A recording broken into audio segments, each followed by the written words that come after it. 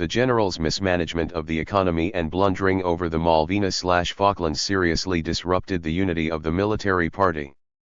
But internal divisions were not the only cause of the military's abdication in 1983. The key political factor was resistance.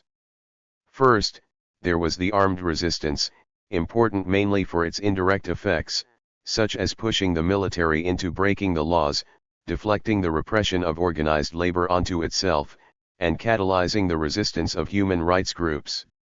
Second, there was the youth resistance supported by the revolutionary vanguards that shifted from military to civil resistance. Third, and most important, there was the trade union resistance supported by the banned and dismantled political parties. Together they were the straw that broke the camel's back. Was there a resistance? The claim of a resistance is still widely disputed. For most Argentines, the youth resistance evokes memories of the ERP and the Montoneros, thus qualifying as urban terrorism rather than resistance. Argentina's youth, sectors of the political left, the mothers of the Plaza de Mayo, the relatives of the disappeared and detained for political reasons, and the combative sector of the trade unions are said to confuse resistance with something else, if not delinquency, then the right of peaceful opposition. Resistance during the military process was out of the question, we are told, because of the systematic character, magnitude, and intensity of the repression. The pervasive fear of being tortured and disappeared supposedly paralyzed the will to resist. Could there have been resistance without the people's recognized leaders at least calling for it? They chose dialogue instead of confrontation. The Peronist and radical parties supported the war against subversion. The guerrillas were vilified not only by the established parties, but also by leaders of organized labor. Nor was there any feeling of gratitude toward those who risked their lives in the struggle for a democracy that has since persecuted and sentenced their leaders to long years in prison. At issue is not simply the definition of resistance. For the most part, both the guerrillas and their antagonists adhere to current usage. Most Argentines believe there was a difference of kind as well as of degree between the 1956 to 1973 resistance and opposition to the military process. That is precisely the rationale for not applying the same name to both. The first political conversation I had on returning to Buenos Aires in January 1985 reaffirmed the prevailing opinion. On visiting the headquarters of Raimundo Angaro's Printers Union, I asked the new Vice Secretary of Organization, Osvaldo Villaflor, for his assessment of the resistance. What resistance? He retorted. There wasn't any. There had been no resistance, he explained, for two reasons. First, because of the systematic character, intensity, and magnitude of state terrorism, the extent of which had never been seen before in Argentina. Second, because of the complexity of Peronist political and trade union bureaucrats, who welcomed the dirty war and refused to support a strategy of armed struggle. Resentful of the guerrillas for destabilizing the government of Isabel Perón and for provoking military intervention, most Peronist leaders publicly repudiated them. What they objected to was the military's classification of Peronists as delinquents. 7. State terrorism had become so horrendous and pervasive that the masses of workers, according to Villaflor, became cowed by the recognition of their impotence. There was virtually nothing anyone could do against the military's task forces, which were infinitely more effective than the AAA. The vicious cycle of detention, torture, confession, and new detentions so crippled the guerrillas that their leaders had to retreat into exile. Unlike the 1956 to 1973 resistance, the armed struggle petered out and had no popular resonance. Trade union opposition to the dictatorship stopped short of resistance, Villaflor claimed, because it was limited to narrowly economic objectives. In sum, what the Montoneros and their sympathizers interpreted as a continuation of the resistance of 1956 to 1973 ways was disputed by the trade unions, the major political parties, and virtually everybody else. Why, then, had the military abdicated? I asked. If it were not for the bungling of the 1982 war over the Malvinas, Villaflor answered, they would still be in power. It was only after the humiliating defeat by the British that a crisis occurred within the armed forces, aggravated by pressure from the established political parties for a return to constitutional government. But such opposition without economic sabotage, much less armed actions, Villaflor observed, was not enough to constitute resistance. My final question was whether the military process had succeeded in its objective. It aimed to accomplish two purposes, he replied, to suppress armed subversion and to break the Peronist monopoly of the popular vote. Evidently, it had succeeded in doing both. It is curious that Villaflor's assessment from the political left coincides with that of José Martínez de Hoz, the hated civilian economy minister during the first 5 years of the military process. As Martínez de Hoz commented in a December 1983 interview, the years of the military process were not in vain. Thanks to it, terrorism was defeated and we had the political and social peace necessary for elections too. In view of the massive vote for the Radical Party in October 1983, people wanted a change from the incompetent Peronist governments of the past. Since without the military regime the Peronists would still be in power, he concluded, the generals performed a legitimate service to their country by overriding the constitutional government. Villaflor's skepticism concerning a second edition of the Peronist resistance is shared by other political observers. The modernizing dictatorship that called itself the Argentine Revolution was swept aside only after popular uprisings in Córdoba, Rosario, Cipolletti, and elsewhere, while mobilizations of workers and students backed by new guerrilla organizations created a state of emergency for the political system. In contrast, in 1983 no political or social force could reclaim the laurels for the collapse of the process of national reorganization, which reigned for 6 years without significant resistance and destroyed itself in measuring forces with Great Britain. 3. However, this assessment is disputed by Ongaro.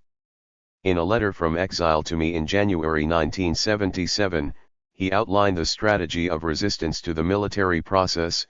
No regime or government can last if one succeeds in annulling the simple reproduction of capital and its profitability for the owners of the means of production, a law we learned far less from books than from experience. He had in mind the 1976 work stoppages and sabotage aimed at damaging the capitalist economic structure as a method of bringing down the superstructure. Even then economic paralysis and ruin were serving as levers in a resistance whose long-run objective was to pressure the military to abdicate. When I interviewed Ongaro in January 1985, he claimed success for this strategy. Carlos Saul Menem, while governor of La Rioja, also claimed there was a significant resistance and that without it the armed forces might still be in power. This democracy was not just the gift of a military regime crushed by war in the Malvinas, we Peronists 5 achieved it ourselves, by struggling in the streets. He then added a personal note. On the 30th of March 1982 I was in the street along with the General Confederation of Labor, and again I was imprisoned and a badly beaten victim of repression. There are not many radical leaders who can say as much. Although many Peronists lacked a clear policy for confronting the regime's violations of human rights and apparently collaborated with the military process, in reality we occupied the front line of the resistance. 7. Sharing Menem's positive evaluation of the resistance is former Peronist labor lawyer Alvaro Abbas. Granted that some labor leaders maintained close relations with the military in a continuing, almost promiscuous, dialogue, these collaborators represented only one face of organized labor. In Abbas's judgment there was another sector that actively resisted repression. Every trade union movement has two faces, one that contests and the other that dialogues. That duality was reiterated during the period 1976 to 1983. Organized labor operated on two fronts, one of confrontation with the regime and the other of conciliation. Branches of the same trunk. One raised its fist and the other occupied the spaces that the confrontation made available. 8. Following an army's division of labor, the vanguard concentrated on harassing the enemy while the rear guard covered its back and defended already occupied territory. The subtle interrelation of these two arms of the labor movement, Abbas adds, became especially clear toward the end of the military process, when both began to cooperate openly and then regrouped in a single reunified CGT in January 1984. Which was the more consequential wing of organized labor? That question, as Abbas interprets it, is tantamount to asking, why did a regime, which concentrated such immense powers as did the military dictatorship installed in 1976, return the government to civilian rule? 9. Part of the answer, he believes, is that during even the worst hours of persecution there were always embers of resistance that, when the circumstances became propitious, burst into open rebellion. 10. In the end it was the confrontational wing of organized labor that hegemonized the march of events to become the protagonist of a resistance and the principal antagonist of the military process. Abbas concedes that the first significant act of mobilization took 3 years to prepare, because the generalized climate of fear initially paralyzed instead of propelling the resistance.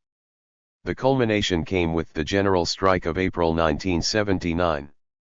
From then on the trade union resistance relied on the general strike and massive street mobilizations. 12. But those were not the only symptoms of resistance. During the same 3-year period there were 170 other strikes, 300,000 work stoppages demanding wage increases, and more than 1.5 billion work hours eroded by slowdowns. 13. That was no mean feat in the face of a repression the likes of which had not been seen since the terror of Nazi concentration camps during World War II.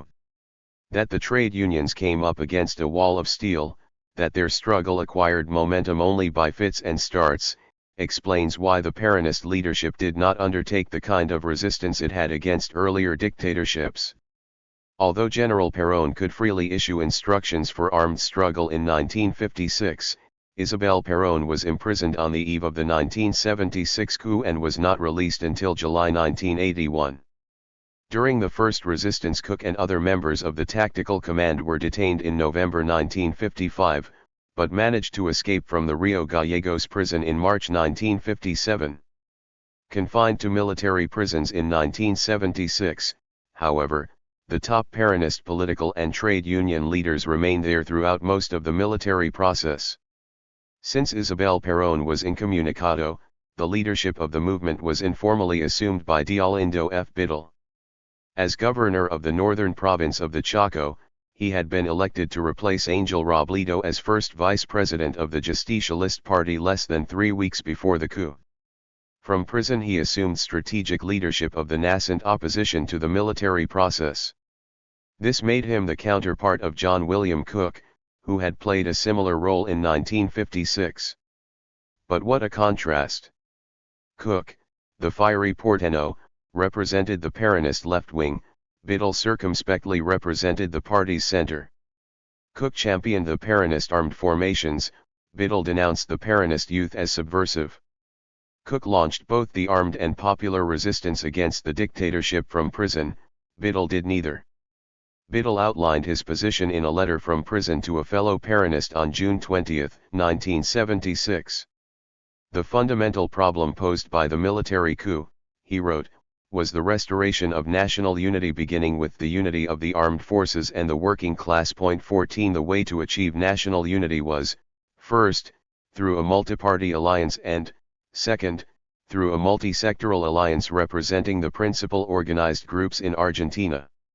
To this he added that it was not the time for thunder but for dialogue. 15 In effect, Biddle was as far removed from Cook as the Peronist labor bureaucracy was from Ongaro. Such was the legacy of Perón's bloodless revolution, but it was not the legacy of the resistance. In the same letter Biddle noted there was still no let-up from the guerrillas. With few exceptions the leaders of the Peronist movement had supported and continued to support the armed forces' countrywide campaign against subversion, which had been signed into law by the late Peronist government. Biddle was no less committed to repressing the guerrillas than the military. His differences with the junta hinged on other issues, the unconstitutional character of the coup, the illegal imprisonment of Peronist leaders, and the proscription of the Peronist party. Not that Biddle rejected resistance or even armed resistance in principle.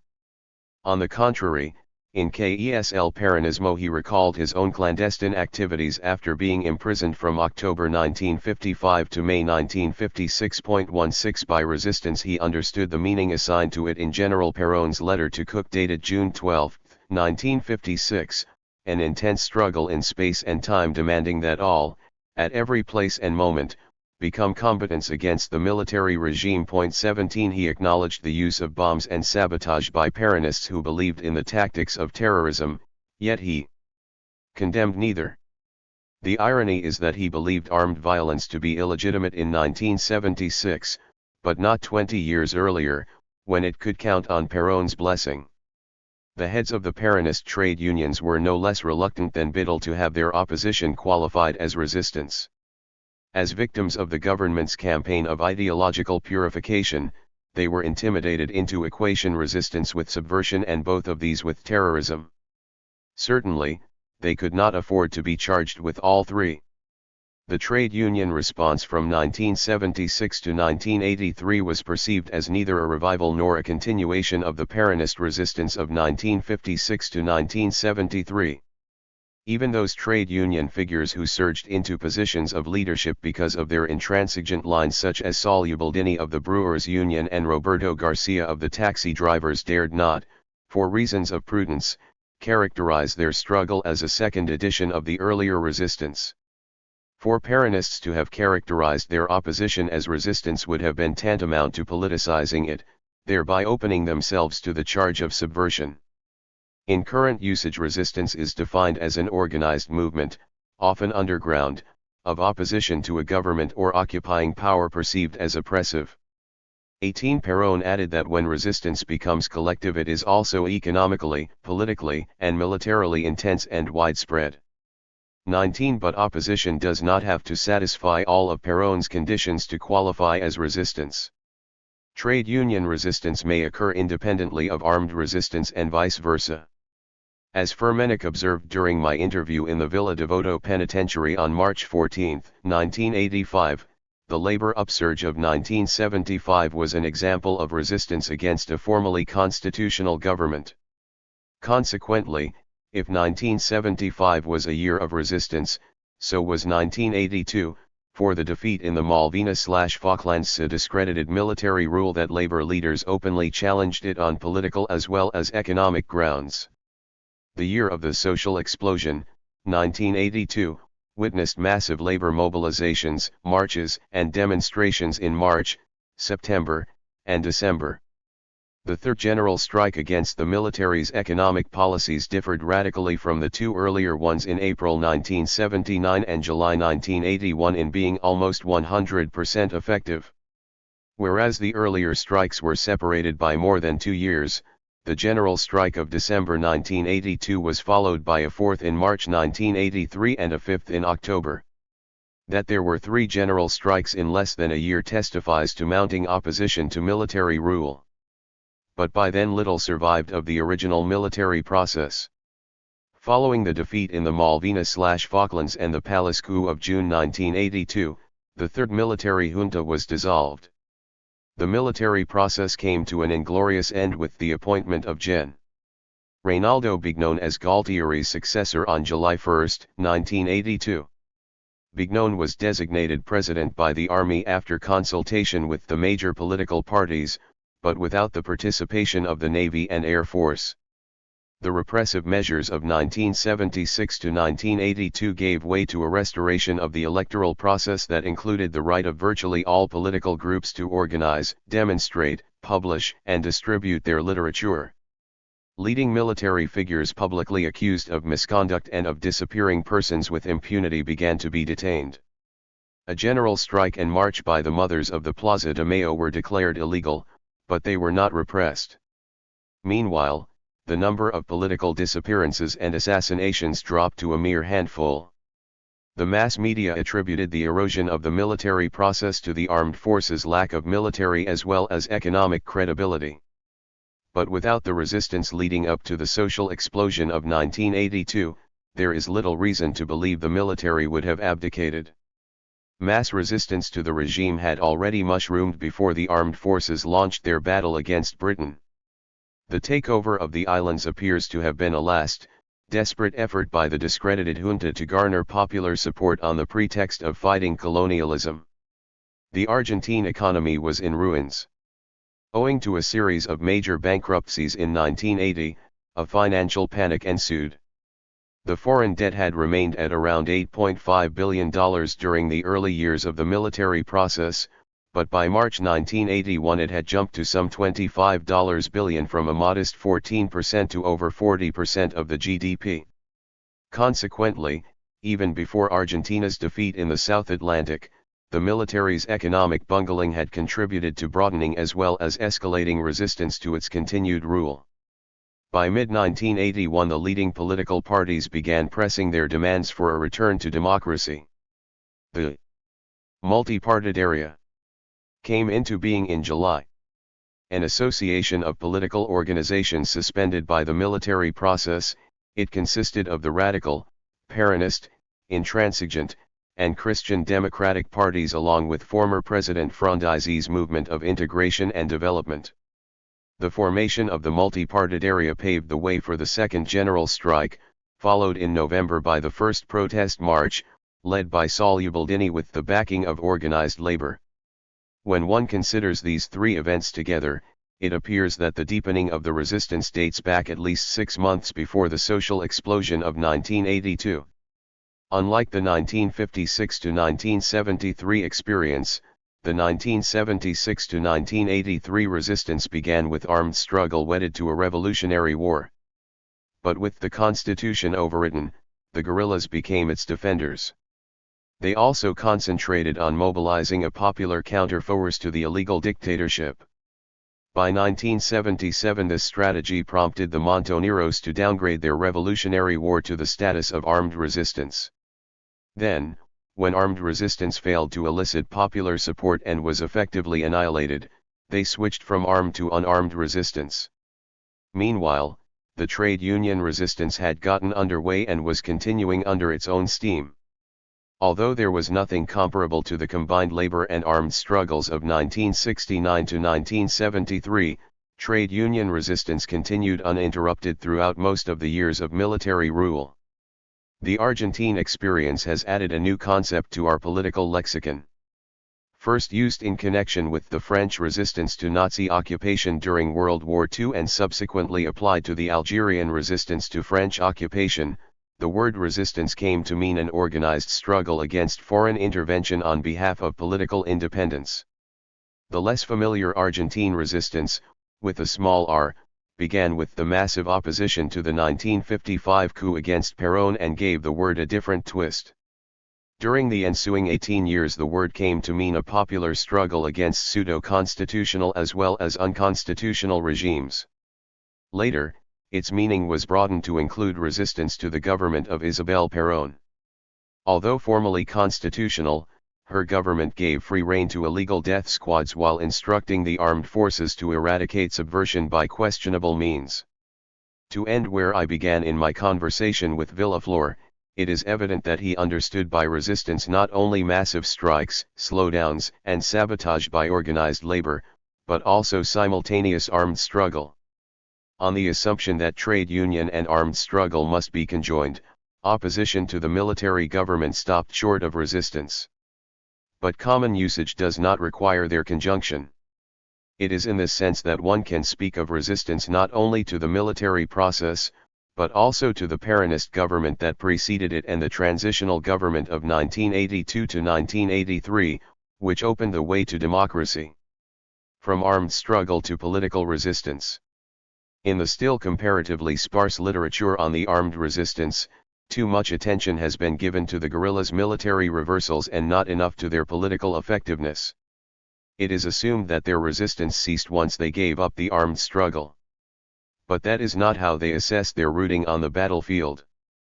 Paradoxically, those who argue that the guerrillas provoked the March 1976 coup in the sense that without armed subversion the military would not have intervened also claim that the guerrillas had virtually no effect in catalyzing the popular resistance.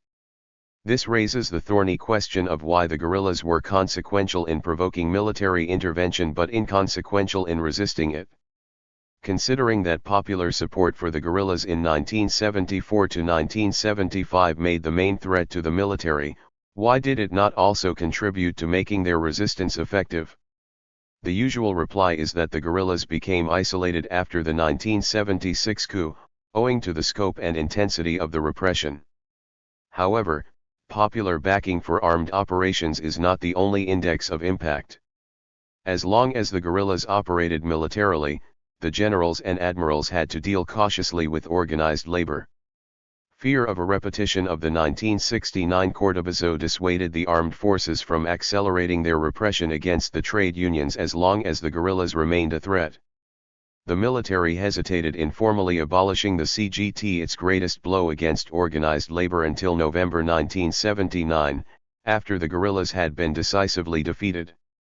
It is hardly a coincidence that it waited until the Montoneros were out of commission before launching its final assault on the trade unions. The coup by quota in 1975 to 1976 took less than a year to complete. Why then did the taming of organized labor drag out until the end of 1979? The most convincing answer is that armed resistance deflected attention away from the trade unions. Although the guerrillas suffered serious reverses, including the destruction of a sizable part of their logistic apparatus in 1976, they made headway in other areas.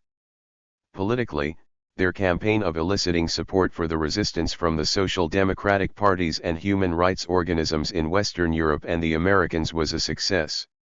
Even in 1977, when it became evident that armed actions were progressively less frequent and the ERP definitely defeated, the Montoneros maintained their activity in the form of urban terrorism, domestic and international propaganda, and political intrigues. 20.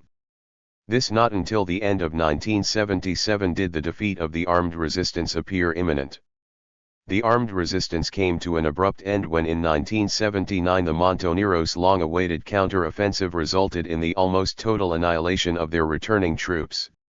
Encouraged by the prospect of the first general strike against the military regime in April, the Montoneros concluded that organized labor's retreat since March 1976 was about to turn into an offensive. 21 As the Montoneros perceived the situation, the workers were finally fed up and ready to take to the streets. To bolster the workers' fighting spirit and to maintain their momentum, the Montoneros planned to synchronize months of preliminary agitation and a new wave of armed operations with the anticipated labor explosion. Up to this point the Montoneros had relied on armed struggle to slow down the enemy advance, thereby enabling the workers to marshal their forces and regroup. By demonstrating the vulnerability of the military to hit-and-run tactics, the armed struggle was expected to encourage workers to organize their own resistance. Although it is impossible to determine the extent to which Montonero armed operations contributed to the trade union resistance, armed struggle led the way. In the first number of Veneer Firmenich claimed that as a result of trade union resistance the armed forces had been unable to make their political power legitimate.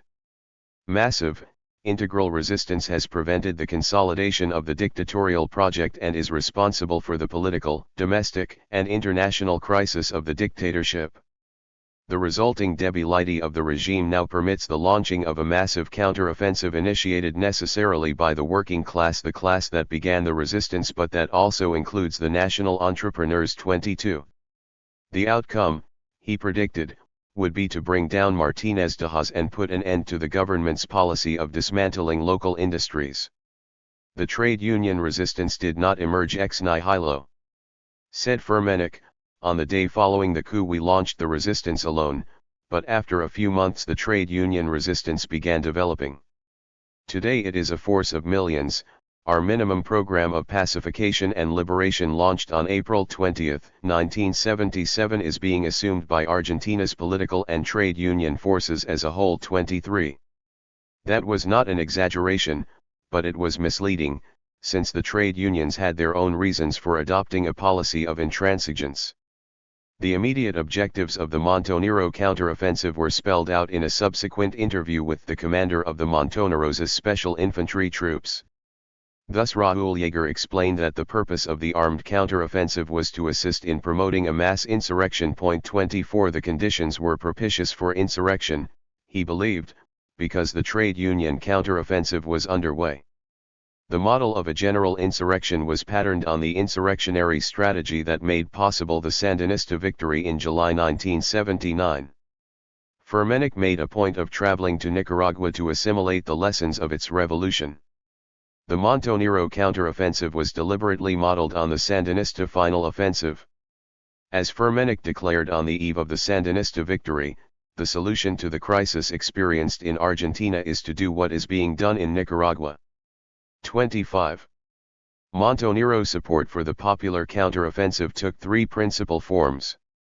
First, an armed attack on Martínez de Hoz's economic team coincided with the defense of national sovereignty in opposition to the multinationals.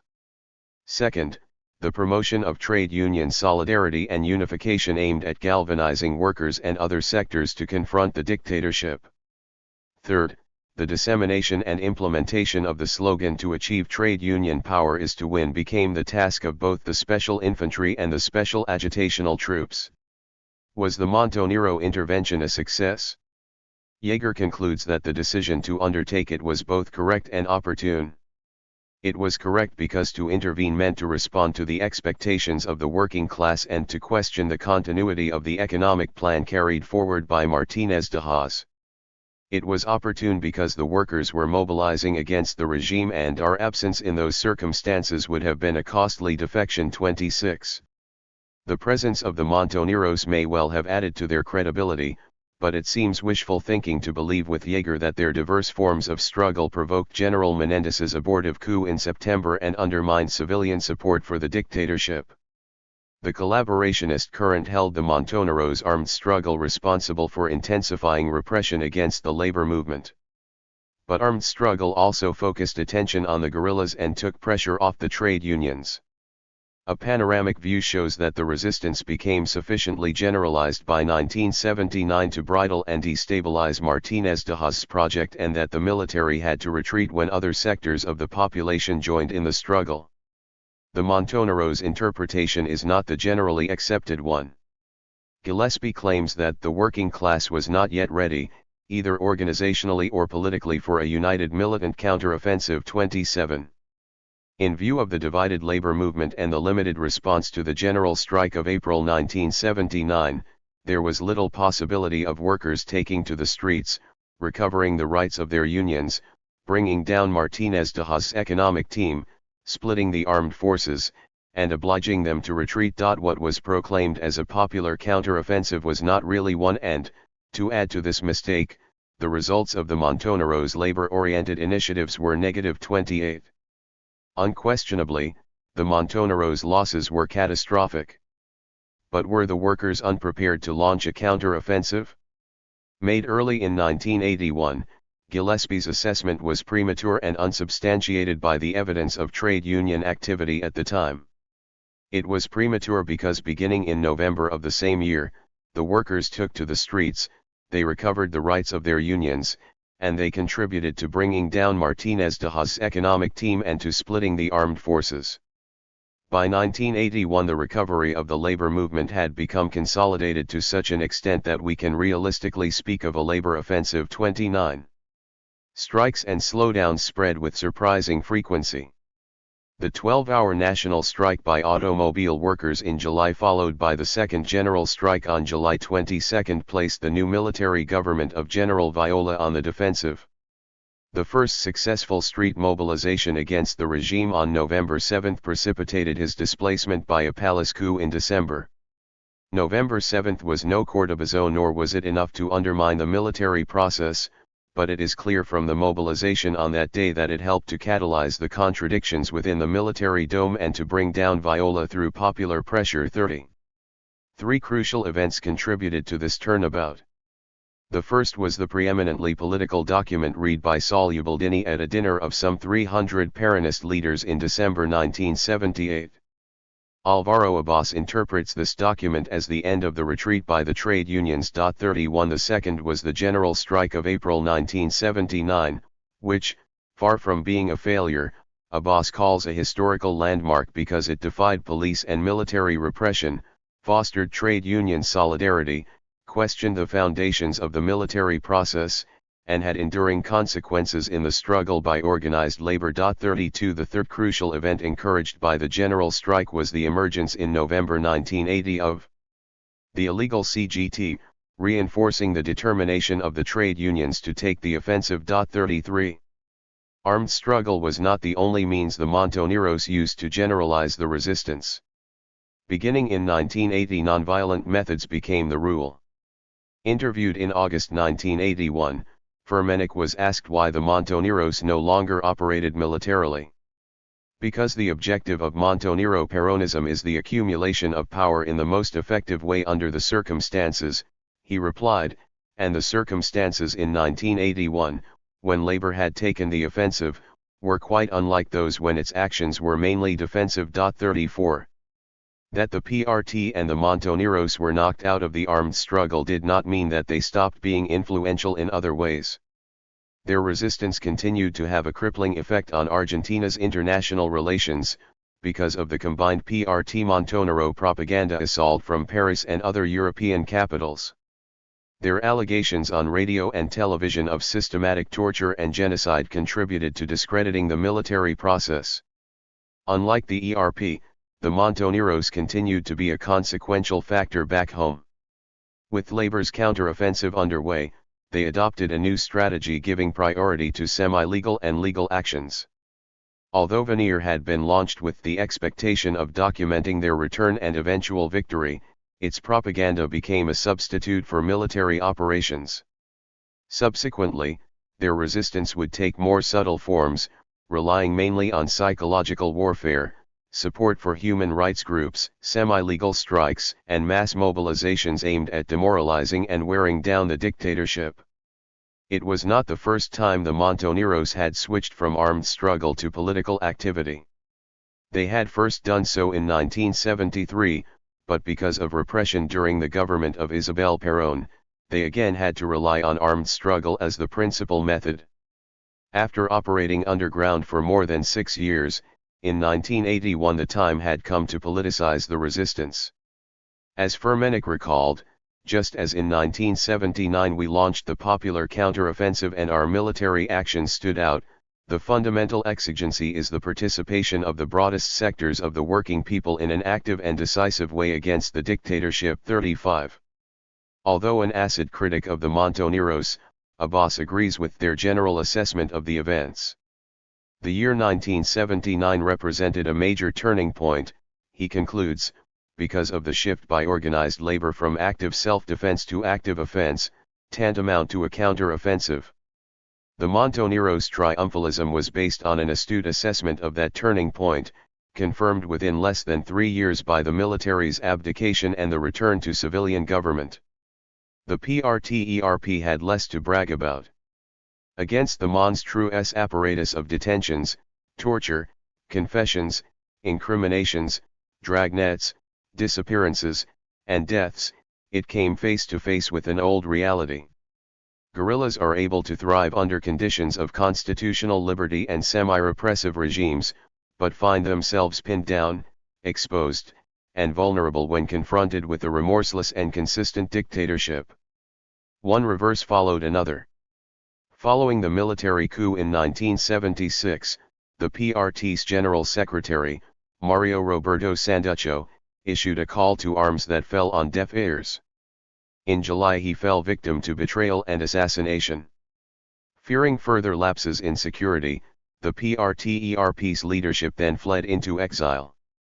The annihilation of the principal leaders on July 19, 1976 was an almost fatal blow. It left the PRT confused, disorganized, and in the hands of a substitute leadership incapable of responding to the climate of defeat that was overwhelming and demoralizing the organization. Thus in May 1977, when the ERP's interior direction was annihilated along with the bulk of its remaining cadres in Argentina, the exterior direction ordered the survivors to abandon the country. 37 Following this reversal, the PRT ceased to function as a consequential factor in the resistance inside Argentina. Hundreds of cadres were in prison, others had simply disappeared. Those who lost contact with the PRT in 1977 were left to their own resources and did not play an organized role. Unlike the Montoneros, the PRT's military, logistical, and support network was completely dismantled because of information extracted under torture. Since the armed forces were committed to the physical and political extermination of both organisms, it was enough simply to survive to thwart the military's objectives. Survival signified the persistence of subversion, ergo a continuation of the resistance. Such was the revised objective of the PRT. Unlike the PRT, the ERP did not survive, therefore, it ceased to resist. But it survived long enough to be consequential.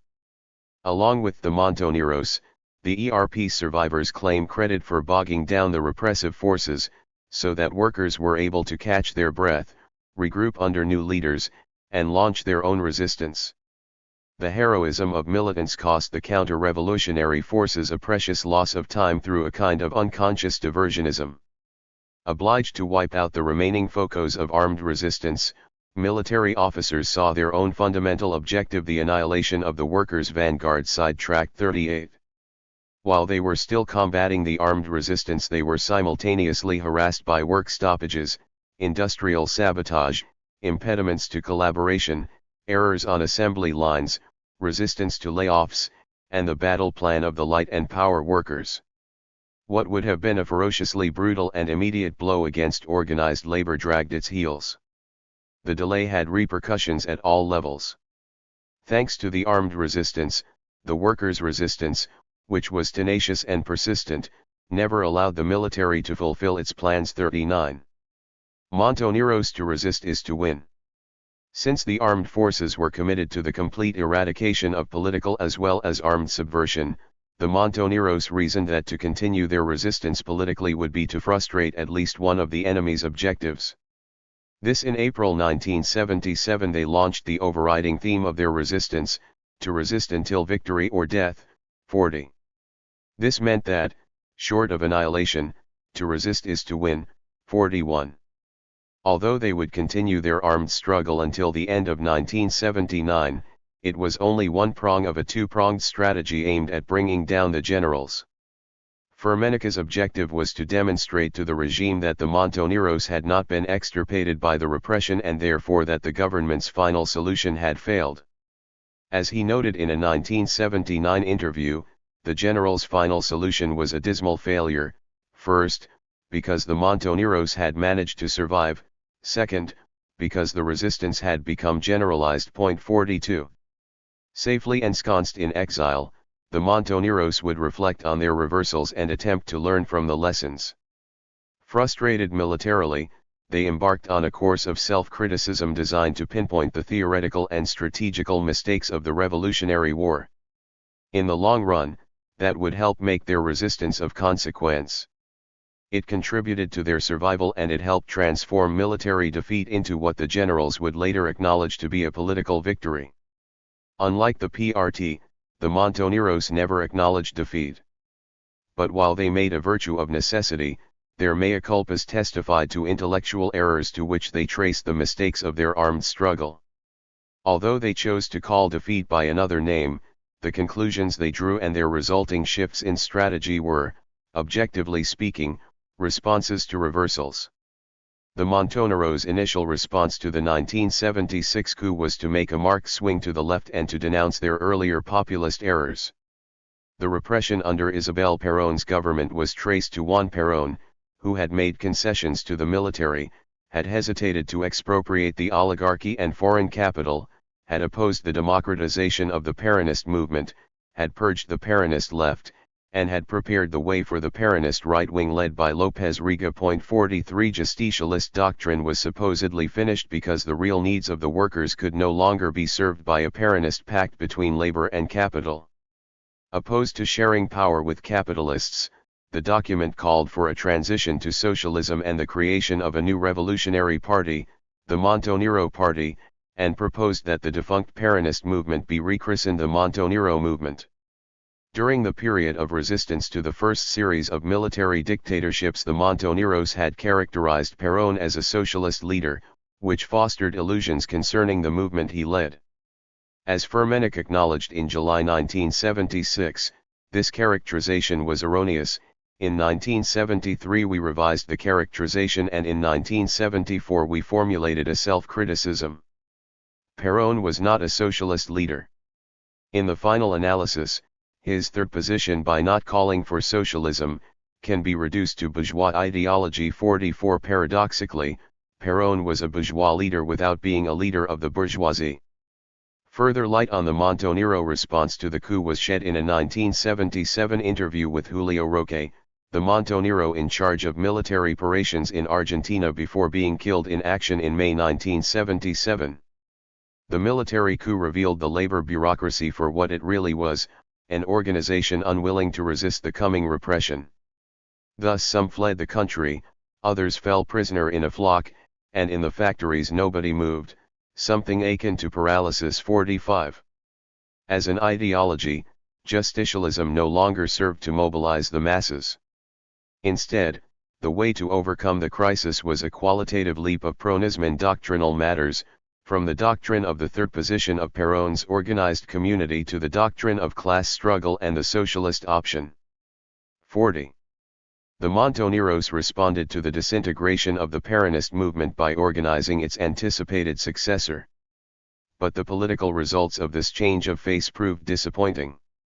Neither their new socialist line, adopted in April 1976, nor their efforts in June to bring together the armed organizations of the non-Peronist left, nor their attempts to catalyze a trade union resistance in August met with much response. 47 Sensing that they had become dangerously isolated from the Peronist movement, when the supposed corpse showed signs of life, they began to backtrack in an effort to acquire the mass support they desperately needed. Abandoning their short-lived attempts to build a Montonero movement led by a Montonero party, they turned to the less sectarian task of bringing together the different currents in revolutionary Peronism under the same roof. Signed in Rome on April 20, 1977 by representatives of the Montonero Party and of the former authentic Peronist Party, the Treaty of Rome resulted in a merger called the Movimento Peronista Montonero. A mass organization modeled on the official Peronist movement, it incorporated the traditional four branches plus an agrarian and a cultural branch of professionals, intellectuals, and artists. This new organization supposedly struck a balance between the two main revolutionary traditions in Argentina. This the Montoneros could boast, like no other comparable organization in the country, of being both a Guevarist political military vanguard and an integral part of the Peronist movement. The document of unification defined the popular resistance as the continuation of the Peronist resistance of 1956 to 1973, which was, in turn, a continuation of the century and a half of Argentine resistance to the native oligarchy and foreign capital. 48 Once again, Perón was dignified as our leader, although the document added that the Peronist movement since his death had become an orphan in its strategical leadership and exhausted in its doctrine. 49. Hence the simultaneous back and forward pedaling promulgated by the new strategy. Our historical duty consists in rescuing, reaffirming, and continuing with the best of our Peronist past, but simultaneously it is necessary to discover, to propose, and to develop the new in our future as a people. 50. Montonero Party's National Council.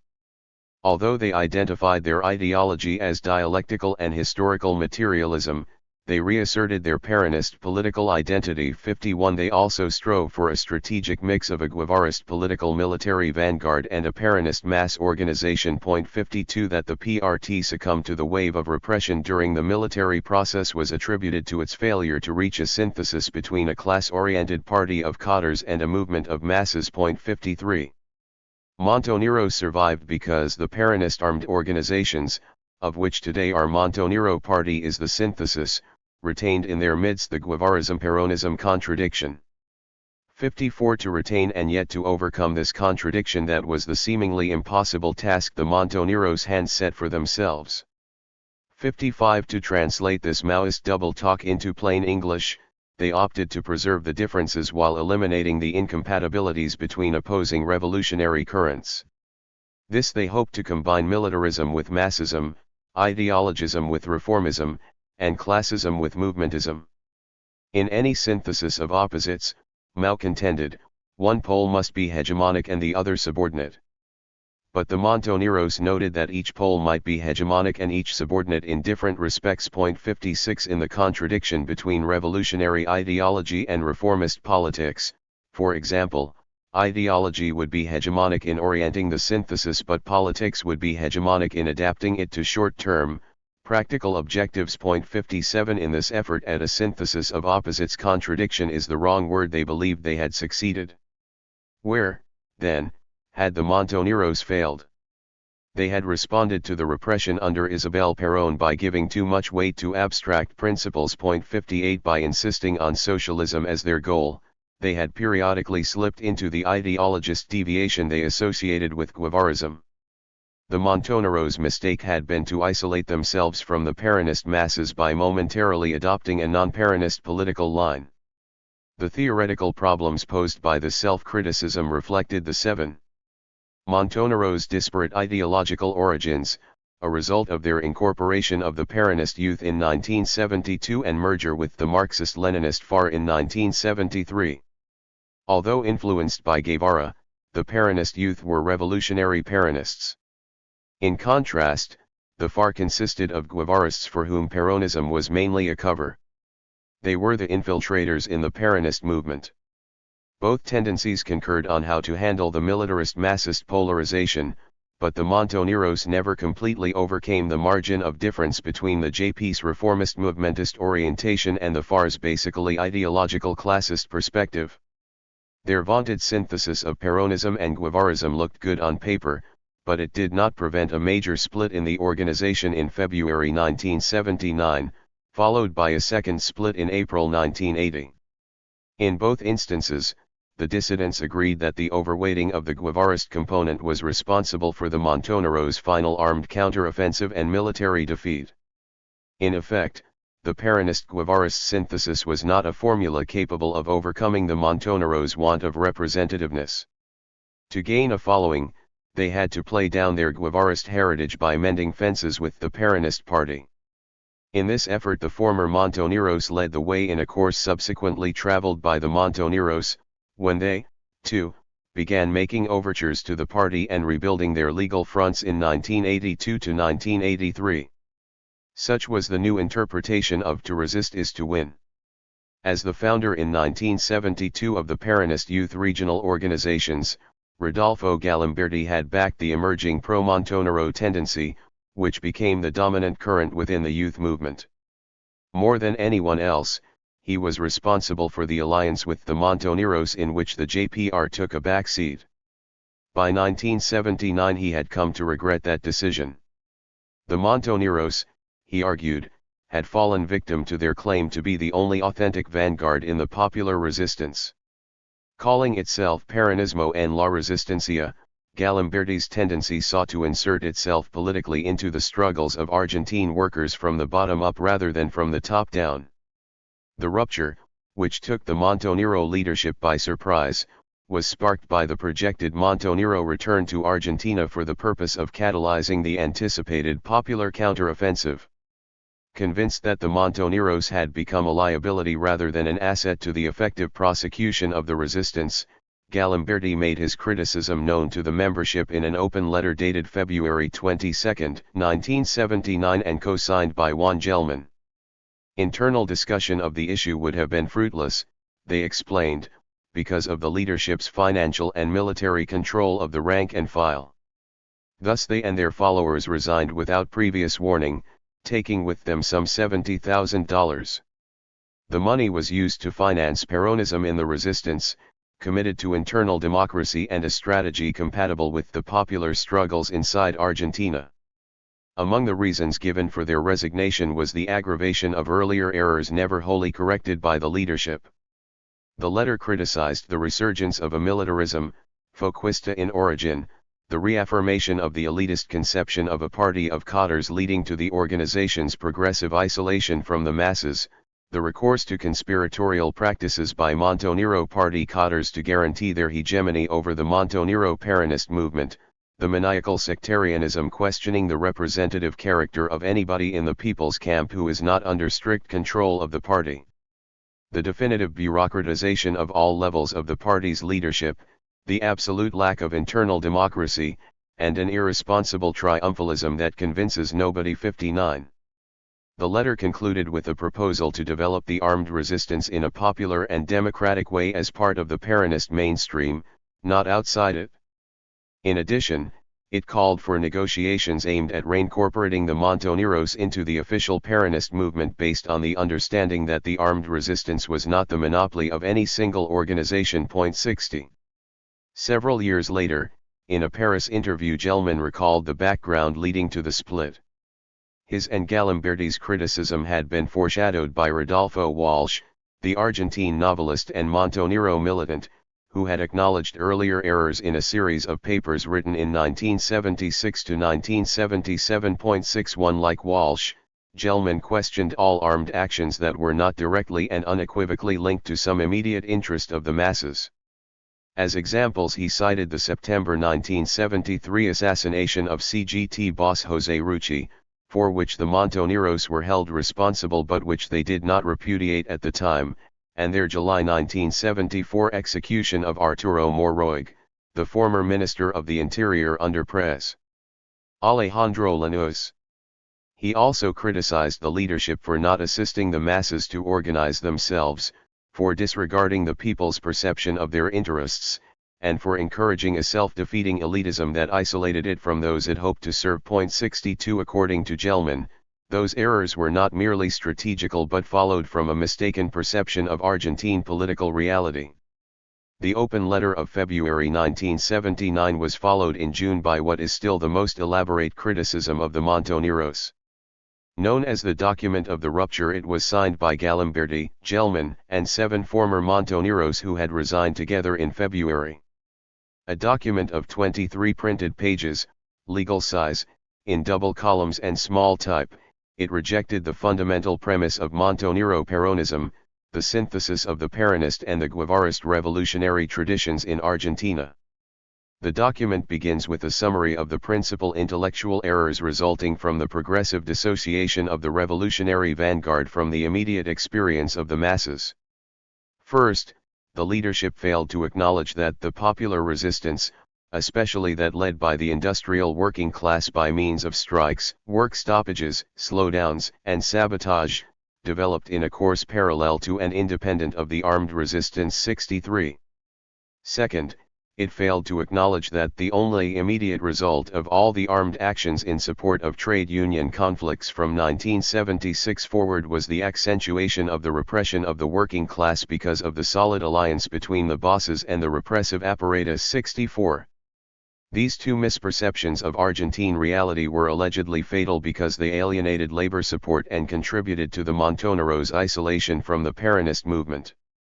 Although the progressive reduction of the Montoneros' political space after 1974 was attributed to the recession of the popular movement, it was in the midst of this recession that the working class developed organizationally superior forms of resistance. Why, then, didn't the Montoneros do likewise? Because their intellectual errors gave rise to strategical ones, to contempt for internal democracy, to political sectarianism, and to reliance on military solutions. 65.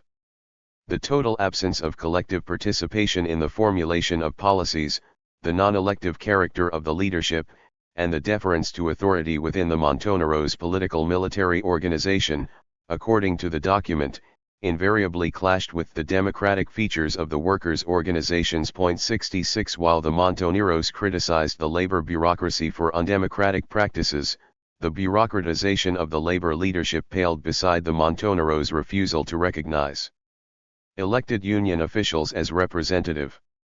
As a party of cotters, the Montoneros substituted the principle of authority for that of representation, thereby guaranteeing that it would never take root organizationally in the working class. 67. The sectarianism of the Montoneros was presented as another obstacle to an alliance with organized labor. The Montoneros were more concerned with stamping their seal on trade union activity, with imposing their designs on the labor movement by decree than with building a consensus at the grassroots level. 68. They tried to supplant the organic leaders of the workers with leaders of their own picking and to build parallel trade union organizations that existed mainly on paper.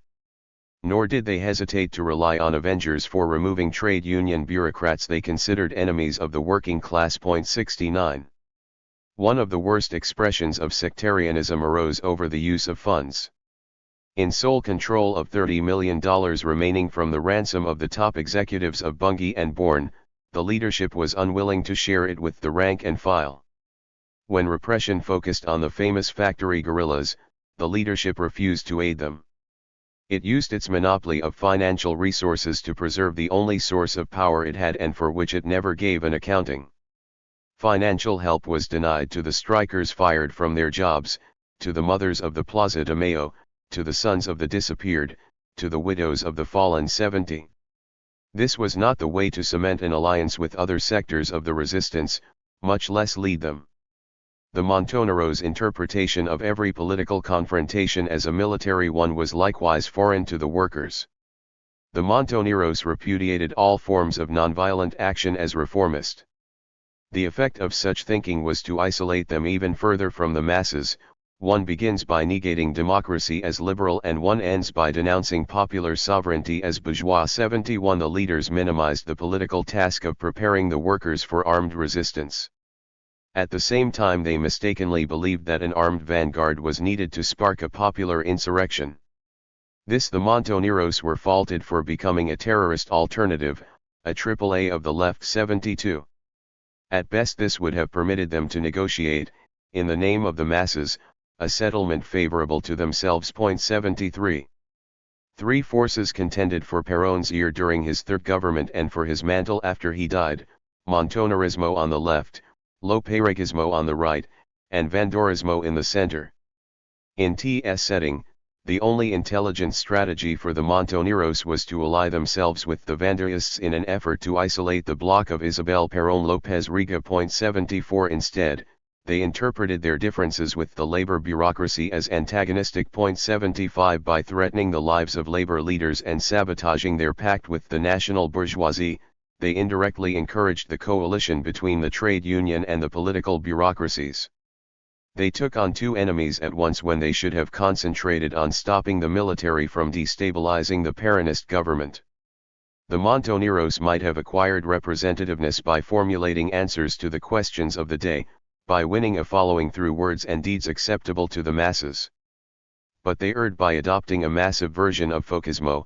You can organize a FOCO with 10 or attempt to do so with 100,000, the first was done before 1972, the second was tried after 1972-76.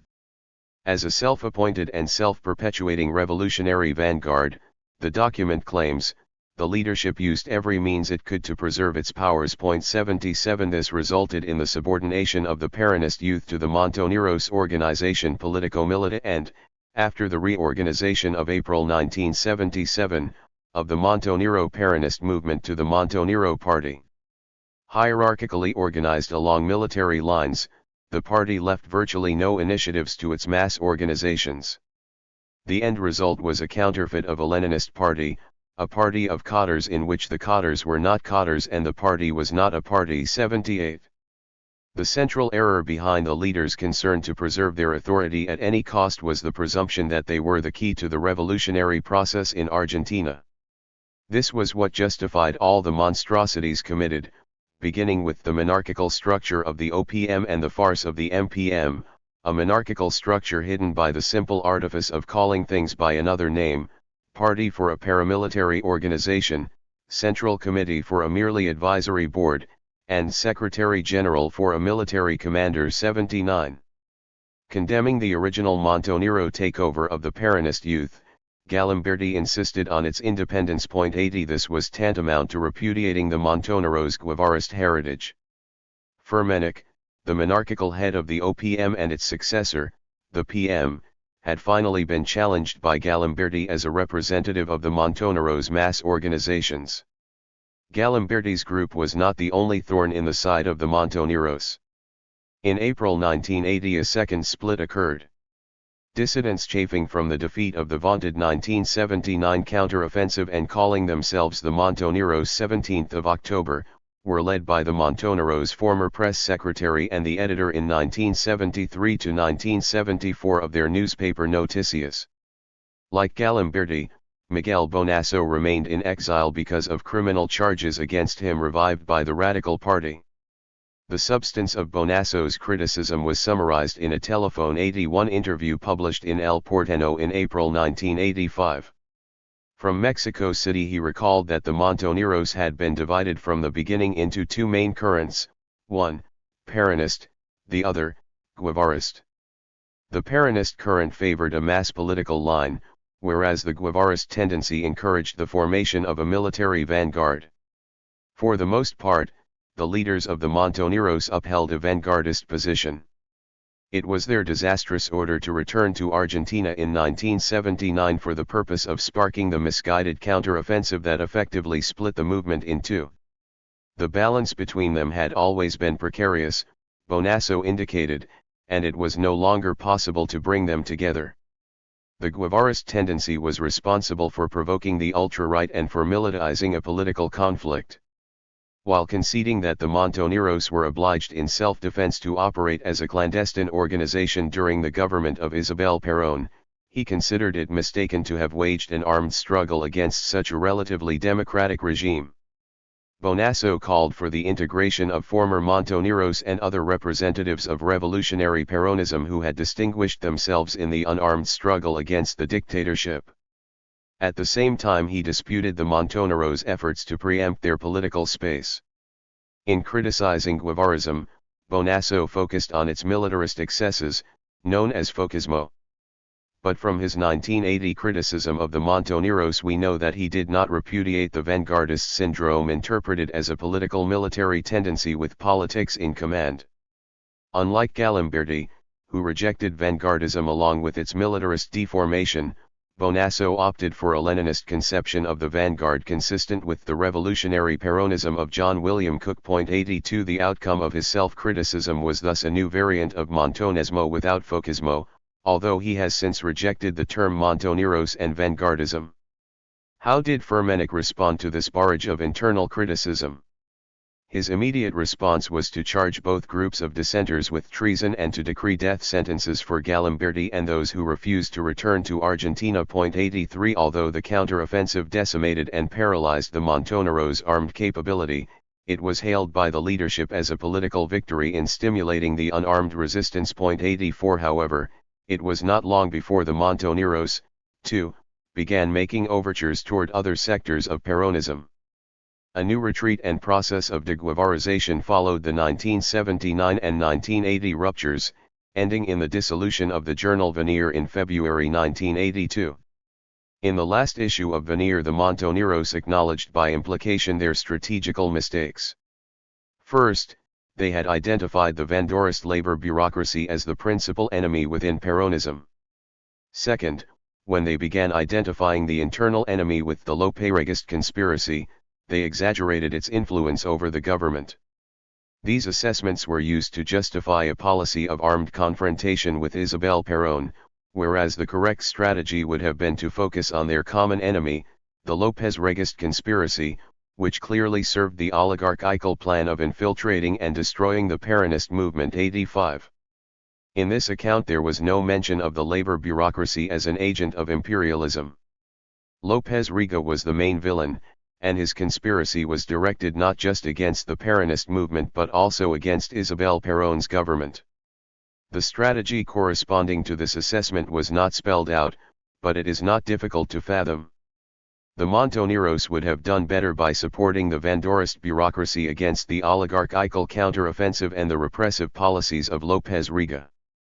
The Montoneros' change of mind called into question their earlier assessments.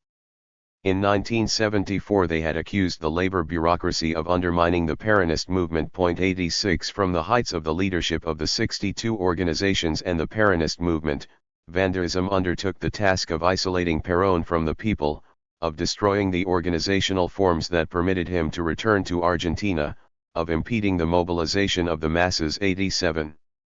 On June 20, at the Ezeiza International Airport, Vanguardist thugs supposedly killed more Peronists than had all the military dictatorships from Perón's fall in 1955 to his return 18 years later. 88 To implement its repressive policies, the Vanguardist elite infiltrated its agents into the state apparatus.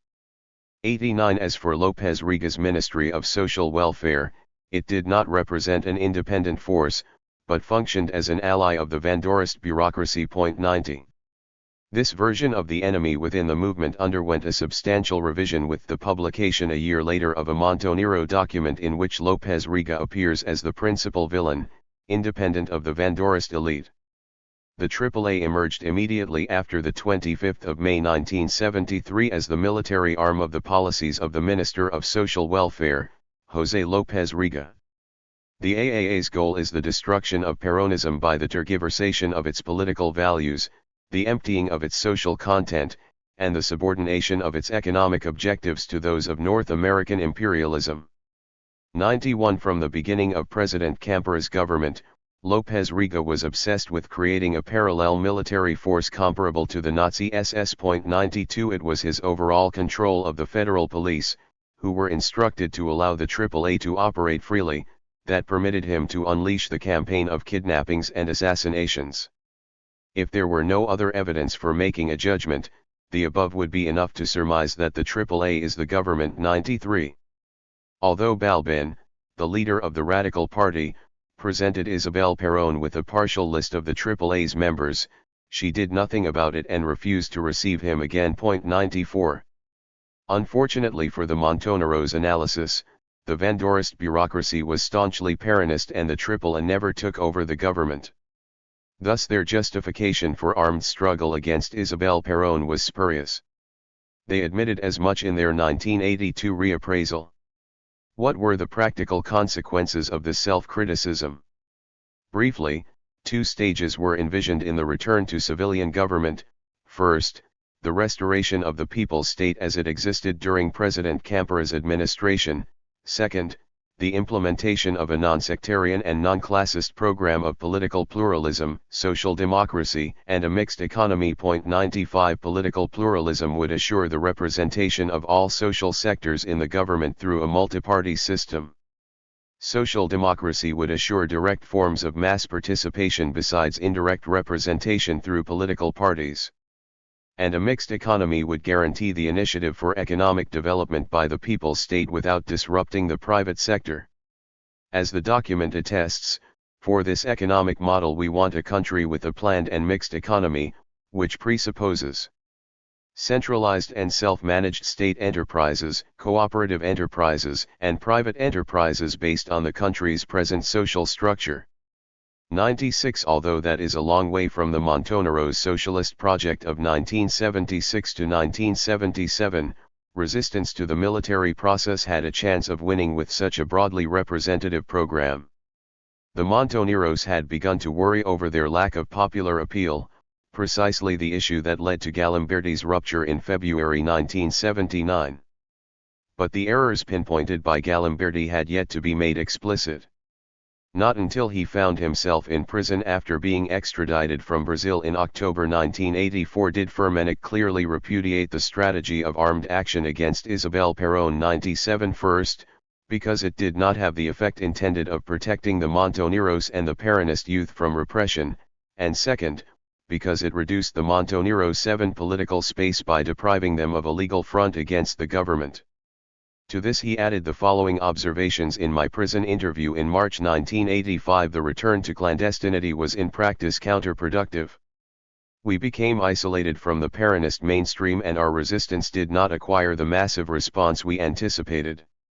Nor did it help us in mobilizing the people to resist the military coup in March 1976, because by then we had become branded as subversives. But by then the Montoneros' mea culpas were falling on deaf ears. As Galimberti's sister-in-law Patricia Bullrich remarked during my interview with her, I am not sure whether I would believe them, because of his present circumstances. I mean his imprisonment and coming trial.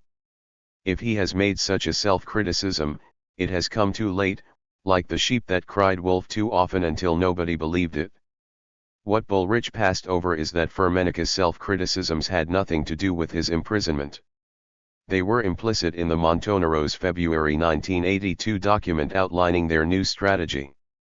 Unwilling to credit the Montoneros with having assimilated Galimberti's criticisms, Bullrich stuck to her original conceptions.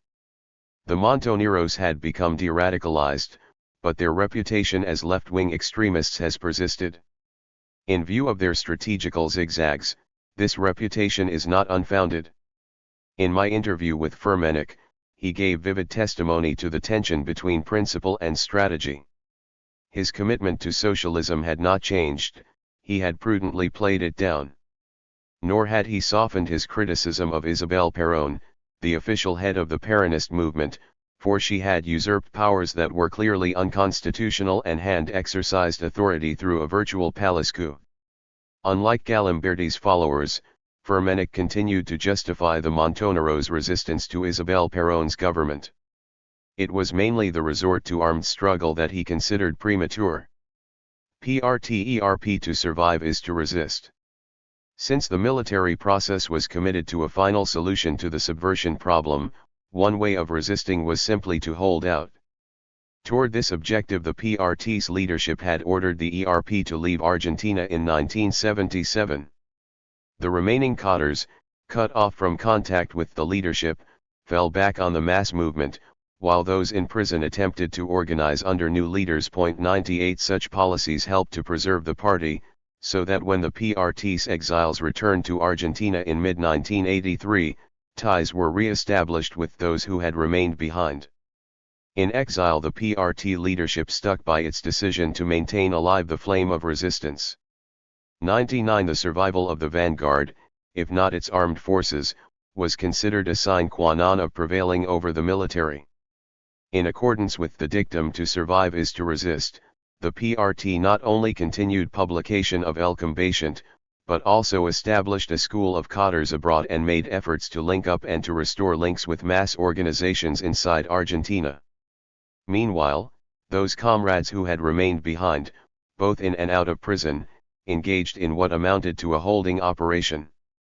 100 Although some believed the PRT had outlived its usefulness and ought to be scrapped, efforts to dissolve the party were branded as liquidationist. 101. Frustrated in the effort to continue the resistance, a group of secondary cadres became convinced that the decision to abandon Argentina had been an error. 102 This group was led by Julio Sanducho and Roberto Guevara, brothers of Mario and Che, respectively. It gradually displaced members of the former leadership to become the prevailing tendency when a new directorate was elected at the PRT's 6th Congress in May 1979. This tendency was not the only source of factionalism. The principal leaders responsible for the May directive, the ERP's commander, Enrique Goriarán Merlo, and the party's new general secretary, Luis Mattini, had a falling out. 103 Consequently, when the 6th Congress finally convened, the PRT had already suffered its first and most important split. In January 1979, Goriarán, with some 50 to 100 dissidents, dropped out of the PRT because of differences with the leadership. Two main issues divided them.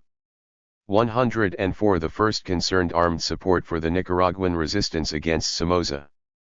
The PRT's leaders, according to Goriarán, had shown an irresponsible lack of solidarity with the FSLN. As international soldiers of the revolution, he and a handful of other militants left their various countries of exile to assemble in Costa Rica. There they joined the FSLN's forces fighting on the southern front. After the Sandinista victory, they also took the initiative of tracking down the former dictator and executing him in a bazooka ambush in Asunción, Paraguay, in September 1980.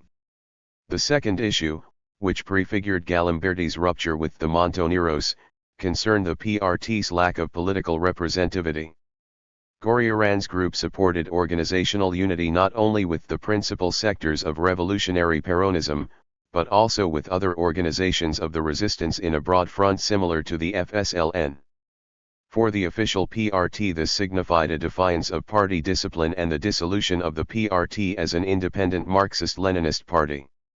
Goriarán broke with the PRT because of the party's sectarianism, its doctrinaire response to the two questions just considered. Following an adaptation of Che Guevara's FOCO strategy to urban guerrilla warfare from 1970 to 1972, the party had adopted a Vietnam-type strategy of prolonged people's war. but it had failed to move to a strategy of generalized or mass insurrection, which had carried the Sandinistas to victory. This was the strategy assimilated by Goriaran's group through its contacts with the FSLN. At the PRT's 6th Congress in La Spezia, Italy, Mattini accepted responsibility for the fateful decision directing all PRT-ERP cadres to abandon Argentina. Although he was retained as the party's general secretary, the party was effectively in the hands of dissidents. Having resolved to return to Latin America, the PRT in January 1980 moved its headquarters to Mexico City. Except for public relations departments set up in France and Sweden, most of the PRT's militants soon followed. A second major split occurred in Mexico in July-August 1980. 105 The confrontation with Mattini was led by Jorge Arapel over the issue of resuming the resistance inside Argentina. Arapel insisted on the party's immediate return.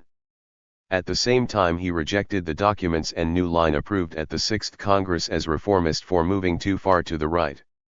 Calling itself the PRT Argentino, Arapel's group acknowledged only the documents of the 5th Congress and the Central Committee and Executive Committee resolutions prior to the abandonment of Argentina in 1977. These had been periodically published in the PRT's weekly, El Combatiente. On returning to Argentina, the schismatic PRT began publishing its own edition of El Combatiente, beginning with number 142 numbered from the last issue published inside the country. But because of the repression, it had to discontinue publication. Compelled to dissolve, Arapel's group disappeared from sight. It regrouped in May 1986 as the PRT-ERP with a military line committed to reviving the armed struggle. In August 1980, in the wake of this second split, Mattini asked to be relieved of his responsibilities as General Secretary. Pleading ill health and chronic fatigue after 30 years of party militancy, although only 45, he was allowed to retire. He was succeeded by Amilcar Sanducho, supported on the executive committee by his brother Julio and by Robert O. Guevara. By then all of the original Politburo members responsible for the decision to abandon the country had left the party. 106. 2 years later, in August 1982, a conference of cadres was convened in place of the scheduled 7th Congress, but with the powers and attributes of a party congress. Amilcar Sanducho was elected General Secretary and plans were made for the PRT's imminent return from exile. By the end of 1982, the crucial year of resistance, the PRT weighs again in Argentina. But it delayed republishing El Combatiente inside the country until March 1984. Between May 1977 and March 1984, when number 298 finally appeared at home, 157 issues had been published abroad. 107. Roughly paralleling the sequence of Montonero defeats were those experienced by the PRT-ERP. But instead of a series of major reassessments and shifts in political line from 1976 to 1979, the PRT waited until its 6th Congress to document the kind of self-criticism already evident in Montonero documents from April 1976 to August 1977. This was not the only difference. In February 1982 the Montoneros made a thorough appraisal of the military process along with a reappraisal of the Peronist governments since 1973.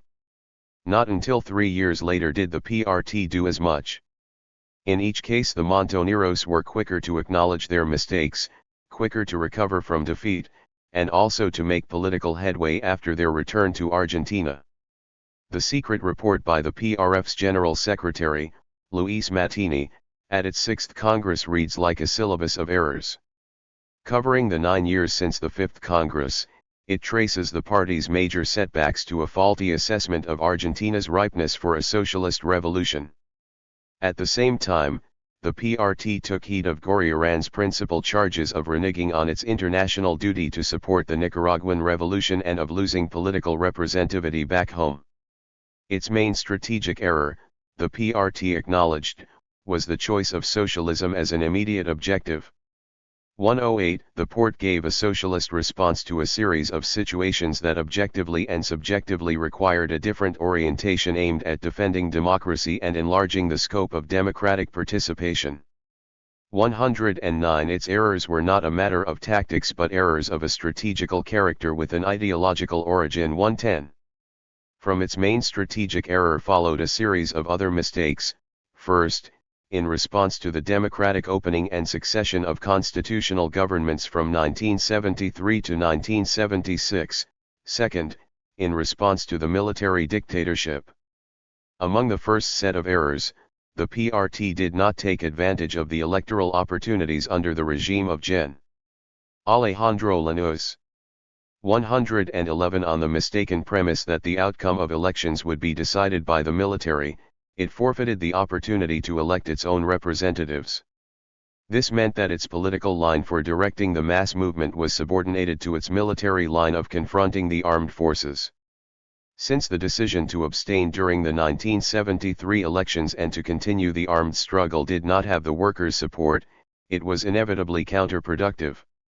The PRT held a mistaken conception of how to accumulate forces, confusing the latter with the accumulation of combatants and military equipment.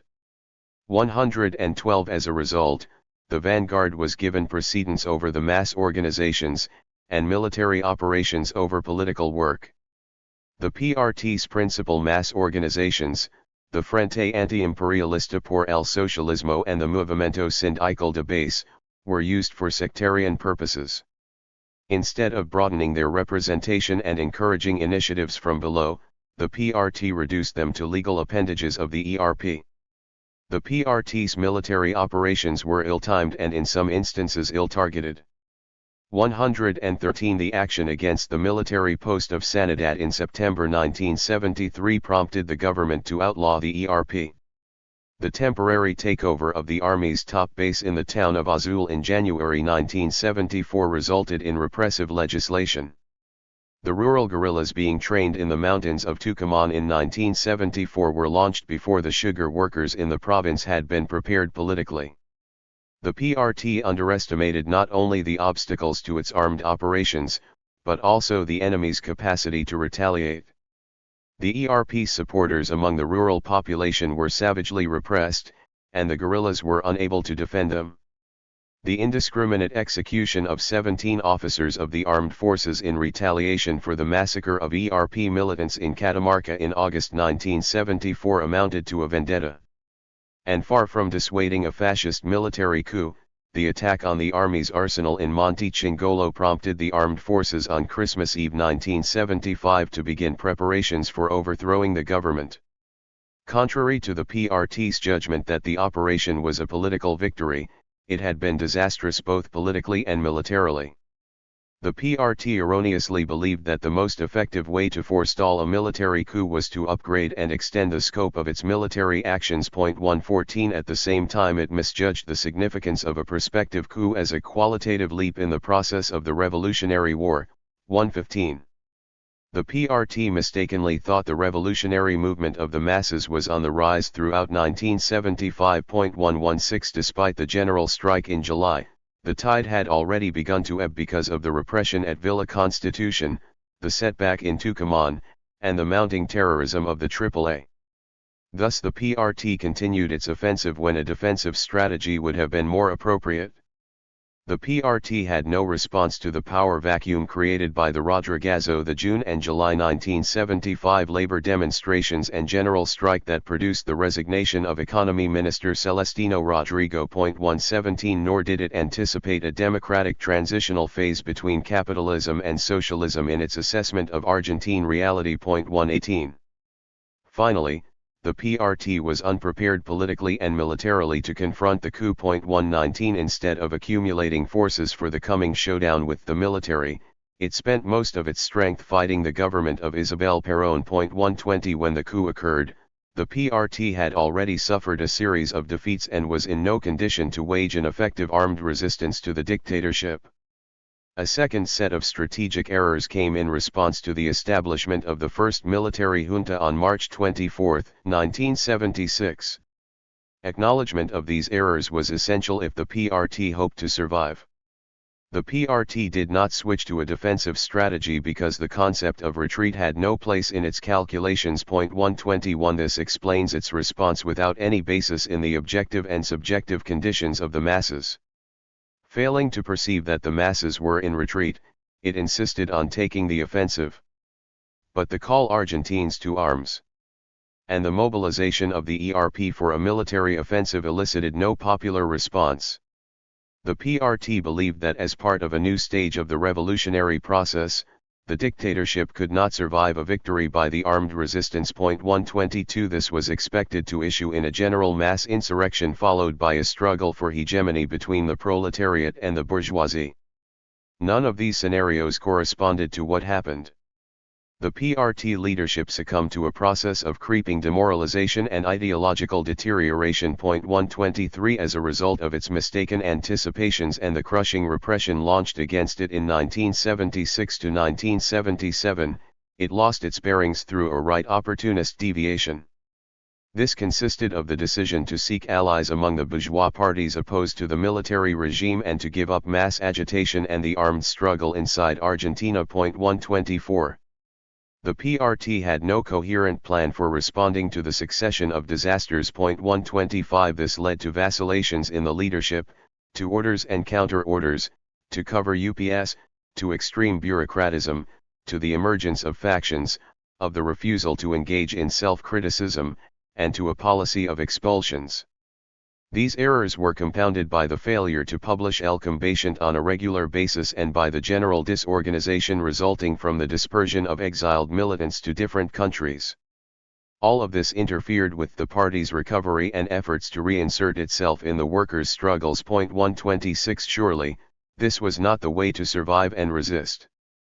The PRT's recommended corrective was to take its cue from Fidel Castro's July 26 movement, which later fused with the pro-Moscow Party of Cuba, and from the FSLN, which remained on close terms with Nicaragua's Soviet-type party. 127 Regardless of who would eventually lead the revolutionary process, it concluded, revolutionary unity with the established Communist Party in each country was a sine qua non of a successful strategy.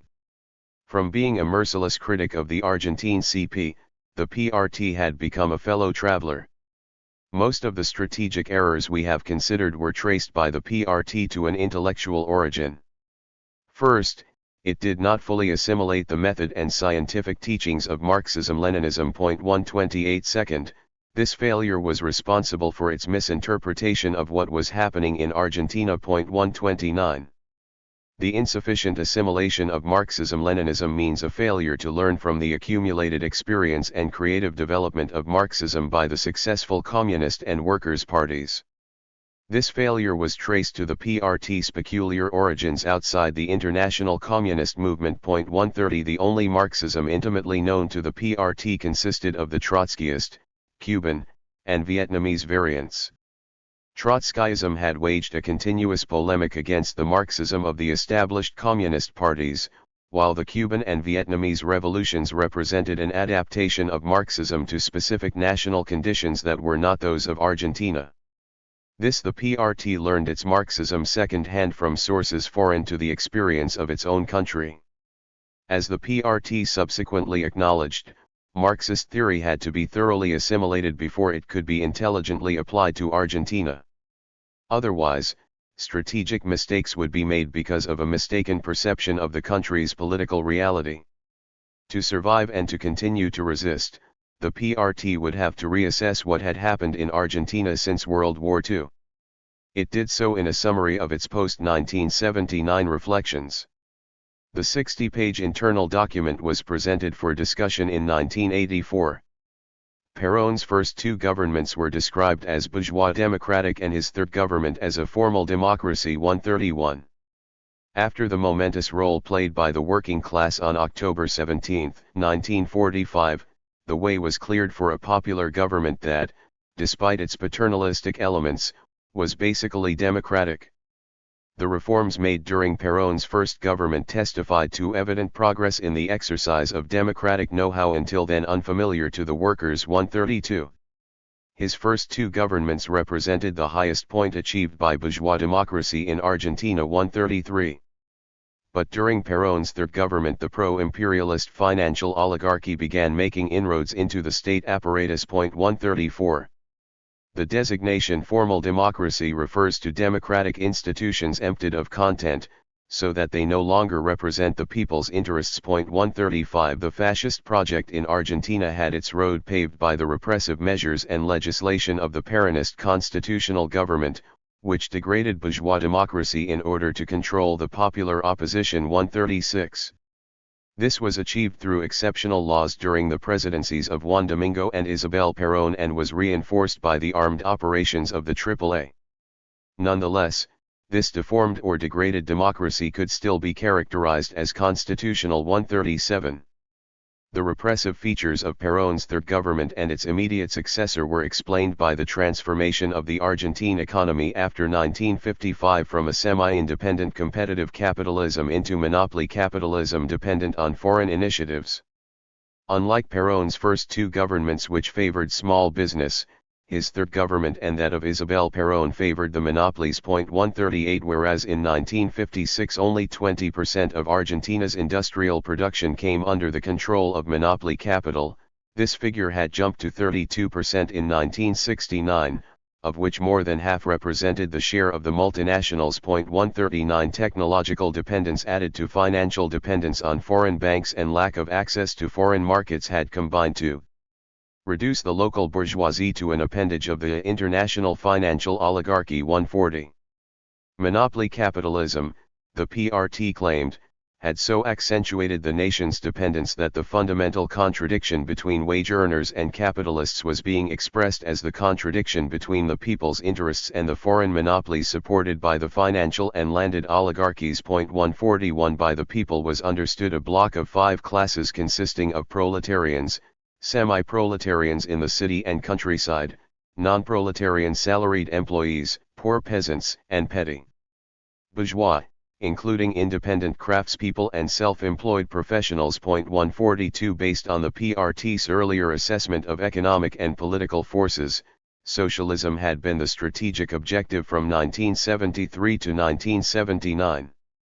However, recognizing its mistake and the advent of a new stage of state monopoly capitalism epitomized by the political monopoly of the armed forces, in 1979 it redefined its objective as an anti-oligarchical, anti-imperialist, people's democratic revolution led by the working class. 143. In conformity with Lenin's thesis that political reaction corresponds to economic monopoly, the PRT associated fascism with a form of state organization characteristic of the monopoly stage. 144 Bonapartist regimes were features of pre-monopoly capitalism, whereas fascism is the political monopoly corresponding to economic monopoly in its most developed form. 145 This fascism first began to germinate during the dictatorship of Gen. Juan Carlos Onganía. 146. Although the classical fascist regimes in Italy and Germany had a mass political basis in the petty bourgeoisie, these original fascisms were considered atypical. In contrast to the fascism established from below with mass participation, the PRT distinguished a fascism from above, hegemonized by the military with the backing of big business. 147 Common to both was an alleged dictatorship by the most reactionary and monopolistic sector of the business community animated by a virulent anti-communism and distrust of liberal and democratic institutions. 148 Considering that Perón's third government and that of Isabel Perón made possible the penetration of the state apparatus by the financial oligarchy, it is not surprising that the PRT attributed to them fascistoid features. The first outright fascist regime, however, had to wait until the coup of March 1976. 149 By then the Argentine economy had reached a new stage, identified as state monopoly capitalism, a consequence of the merger of monopoly capital with the state apparatus. 150 Isabel Perón's government corresponded to an earlier stage undergoing an erosion of democratic forms. 151 But progressive fascization is not fascism, so a different strategic response was required of each. 152. Although this account agreed with earlier assessments of the 1973 to 1976 Peronist governments, it disagreed with the corresponding strategies.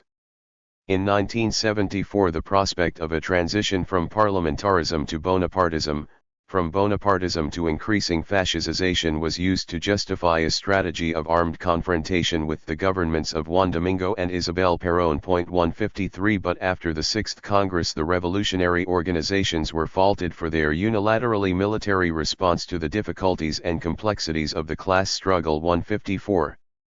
The failure to assimilate Marxist strategy presumably lay at the root of this grave error. 155. How does the PRT's reassessment of Argentine political reality compare with the Montoneros' reassessment? Although their analytical models differed, they arrived at similar conclusions. Campera's regime was likened to a parliamentary democracy by the PRT and to a people's state by the Montoneros.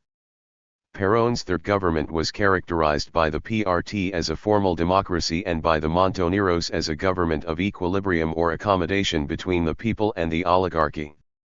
Isabel Perón's government was an instance of formal democracy with fascistoid tendencies, according to the PRT, and of a government penetrated by oligarchical and imperialist interests, according to the Montoneros. Finally, the military process was depicted by the PRT as a fascist regime and by the Montoneros as the government of an armed bureaucracy in the service of the oligarchy and multinational corporations. In retrospect, the Montoneros and the PRT basically agreed concerning, first, the changing correlation of forces from 1973 to 1976 between the people and the oligarchy, and second, the essential features of the dictatorship that ensued. Where, then, did they differ? They differed mainly in their assessments of the revolutionary potential of the Peronist movement and of the feasibility of a socialist strategy for Argentina. Peronism was a bourgeois phenomenon from the start that never qualified as revolutionary in the PRT's judgment. This thesis was vigorously contested by the Montoneros. Second, the Montoneros' national revolution is not what the PRT understood by socialism. Third, these differing assessments were the basis of fundamental differences in strategy. While the PRT's response to its errors was to fall back on the principal mainstays of the Marxist left, the Montoneros tried to overcome their reputation as extremists by mending fences with the Peronist movement. Although defeated militarily, the Montoneros and the PRT persisted in their political struggle against the dictatorship. Contrary to the military's expectations, they assimilated at least two lessons of political importance in reflecting on their defeat. Their resistance might still be effective provided they, first, carried on a successful holding operation and, second, recovered political representativity. Consequently, the armed forces' triumph on the battlefield was no guarantee that the military would retain power. The military had anticipated that by intensifying and extending the scope of repression, the guerrillas would be morally as well as physically destroyed. Pressured into abandoning the armed struggle, however, the Montoneros, the PRT, and former members of the ERP reaffirmed it in principle. Thus Diaz-Besson concludes his book on the following pessimistic note: by the end of 1978 military victory over the Revolutionary War in Argentina was a fact. But the war would continue on the political plane. Perhaps as never before in our country, the aggressor is able to affirm that peace is the continuation of war by other means. 156. The youth resistance. At the head of the youth resistance in Argentina was the Peronist youth. On August 19, 1983 some 40,000 marchers protested the law of amnesty exonerating the military for its role during the Dirty War. The column of the Peronist youth not only dwarfed that of other youth organizations, including the Radical Youth, but also placed fourth behind the columns of the Communist Party, representing some 300,000 affiliates, the former Trotskyist movement towards socialism, and the intransigent party in a march in which prudence dictated that both the Peronist and the Radical parties should not participate. 157. However, by then a sizable section of the Peronist youth had asserted its independence of the Montoneros. From the moment the Montoneros returned underground in 1974 until the collapse of their ill-fated armed and propaganda offensive in 1979, the Peronist youth functioned mainly as a guerrilla support group. In 1979 factional differences in the Montoneros led to a corresponding split in its youth section. Thus an independent JP emerged alongside the Montoneros Youth Organization at the same time that both began to play an increasingly important role in the resistance. Patricia Bullrich, Galimberti's sister-in-law and a leader of the Peronist youth inside Argentina, followed him in 1979 by breaking with Fermenic. 158. She and other disaffected leaders of the Montonero youth branch recovered their autonomy in partnership with Galimberti's self-styled Peronism in the resistance. Calling themselves the Peronist Youth in the Resistance, they held their first clandestine congress on an island in the Parana River in September 1980. That same month they began publishing Huelga in an effort to mobilize workers of all ages against the military regime.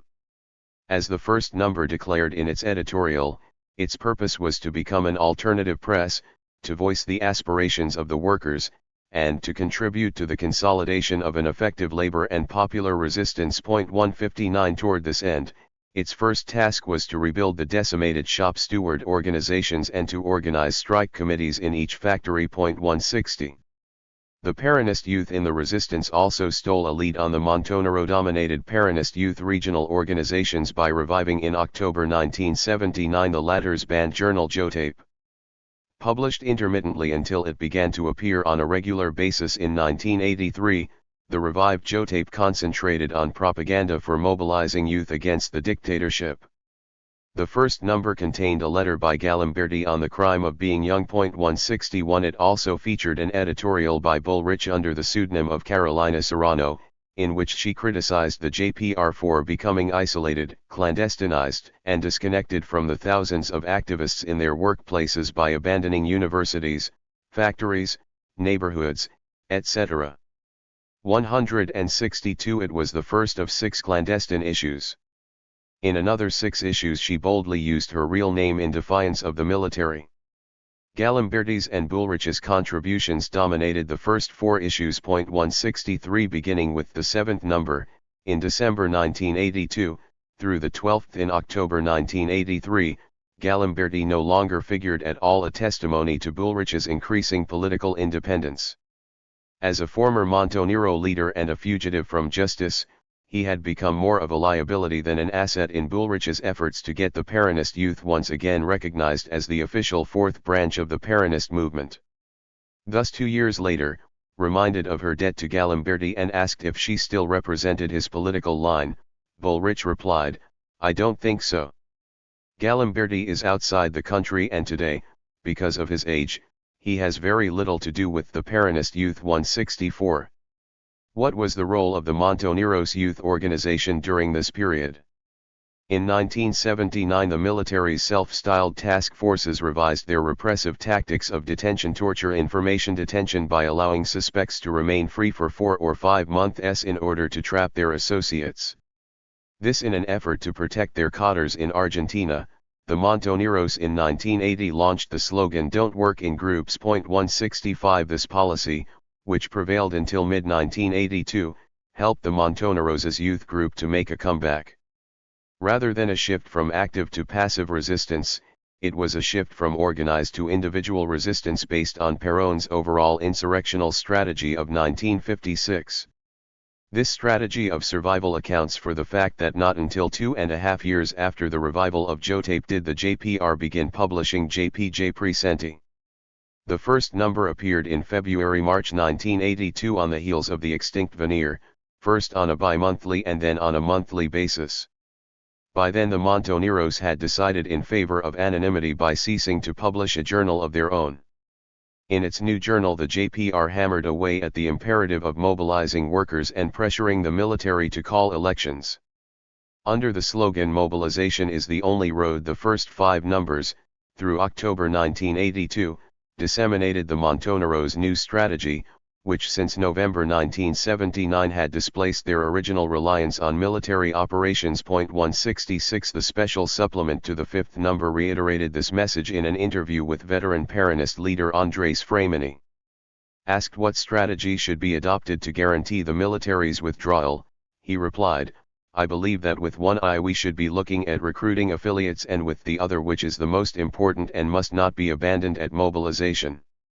The people's best weapon for demonstrating its strength to the enemy is mobilization. Even if there is a coup and the present generals are replaced by others, they will be unable to stop the elections. 167. J. Presenti claims that the youth resistance helped in toppling both the second and third military juntas. The heroic resistance of the first years following the March 24, 1976 coup led by the most competent and consequential sectors of the labor movement, by the popular organizations and relatives of the victims of repression, laid the groundwork for the recovery of the popular forces and sealed the Peronist youth's revolutionary commitment with the blood of the best sons of the people. This commitment showed itself in the mobilizations that put an end to the continuist plans of Viola and Galtieri. 168. Viola's government was destabilized by the general strike of July 198 and by the march of protest to the Church of San Cayetano in November. Galtieri's government was destabilized in a similar way by popular demonstrations during the first half of 1982, in which the JPR again played a significant role. The reorganization of the Peronist youth, its reappearance as an organized force, made its numerical and mobilizing weight felt in the march to San Cayetano, in the street fights during the criminal repression on March 30 of TS year in almost all the country's cities, and in the mobilization of June 15 that finished off Galtieri. 169. The JPR mobilized again on September 22 and then in the March for Life by the Mothers of the Plaza de Mayo in October. While the collaborationist current within the trade unions and the political parties cautioned, "Don't rock the boat," the JPR boldly went ahead with its strategy of preventing the military from achieving an orderly retreat. 170 In open repudiation of a policy of accommodation, it called for continued struggle toward a national and popular revolution, not a pact with tyrants and traitors. 171 Mimicking the military's policy of disappearances, the JPR proposed its own final solution to the subversion problem: there can be no solution for the country without disappearing the oligarchy. 172. In February 1983 the JP sector loyal to the Montoneros staged its first national congress since the military takeover. Assembling in the capital of San Juan province, the JPR made its bid to become the fourth branch of the Peronist movement. 173 Reviewing the popular mobilizations of 1982, it claimed a share of the fruits based on its participation in the events that beginning on March 30 effectively destabilized the regime. This March 30, June 14, September 22, the March for Life on October 5, the multi-sectoral mobilizations in San Juan and Mendoza, the neighborhood marches that reached a climax in the Leonosazo, the general strike of December 6, and the March of Resistance were stepping stones in the growing struggle and popular mobilization. 174. But it was to be a new and transformed Peronist movement with which the JPR hoped to become reunified. 175. For Bullrich's sector of the JP loyal to the official party, this smacked of Montonero Peronism.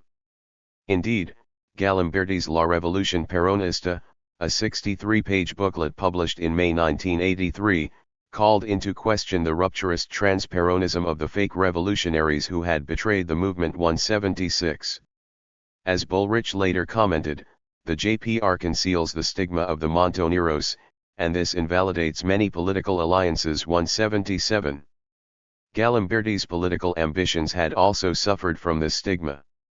That both sectors of the Peronist youth played a consequential role in destabilizing the military regime is evident from the Montoneros documentary film The 16th of December. 178 Used in training Montonero youth, the documentary focuses on the youth resistance during the decisive year, 1982. Beginning with the Second March of Protest, organized by the CGT on March 30, the viewer is led through a series of spectacular events in which the Argentine people and the youth in particular mobilized against the dictatorship. One witnesses the occupation of the Plaza de Mayo on April 10 in support of the liberation of the Malvinas/Falklands and the restoration of democracy, followed by the violent ejection of the youth from the plaza on June 15, when they interrupted President Galtieri's speech announcing Argentina's defeat. The work stoppage on September 22 in open defiance of the dictatorship, in which the trade union youth also distinguished themselves, further discredited the regime. So did the March for Life, in which some 10,000 persons converged on the Plaza de Mayo on October 5, and the convocation of the Peronist masses at the Peronist Party rally in Atlanta Stadium on October 18. But December was the crucial month. The general strike mobilized some 6 million workers on December 6, the March of Resistance mobilized more than 100,000 people on December 10, and the March for Democracy brought together more than 150,000 on December 16. Only during this final episode, organized by the multi-parted area, did the crowd get out of hand, when some 300 youth struggled to break through the military cordon protecting the government house. Understandably, the government blamed the Montoneros for the violence. Altogether, the youth resistance added to the military's headaches. This was partly a function of its size. According to the final document of the military regime released in May 1983, the guerrillas reached a peak capacity of 15,000 militarily trained and fully armed combatants. 179 But there were another 100,000 or more supporters among the youth. Diaz-Besson claims that the guerrillas with their sympathizers and ideological supporters did not exceed 150,000. 180 A majority belonged to the pre-1979 Peronist youth. 181. The military's estimates appear to err on the low side. The circulation figures of the Peronist Left and PRTERP publications provide a rough guide to the level of active support for the guerrillas.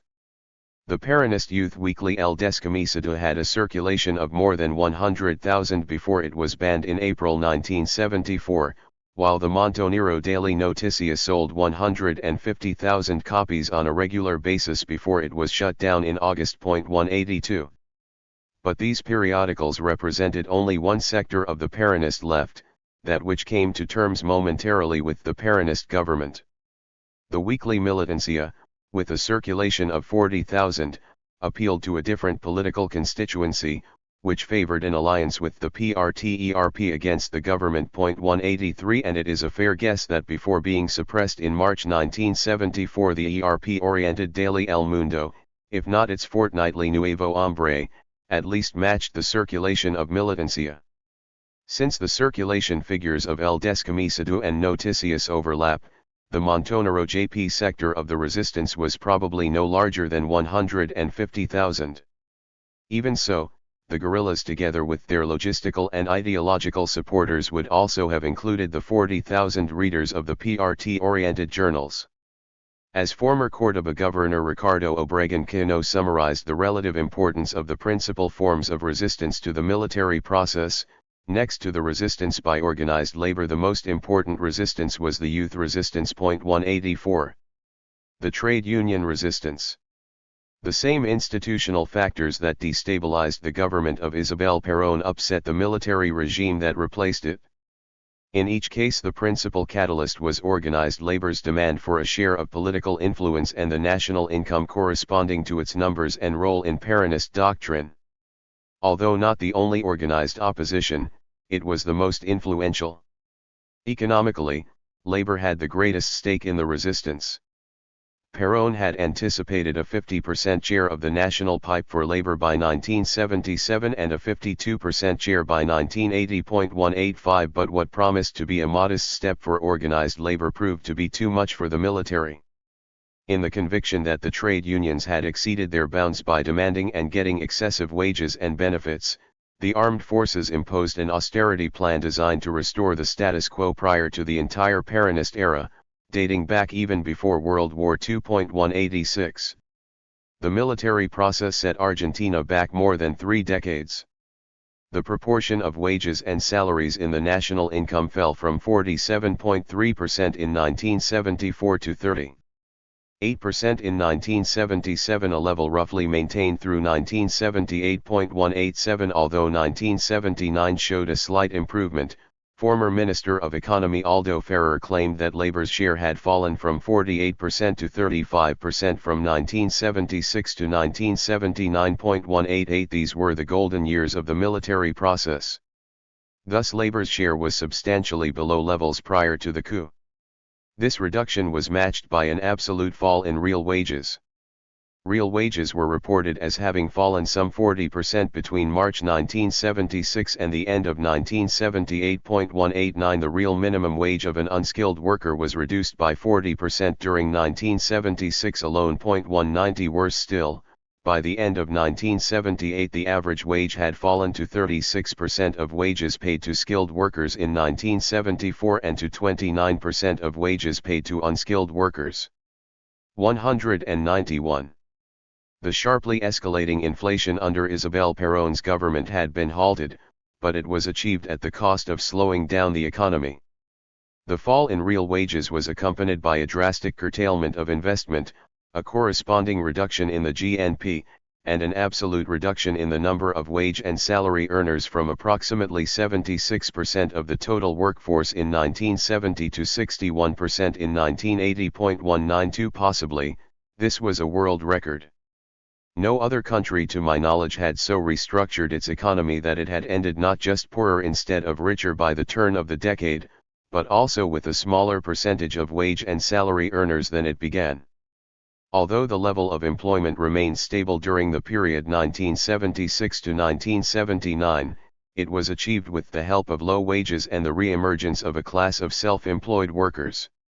The regressive restructuring of the workforce was evident in the growth of this archaic class from some 6% of the workforce in 1970 to 20% in 1980.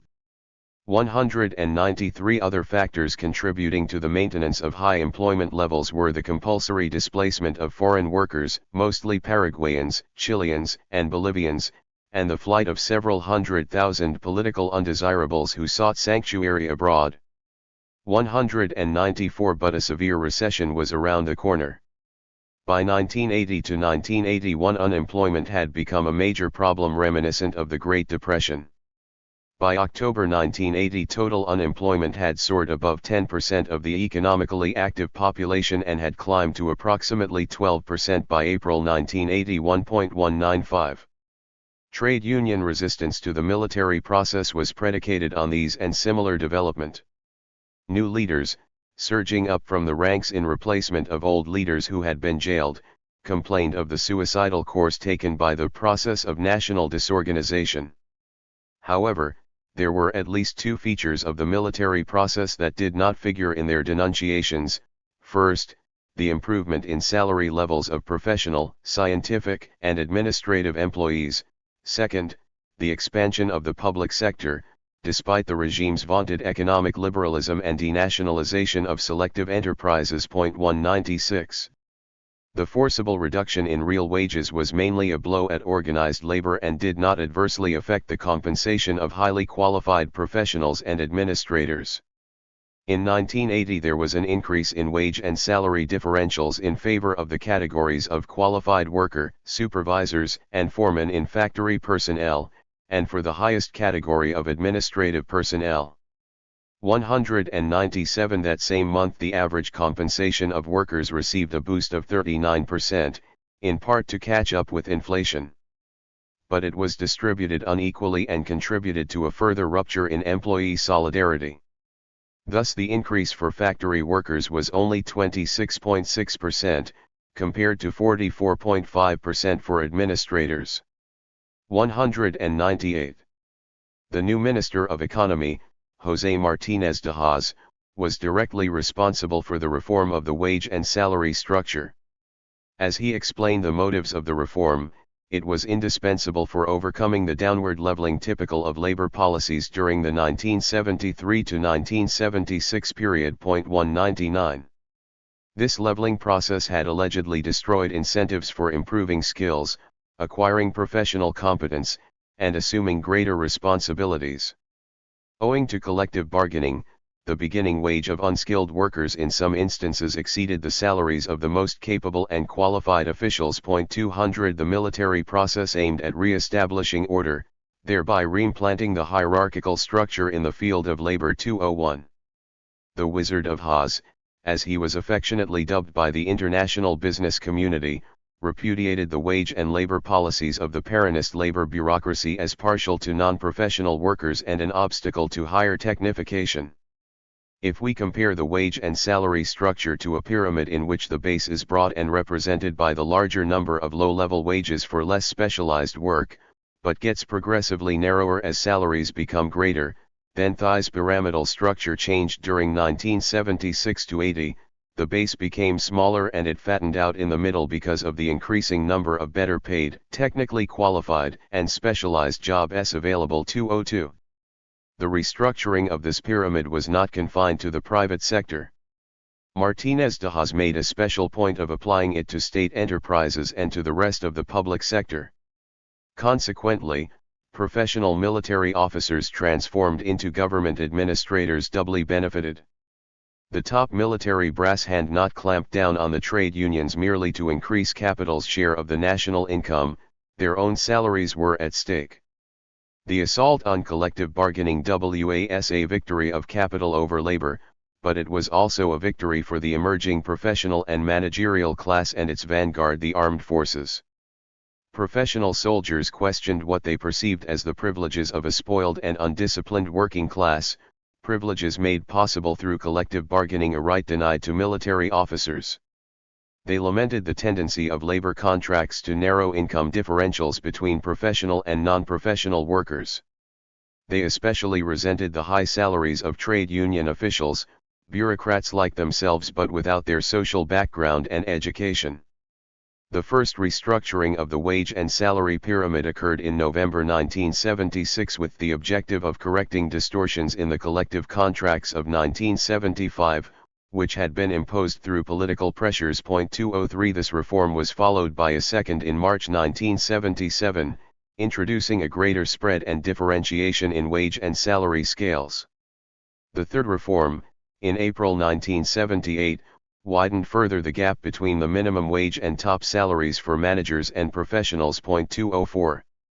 Figures on the redistribution of income at the expense of labor and to the benefit of capital effectively conceal the extent to which professional and managerial strata and other members of the so-called new class benefited from the wage and labor policies of the military process.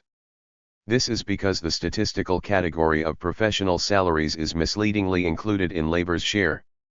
Since there are few data covering the increased share of the techno-bureaucratic class in national income during the 1976 to 1983 period or before, it has been uncritically assumed that big business was the only beneficiary of the government's new high-tech policies.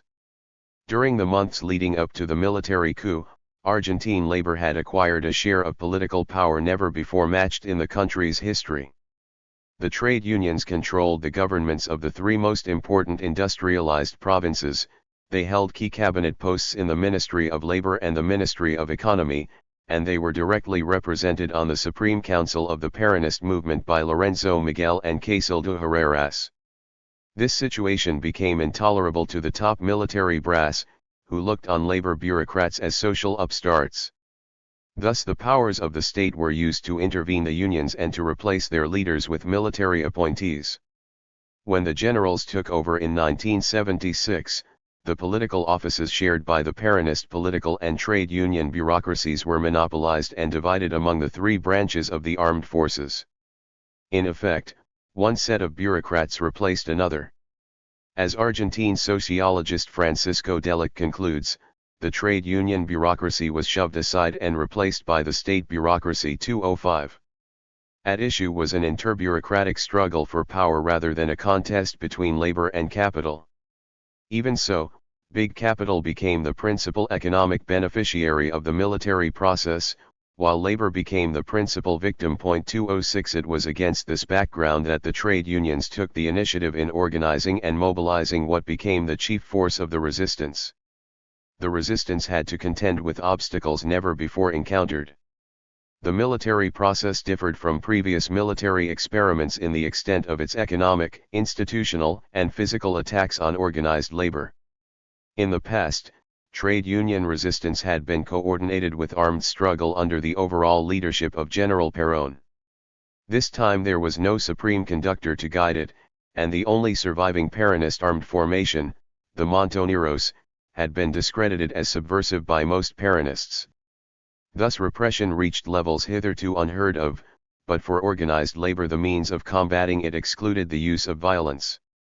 In a speech to the International Labour Organization in Geneva in May 1980, the General Secretary of the Plastic Workers Union, the moderate Jorge Triaca, claimed that from 1976 to 1980 Argentine workers had some $50 billion in wages and salaries expropriated by the military regime's nullification of collective contracts. 207 As early as April 1976 the Ley de Contrato de Trabajo had been revised, suspending the right of collective bargaining, which had been the source of most of labor's gains from 1973 to 1976.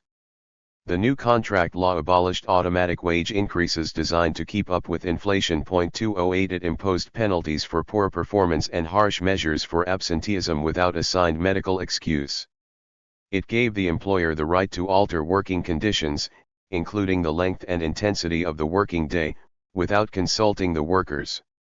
It abolished the special privileges awarded by collective contracts, such as the 6-hour day, discounts for company products, low-interest loans, free clinics, maternity benefits, nursery lunchrooms, scholarships, and leave for technical education. With the abrogation of collective contracts also went workers' control and participation in the management of their enterprises. To this unprecedented assault on the workers' standard of living was added the institutional violence toward their organizations. In November 1979 the government revised the legal basis of trade union power, the Ley de Asociaciones Profesionales. 209 The CGT was formally dissolved and the trade unions forbidden to administer their pension and welfare funds. The closed shop and dues check-off systems were declared illegal. The revised law of professional associations prohibited unions from engaging in political activity, from receiving subsidies from political organizations, and from supporting candidates for political office. It decreed that unions could not have jurisdiction beyond a single province and the federal capital, thereby contributing to their geographical division. In forbidding persons with police records from occupying union posts, it removed by a single stroke virtually all leaders of the Argentine labor movement, who at one time or another had been imprisoned for labor activism. The new law also prohibited supervisory, scientific, and managerial employees from belonging to the same unions as manual workers, a decree aimed at further fragmenting the workforce and at increasing income differentials to the advantage of professional workers and officers in the armed forces. These setbacks were attended by physical violence against union leaders and labor activists accused of aiding subversion. The government's campaign of psychological warfare against the unions, the persecution, imprisonment, kidnapping, assassination, and disappearance of labor activists, had never before been carried out systematically. Trade union leaders with suspected Marxist or Guevarist sympathies were mercilessly exterminated, unless, like Ongaro, they found refuge in exile. René Salamanca, the revolutionary head of the Córdoba Auto Workers Sindicato de Mecánicos y Afines del Transporte Automotriz, was arrested on the day of the coup and never heard of again. 210 A similar fate overtook Jorge de Pascal, the militant leader of the Pharmacy Workers Union, in December 1976. Orthodox Peronists also disappeared, notwithstanding their anti-communism. Oscar Smith, the militant head of the Light and Power Workers Union, was kidnapped and disappeared in February 1977. 211 According to a statement by the relatives of the disappeared and detained for political reasons, 40% of the detained disappeared are workers from almost all the trade unions, some union leaders, others factory delegates, the majority simply workers who struggled to redeem their rights. 7212 This figure was based on a document issued by the Permanent Assembly of Human Rights, covering some 5,500 disappearances between 1975 and 1982. A major concern of the military process was to eradicate so-called factory guerrillas and subversives within the labor movement. 213 As the new Minister of Labor Gen. Horacio Tomás Liendo indicated in his May Day message of 1976, any effort to resist the process of national reorganization was tantamount to allying oneself with subversion. Among the symptoms of subversion he included individual and group indoctrination among the rank and file and the support of false grievances and artificial conflicts aimed at confronting managers and discrediting the workers' responsible leaders. 214 In the conviction that labor protest was the work of infiltrators in the labor movement, Leendo warned Argentine workers not to become their accomplices. The penalties for playing into the hands of subversion initially terrorized almost all organized labor into passivity. Delic recalls how labor activists, thousands of them, were fired, imprisoned, killed, disappeared, and forced into exile. There were executions in the factories, and physical and psychological violence was used to frighten the workers. Assemblies and meetings were forbidden. Labor recruitment became provisional and did not acquire stability until the intelligence services responded to the information provided by employers. 215. Consequently, a record as an activist blocked the way to continued employment. In response to the first wave of labor conflicts in Ford, General Motors, Fiat, Peugeot, and Chrysler in September 1976, culminating in strikes at both the Ford and the General Motors plants, the government announced that it would imprison for 6 years those who participated in a strike. Whoever instigated one would serve 10 years. The Ford plant, with some 4,000 workers, was occupied by the army.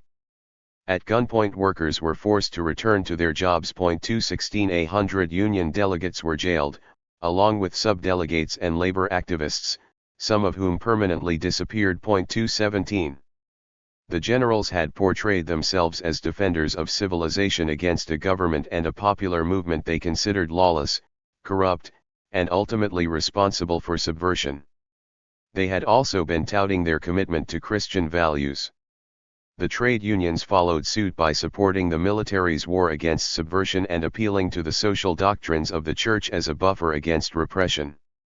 Support for trade union resistance was forthcoming from the Latin American Bishops' Conference in January 1979 in Puebla, Mexico. The bishops examined and rejected 3 ideologies: capitalist liberalism, Marxist collectivism, and the doctrine of national security. 218 There could be no question of identifying Peronism with any one of them. But the military junta was committed to the doctrine of national security, which the bishops condemned for violating church teachings concerning natural rights. Sensing that the bishops were on their side, the trade unions appealed to church doctrine in their confrontations with the military regime. 219. Subsequently, the trade unions invoked in their defense Pope John Paul IP's 1981 encyclical Laborem Exercens, which made an even stronger impression on the labor rank and file. 220 Celebrating the 90th anniversary of Pope Leo XIII's Rerum Novarum, John Paul IP's encyclical followed the guidelines of Vatican II in recognizing the presence of objectively unjust situations that cry out for radical and urgent change. 221 At the core of the encyclical was the Pope's insistence on the priority of labor over capital on the ground that capital is ultimately derived from labor. Notwithstanding his opposition to Marxism, his sketch of a basic Christian and humanist understanding of work had considerably more in common with Marx's labor theory of value than with traditional economic theory. 222. It also shared a commitment to Marx's model of socialism managed by freely associated producers, the model advocated by the Polish Solidarity movement. Like Solidarity, the Polish Pope wanted democracy and socialism in the workplace as well as in government.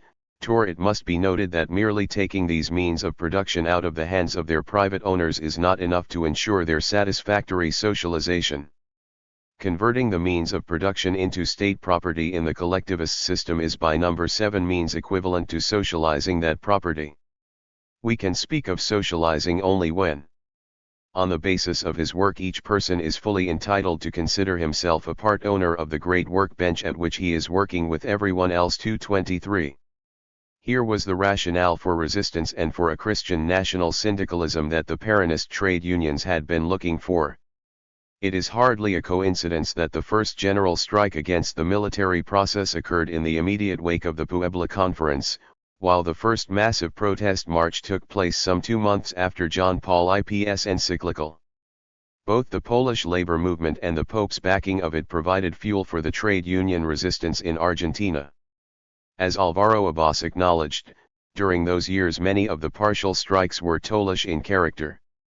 Strikes characterized in these terms were accompanied by peaceful mobilizations in the train of an image of the Virgin of Lujan, and in many cases counted on the protective presence of the local priest.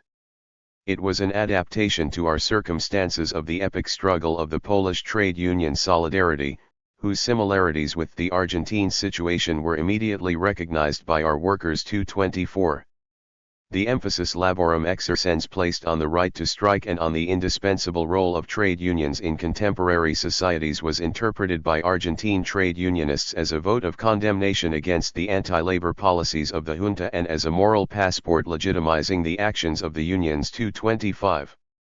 Although the main body of the Catholic clergy opted for dialogue with the military regime, at least 3 bishops publicly denounced its policies as incompatible with the social teachings of the Church. Archbishop Zisp of the province of Santa Fe criticized the junta's intervention of the trade unions as incompatible with church doctrine.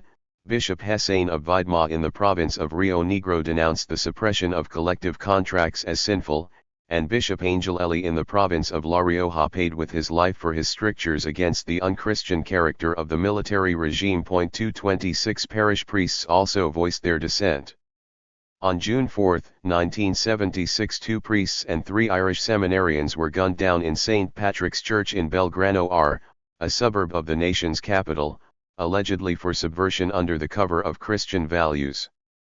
The trade union resistance may be interpreted in part as an ideological struggle to determine who were the authentic defenders of the Church in Argentina. The ideological underpinnings of Peronist social and political doctrine coincided with Church teachings concerning the social question as reinterpreted by Pope John XXIII and Vatican II. Although the military's vaunted defense of Western Christian values agreed with traditional Church doctrine, it had not kept pace with the times. Thus the support received from recent Church teachings inspired trade unionists to defy the military process by means of illegal strikes and marches that risked not only their jobs, but also their freedom and in some instances their lives. The 1956 to 1973 resistance had seen 3 main currents of trade union opposition to the repressive policies of military and pseudo-constitutional regimes. There was a collaborationist current committed to business unionism and to dialogue with the government aimed at negotiating the workers' hours, wages, health, and other social services within the existing institutional framework. Opposed to it was a current committed to political action, to presenting a solid front against the government, and to restoring the Peronist homeland, with the trade unions in key government positions. Opposed to both of these was a revolutionary current represented by the combative trade unions with socialist aspirations. Although the political action current relied on a variety of tactics, including dialogue, semi-legal slowdowns, and illegal strikes and sabotage, only the revolutionary current responded to Perón's earlier call for absolute intransigence, full-scale civil resistance, and support for the clandestine organizations preparing for armed struggle. All 3 currents reappeared within a year of the 1976 coup. But because the revolutionary current had sparked the 1969 Cordobazo and had been linked to armed subversion, it suffered the same fate as the Montoneros and the ERP. Originally led by Amado Olmos, head of the Sanitation Workers Union, the revolutionary current was responsible for the transitional socialist program adopted by the CGT at its 1962 National Conference in Huerta Grande, Córdoba. When a CGT split occurred in 1968, this program was reaffirmed by the newly constituted CGT of the Argentines under Raimundo Angaro's leadership. After the Cordobazo, the CGTA was outlawed and Angaro went to prison for his role in the resistance. Later, he fell afoul of Isabel Perón's government and went into exile. Because the intensified persecution of his followers effectively crippled the revolutionary current, it couldn't play the leading role against the military process that it had during the earlier resistance. With the revolutionary current out of sight, the political action current became the principal focus of opposition to the military process. Representing the views of 78 unions, the first major document of the trade union resistance declared on January 5, 1977, "Extremism, represented as much by the unpatriotic and suicidal guerrillas of the left as by right-wing groups intent on imposing their own conception of justice, with a violence no less inhumane, is the expression of an elitism that disdains the people. 227. It then added that both kinds of extremism served foreign interests intent on the division and destruction of the nation. Even so, this affirmation of patriotism did not sit well with the military government, which denounced the document as subversive and obliged the commission responsible for it to dissolve. The political action current was repudiated by the military regime for claiming the right to represent the workers' interests at the state level, thereby demanding a key role in shaping government policy. At the same time, its economic demands were abhorrent to the generals, for it also claimed an exclusive right to negotiate wages and working conditions by concentrating trade union power in the General Confederation of Labor. It was the current representing Perón's views concerning organized labor. The three pillars of his trade union doctrine were unity in a single union of workers in each branch of industry and a single federation of trade unions to coordinate their economic struggles, solidarity, to overcome the political differences among workers, and organization of, by, and for the workers to guarantee their independence. 228. During the first Peronist resistance, Rogelio Correa, head of the Unión Obreros de la Construcción de la República Argentina, personified the collaborationist current. His place was taken during the 1976–1983 resistance by Jorge Triaca, head of the plastic workers. As the moving spirit behind the Negotiation and Labor Commission launched in April 1978 by some of the largest unions intervened by the government, he became General Secretary of the Comisión Nacional de Trabajo, founded with the government's blessing in August 1978. Triaca was the single most influential leader of organized labor until the trade union resistance began building up momentum with the illegal revival of the CGT in November 1980. 229 During the war in the Malvinas/Falklands, the CNT decided to transform itself into a rival CGT, the CGT Azopardo, named after the street that housed it. It, too, was under Triaca's leadership. The political action during the 1956–1973 resistance was personified by Augusto Vander, nicknamed El Lobo. He was secretary of the powerful Metal Workers Union. By artfully combining negotiation and intransigence, Vander distinguished himself as the key figure in the 62 organizations, the political arm of the Peronist trade unions, after Amado Olmos's brief sway over it during the early 1960s.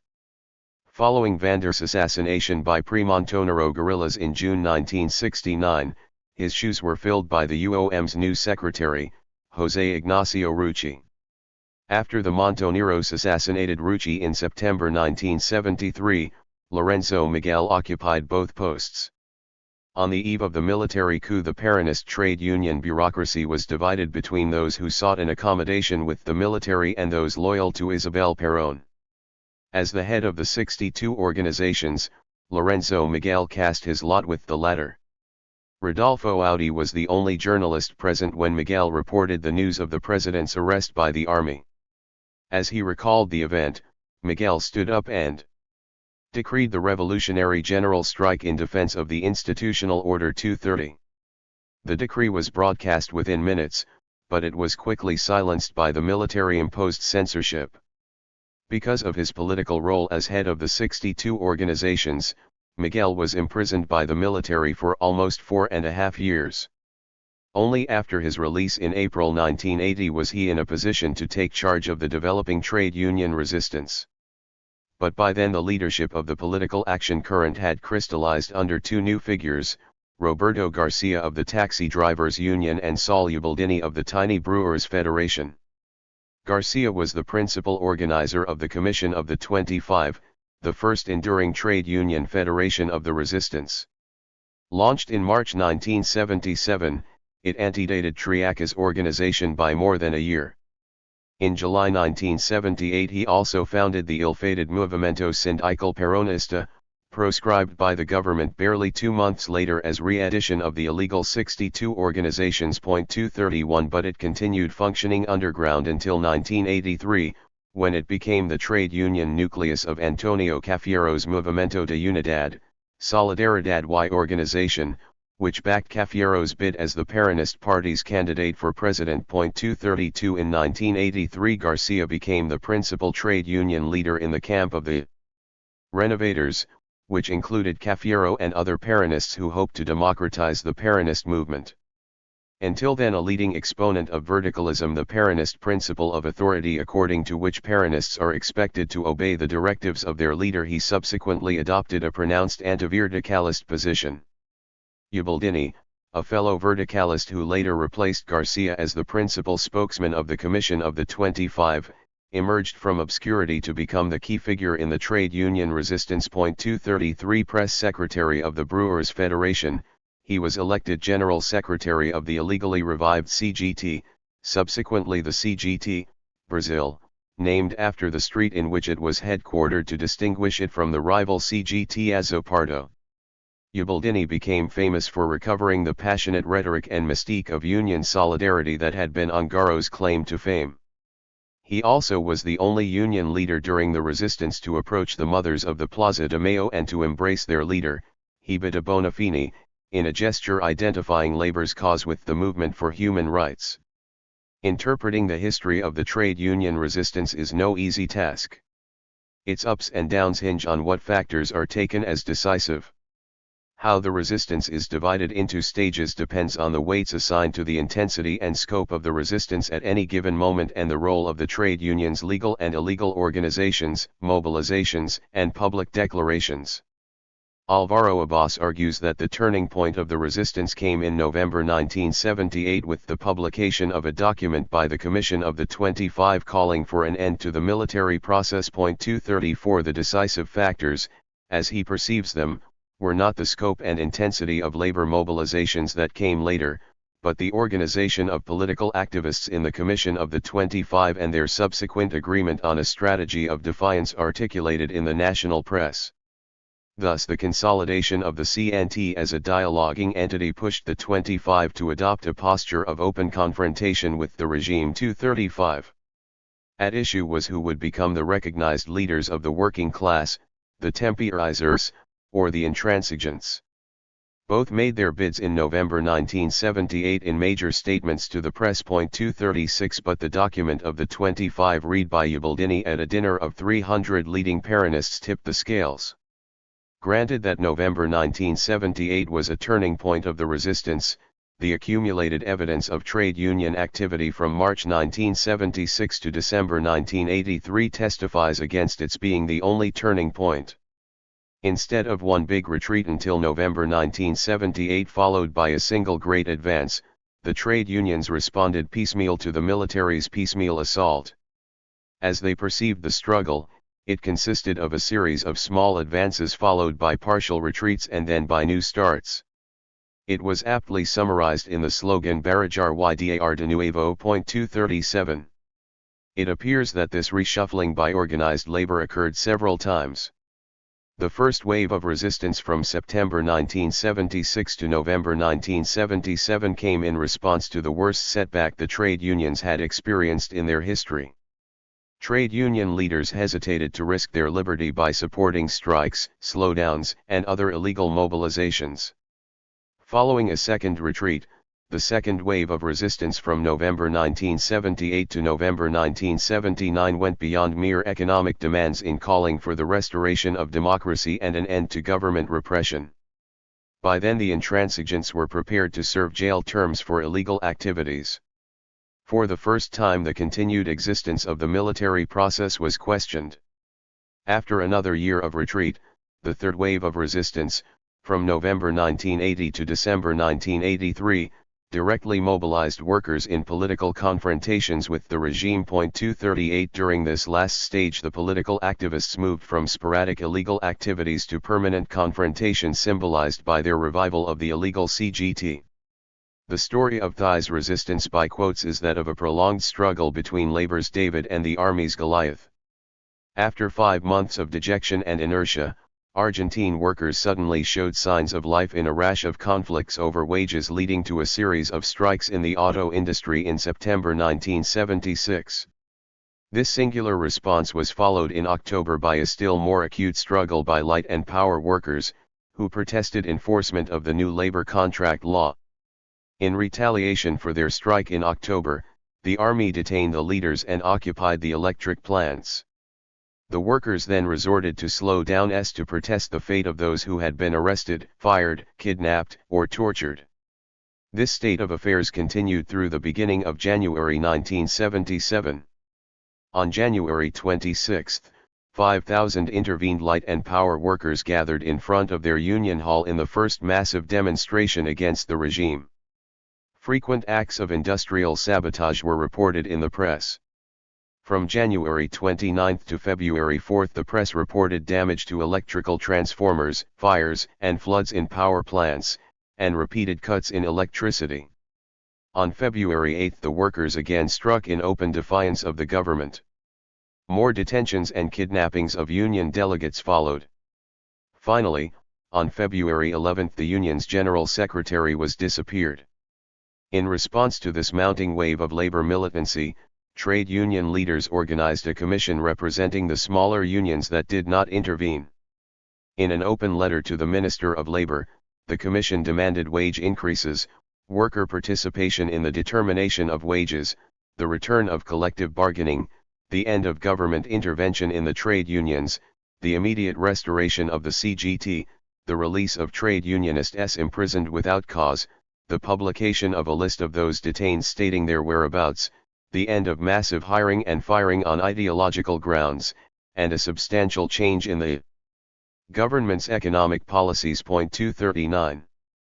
In March it was replaced by the Commission of the 25, consisting initially of 20 medium-sized unions that were soon joined by 5 others. 240 It provided the leadership for the second rash of strikes in October and November 1977, when several 100,000 workers struck the railways, subways, ports, airlines, buses, gas and petroleum installations, bottling plants, textile factories, banks, and credit institutions. Most of these strikers limited their demands to wage increases and, in most cases, despite the illegal nature of the strikes, the government complied with the strikers' demands. The result was a temporary respite in a class struggle that had yet to acquire a political character. The World Football match hosted by Argentina and the impending war with Chile over unsettled boundaries in the Beagle Channel tended to overshadow other issues in 1978. It was a year of recession for the resistance, a year of relative stagnation in labor activism marked by the normalization of the collaborationist current. Thus Triaca's Negotiation and Labor Commission founded the CNT, recognized by the government as the principal representative of organized labor because of its commitment to dialogue. Although the Commission of the 25 responded by organizing the Peronist trade union movement, the latter's political character was sufficiently transparent that the government outlawed it. Some 35 representatives were temporarily jailed in the first mass arrest of top union leaders since March 1976. A reshuffling occurred in November, which interrupted the lull in labor activism and led directly to the first general strike in April 1979. The statement of the 25, read by Ubaldini at a dinner of top Peronists and then widely circulated by the press, supplemented earlier economic demands with a call for elections, democracy based on social justice, and an end to military government. 241 Although the document was denounced by the authorities, this time the authors refused to back down. Before the general strike could materialize, its instigators were arrested. Jailed on April 23, some were not released until several months later. Their place was taken by a clandestine commission of the 25, which went ahead with plans for the strike. But the strike did not have the support of the CNT. Its scope was limited to the industrial belt around the federal capital, where the influence of labor activists was strongest. The failure of the strike elsewhere prompted the intransigents to negotiate with the moderates in an effort to overcome the division within the labor movement. In September the CNT and the Commission of the 25 momentarily buried their differences by founding a new umbrella organization, the Conducción Única de los Trabajadores Argentinos, but 6 months later the political activists deserted it because of its conciliatory tactics. Then came the biggest blow organized labor had suffered since the revision of the law of contract in April 1976. On November 16, 1979, the new law of professional associations outlawed the CGT. In 1980 there was a noticeable decline in trade union mobilizations, but it was to be the last major reversal under the military process. The internal division of the labor movement persisted with the effective dissolution of the CUTA in March. Then came the activist boom, 3 consecutive years of steady and mounting advances linked to the illegal restoration of the CGT. The revival of the CGT was the prelude to the Second General Strike, on 22 July 1981.242. Although the multi-partidaria refrained from backing the strike, the Peronist Party and several lesser parties supported it. But again the negative of the CNT kept the strike from becoming anything more than partial. It was confined to the industrial cordon around the capital. On this occasion the detention of the instigators lasted only 3 days. This action was followed on November 7 by the first protest march against the government. Under the slogan Bread, Peace, and Work, Ubaldini led a procession toward the church of San Cayetano, where a mass in the open air was celebrated by the local curate. 243 Some 10,000 workers participated, but without support from either the multi-partidaria or the CNT.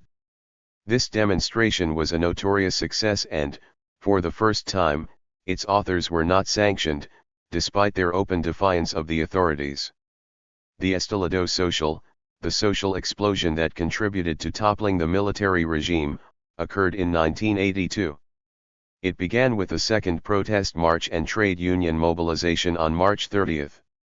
This was followed, in the wake of the disastrous war over the Malvinas/Falklands, by another mobilization and march on September 22. Then came the Third General Strike, on December 6, at the initiative of the CGT Azopardo, which had joined the bandwagon. Supported by the multi-partidaria and by political activists in the CGT Brazil, this strike was an overwhelming success, as was the March for Democracy on December 16, organized by the multi-partidaria with the backing of both CGTs. By then the armed forces had become concerned mainly with retiring gracefully and protecting themselves from judicial prosecution.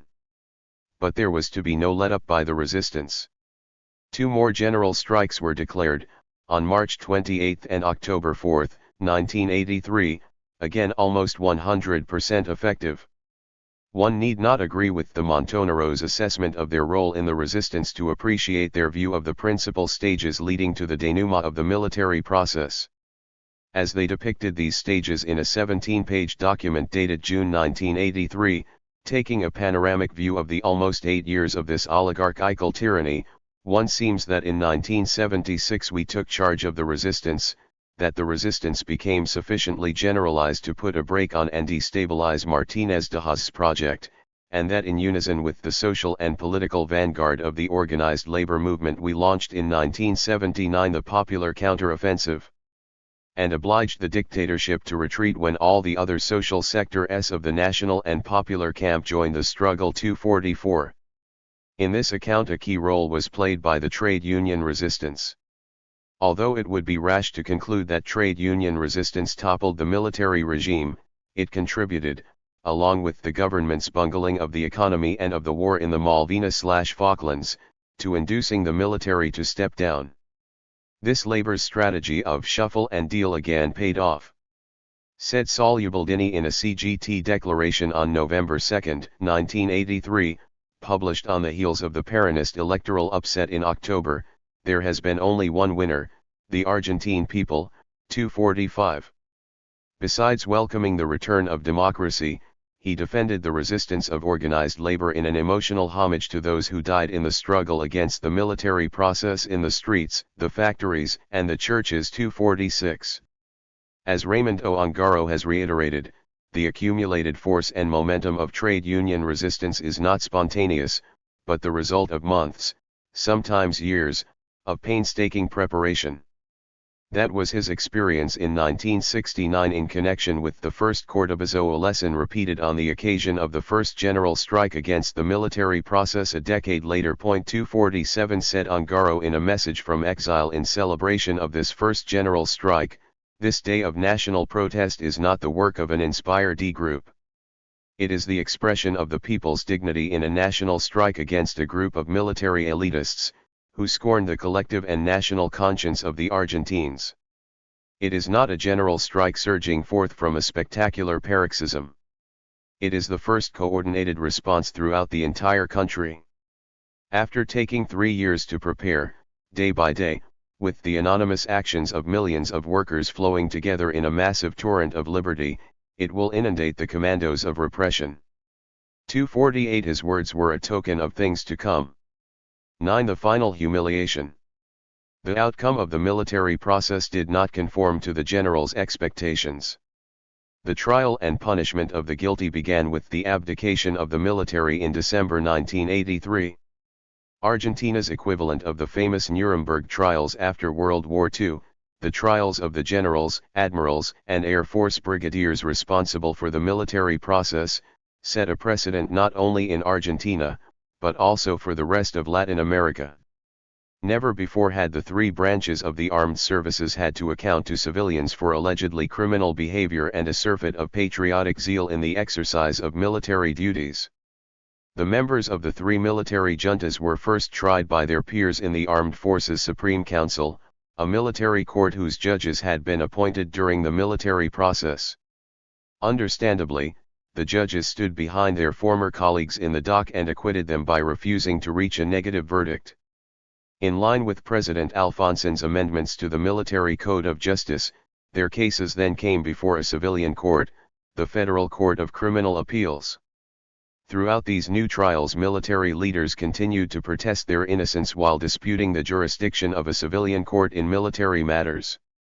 Former President Videla boycotted his trial by refusing to designate defense counsel, and the defense attorneys of other members of the three military juntas likewise insisted that the trial was unconstitutional. The trials were further denounced for encouraging a new wave of subversion. The armed services had been disgraced and the military party had to bear the consequences. But it was not the military's only humiliation. Its final humiliation was to see its work undone, to witness the revival of subversion through a continuation of the resistance against the new radical government, as if nothing had happened between 1976 and 1983.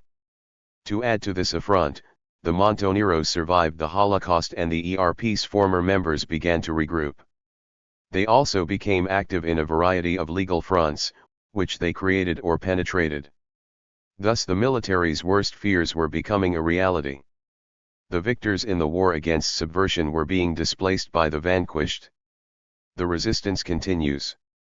For 2 hours on April 22, 1985, I watched some 50,000 marchers led by the mothers of the Plaza de Mayo, followed by the principal youth organizations and the parties of the revolutionary left. Tantamount to the fifth march of resistance, this mobilization for the trial and punishment of the guilty clamored for the release of political prisoners. Denounced for their backing of political subversives during the military process, the mothers had become the principal thorn in the side of the new radical regime. 7. Who were these mothers who had become an independent political force in Argentina? From their first demonstration in the Plaza de Mayo opposite Government House in April 1977, the mothers mounted an uncompromising campaign for their sons' and daughters' live reappearance. Their show of solidarity with the families victimized by state terrorism pointed an accusing finger at the military government. Identified by their white kerchiefs, they continued to convene there every Thursday afternoon for a decade to demand information concerning the thousands of disappearances, punishment of those responsible for genocide, and freedom for political prisoners. Linked to the guerrillas by sympathy and blood, the mothers also covered for them politically. Their professedly humanitarian concerns transcended political labels, but the underlying reality of their resistance presupposed a major restructuring of society. Their resistance, like that of the youth, did not end with the military regime but continues to the present day. The Mothers' Campaign had the backing of other human rights groups.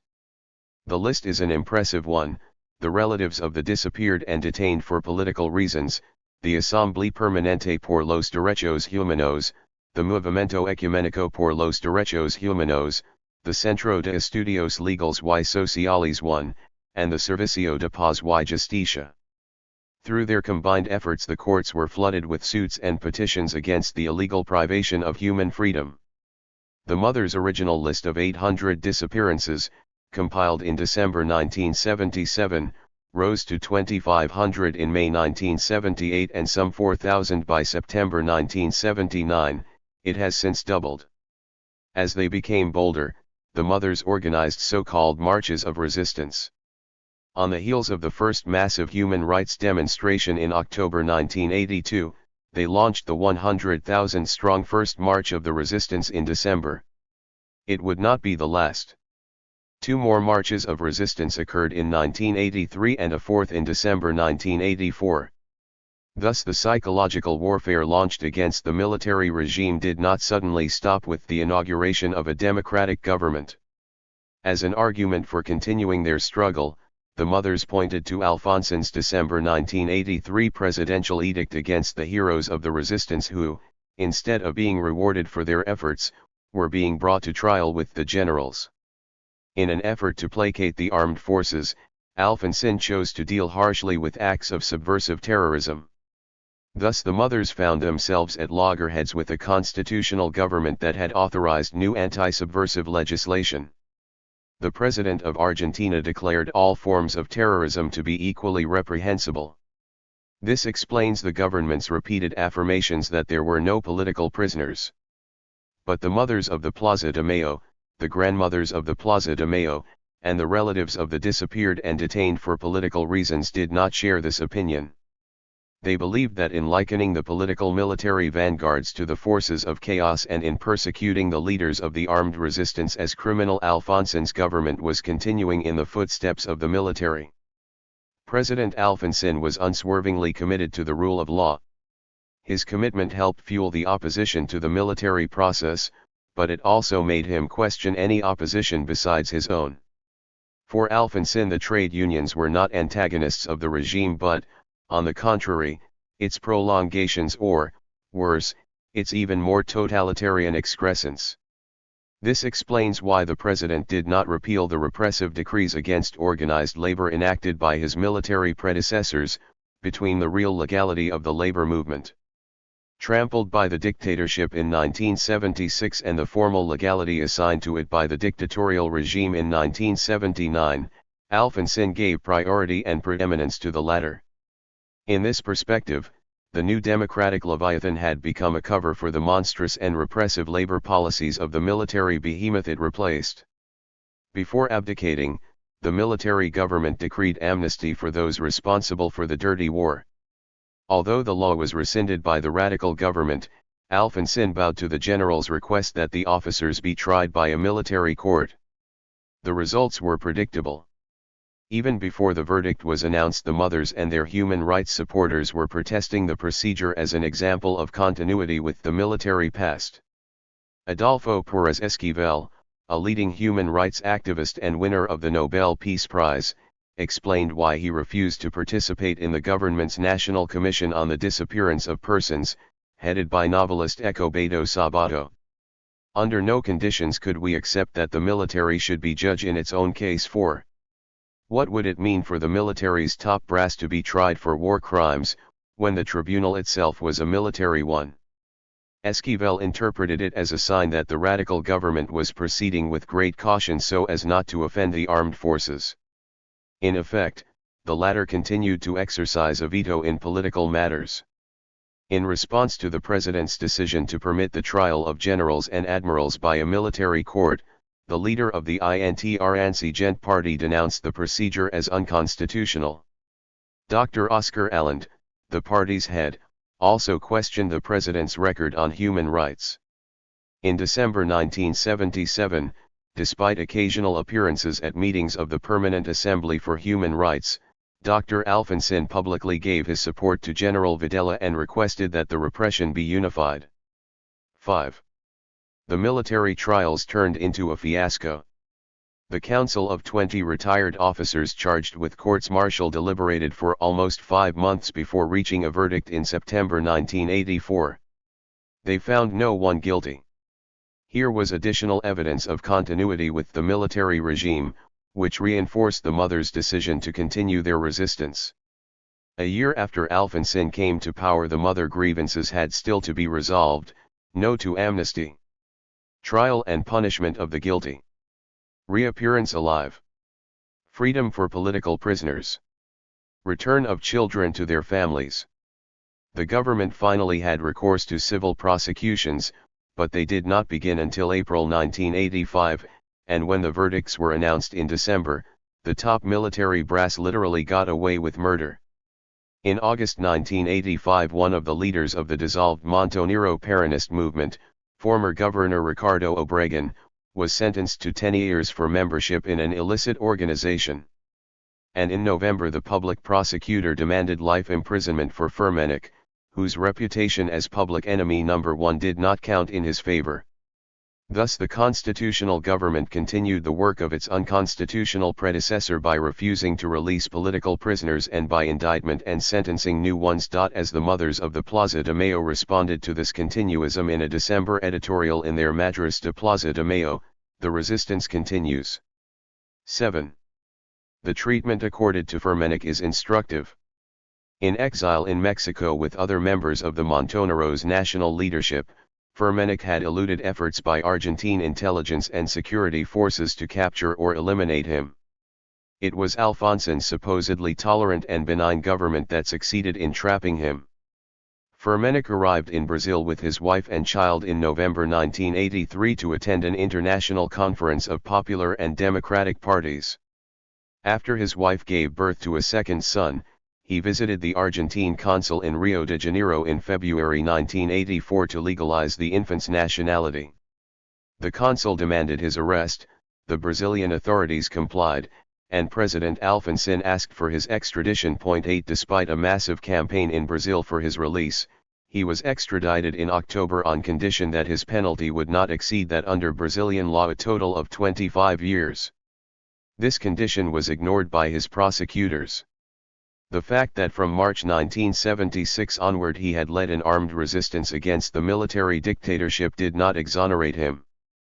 Firmenich was indicted for the September 1974 kidnapping of corporate executives Juan and Jorge Born, for the October 1979 attempt on the life of Treasury Secretary Juan Alemán, and for the November 9, 1979 slaying of Argentine executive Francisco Soldati.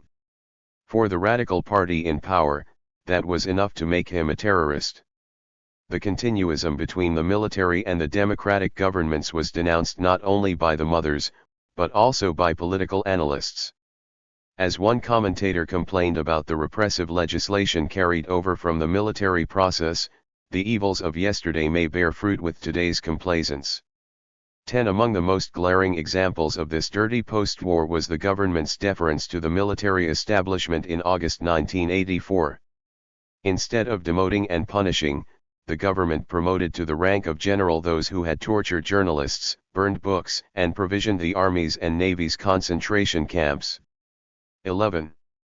Although the radicals made a fetish of human rights, they showed more concern for ending censorship and the laws against pornography than for restoring the rights of workers. Apparently, trade union demands for untrammeled collective bargaining, for freedom of action without constant interference from the Ministry of Labor, for workers' self-management, and for a share in the profits did not figure in the radicals' conception of rights. 3 years after assuming power, the radical government had still not repealed the labor contract law, which arbitrarily suspended the right of collective bargaining, or the sinister attack on the rights of organized labor made by the law of professional associations. Although these survivals of military repression were seldom enforced, they remained on the books ready to be applied in case of emergency. A similar assessment of the radical government's continuity with the military process was being diffused by the Montoneros' youth branch. The new government was lambasted for absolving the oligarchy of responsibility for the tragic events of the past decade. This in an internal document the JPR defined the conjunctural option as real democracy or oligarchical continuism. 12. Commenting on the proposed March of Resistance on December 20, 1984, to be followed by the March in Defense of Democracy on the 21st, Firmenich urged the JPR to participate massively in both. In an article submitted in December but published after the two events, he wrote, without resistance. Democracy would not have been restored, and without resistance it cannot be defended on the likely day that the oligarchical minority attempts another guerrilla strike. 13. Operating with greater caution since its leaders had yet to be indicted by the new government, the PRT did not announce its intentions of continuing the resistance until a year and a half later. Then, responding to the resurgence of right-wing terrorism, the PRT urged, advance the popular resistance. The increasing attacks demonstrate that a democracy that does not strengthen itself economically must inevitably fall back on social and political repression. 14. Despite the democratic fanfare, there was an underlying continuity between the new radical government and the military governments that preceded it. Because of military blackmail, the fate of the new government depended not only on punishing the guerrillas, but also on preventing the rebirth of subversion. This scenario prompted Argentina's returning exiles to continue their resistance against repressive laws surviving from the military process. Like the Montoneros and Galimberti's tendency, both the PRT and Gorriaran's followers began preparing for a protracted struggle against these unconstitutional hangovers. The quest for political allies. Toward this objective during the 3 years following the restoration of democracy, the quest for new political allies and the restructuring of old alliances became one of the former guerrillas' main concerns. By then they had assimilated the principal lesson of the Nicaraguan Revolution, that revolutionaries cannot succeed by themselves. The experience of the Nicaraguan Revolution, and the Cuban Revolution for that matter, demonstrates that the only kind of alliance that can succeed is one in which the revolutionary forces have the backing and fronting of political moderates. 15. Widespread support for the mothers of the Plaza de Mayo and of other human rights groups vividly confirmed the advantages of the new strategy. How did Argentina's returning exiles respond to the Nicaraguan example? The PRT-CLA's SIST response was to rebuild its organization in 1983 to 198 for and to support the Frente del Pueblo, organized in September 1985. At the initiative of Osvaldo Villaflor, survivors of the former Peronist armed forces and rank-and-file Peronism also joined the People's Front coalition. 17. This infusion of Peronist blood, according to Pablo Giussani, contributed to the front's predominantly populist ideology. Although communists represented the strongest single force in the alliance, its political language was 70% Peronist, 25% Trotskyist, and only 5% communist. 18. But it polled only 2% of the vote, and the PRT was demonstrably upset by the concessions made to Peronist doctrine. The other former guerrillas opted for a movementist response. Following Gorriaran's guidelines, former members of the ERP laid the groundwork for a new populist alternative that invoked the intransigent legacy of the radical and Peronist movements. Meanwhile, those responsive to Galimberti made common cause with the reformists in the Peronist establishment who were clamoring for internal democracy and a renovation in doctrine and leadership. Alone among the returning exiles, the Montoneros experimented with a multiplicity of options. In October 1984, Gorriaran gave an extensive interview in Cali, Colombia, in which he steered a middle course between the Radical Party's option of democracy or dictatorship and the alternative of liberation or dependence posed by revolutionary Peronism. By calling for the convergence of revolutionary currents in support of both democracy and liberation, he evoked fears that his followers were engaged in a new kind of subversion aimed at destabilizing the constitutional government. The fundamental error of the guerrillas, Gorriaran recalled, was their lack of the kind of revolutionary unity that won the day in Nicaragua. 19. Asked about the feasibility of reconstituting the revolutionary organizations of the previous decade, he replied, "We believe that the political tendency in Argentina is oriented towards something new. A unitary synthesis of the progressive wings of the traditional parties and the surviving remnants of the revolutionary current, plus the new generation and the sectoral organizations that emerged during the last few years, all united in a great social and political movement committed to leading the struggle for authentic national liberation." 20. Gorriaran envisioned a movement patterned on the example of the Sandinistas and hegemonized by new social forces outside the dominant two-party system. Although the fundamental obstacle faced by these social forces was their lack of political unity, he was confident of overcoming it. What divided and divides us is an identification with a political party. We think the solution requires an end to all sectarianism and a concentrated effort to build a national revolutionary political organization, which will allow its members to maintain their previous political identification even when they unite. I mean to say that a Peronist, a socialist, or a Christian will not have to cease being one in order to come together. 21.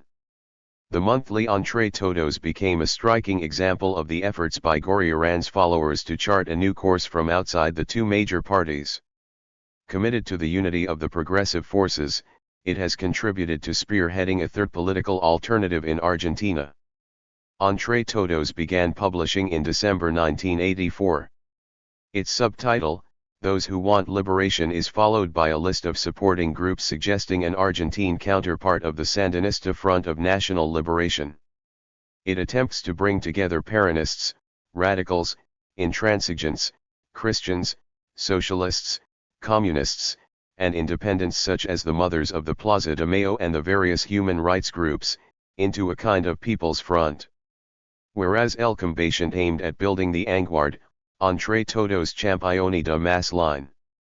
Goriaran was the only former leader of the PRT on the government's most wanted list, but he was also the least sectarian. Unlike their former comrades, his followers were not constrained by classist preconceptions. When they returned from exile, they adopted a policy of entreism into the Juventud Intransigente, the youth sector of Oscar Allen's intransigent party. The press cited this strategy of infiltration as evidence of a subversive rebirth. The strategy of entries into the intransigent youth was shared with other dissident elements likewise dissociated from the PRT. These included former followers of Mattini who left the party in August 1980, former political prisoners, most of whom lost contact with the party during confinement, and the free elements who had to shift for themselves after May 1977.22. This was a sizable group and accounts for what the mass media called the effective takeover of the intransigent youth by former members of the PRT-ERP. In any case, the G became the principal mass organization at the disposal of these former guerrillas. Nelson Marinelli, a militant in the Partido Obrero, the Trotskyist Labor Party affiliated with the Fourth International, credits the former cadres of the PRT-ERP with having built the intransigent youth movement. 23 Virtually non-existent prior to reorganizing in 1983, this thriving youth sector represented a challenge to the party's old guard. Thus when the G won the elections in a party local in Greater Buenos Aires, the local was closed down by PI authorities. At its fourth National Congress in 1984 in Altagracia, Córdoba, the G presented a Marxist-Leninist analysis of the Argentine situation strongly suggestive of TS new influence. 24 Besides unity of the popular forces in a third historical movement, it insisted on the hegemony of the working class as a prerequisite of victory. The revolutionary transformation of the system depends on the vanguard role of the workers, because they possess the most advanced degree of national consciousness in having suffered most from the contradictions of imperialism. 25. In its scenario of a third historical movement, the document of the Fourth Congress faulted radicalism for failing to incorporate the working class in a populist coalition, and Peronism for losing the support of intermediate strata. Despite their achievements, these movements failed to overcome both the ties of dependence on imperialism and the economic basis of oligarchical power. 26. They also failed in a misguided effort to unify the popular forces under a single party. The third historical movement is not the exclusive patrimony of any political party. The intransigent party does not pretend to dominate it. 27. The scenario of a third historical movement was brought to national attention during Raúl Alfonsin's presidential campaign in 1983, but it had ceased to be a monopoly of the Radical Party. Alfonsin envisioned a successor to the first popular movement led by Hipólito Yrigoyen and the second under Juan Domingo Perón. 28 The first came to represent a decisive majority because of its defense and implementation of political democracy, the second, because it responded to the workers' demands for economic and social justice. But the first historical movement failed because it did not respond to a mushrooming labor force demanding economic reforms and protective social legislation. 29 The second failed because its authoritarian and corporativist tendencies were incompatible with democracy. 30 Alfonsin hoped to overcome the limitations of radicalism and Peronism through a new movement committed to social justice and democracy. A coalescence of the radical and Peronist parties in an electoral front would be futile, he argued, because an electoral compromise would effectively perpetuate instead of eradicating their respective errors. 31 Consequently, he proposed to reform the Radical Party in the expectation of transforming it into the desired political synthesis. But despite the initial appeal, the radical project never got off the ground. A different kind of movementist option was that of the former Montoneros and their youth sector, transformed from the Peronist youth in the resistance into the unified Peronist youth. Founded on the heels of the military's abdication in December 1983, the JPU in November 1984 launched a new Jotape, which continued to be published on a bi-monthly basis. Despite Bullrich's disclaimers concerning Galimberti, the JPU leadership included several of Galimberti's former lieutenants. In my interview with Daniel Lano and the JPU's Secretary of Organization, Jorge Reyna, they acknowledged Galimberti's continuing influence. 32 Lano was in weekly touch with Galimberti in Paris by telephone. Moreover, in my subsequent interview with Bullrich, she admitted to sharing Galimberti's general orientation. In May 1985 the top offices in the JPU were still non-elective. It could not be otherwise for a clandestinely created organization that had only recently emerged from underground. Although its first Congress had been held in January, its top leaders were carryovers from the former Peronist youth in the resistance. Within the new organization Bullrich shared with Pablo Unamano a position tantamount to General Secretary. Hostility toward the Montoneros and the JPR was a feature of this new organization as well as its predecessor. Interviewed in January 1985, Bullrich was asked for her opinion of the Montoneros. It is an organization with more international links than with a real idea of how to transform Argentina. It has changed into something clownish, into a clownish minority without any clear definition but with a persistent sense of the messianic. It was a bad joke for those who fell because of their beliefs, and for the survivors of that experience it is a betrayal. 33. Concluding that the Montoneros had become a fossil like the PRT and that Firmenich was the image of defeat, she had decided to keep her distance from both. At the same time, Bullrich rejected the temptation of joining other youth groups to build a third historical movement. 34 Her group had other plans. In September 1982, after the military's defeat in the Malvinas/Falklands and in response to the electoral opening that followed, Biddle and other veteran Peronists encouraged the formation of a new current called the Movement of Unity, Solidarity, and Organization. Among its founders were former Minister of Economy Antonio Cafiero and Labor Minister Miguel Unamano. Unamano was the father of Pablo Unamano, who shared with Bullrich the leadership of Galimberti's youth sector.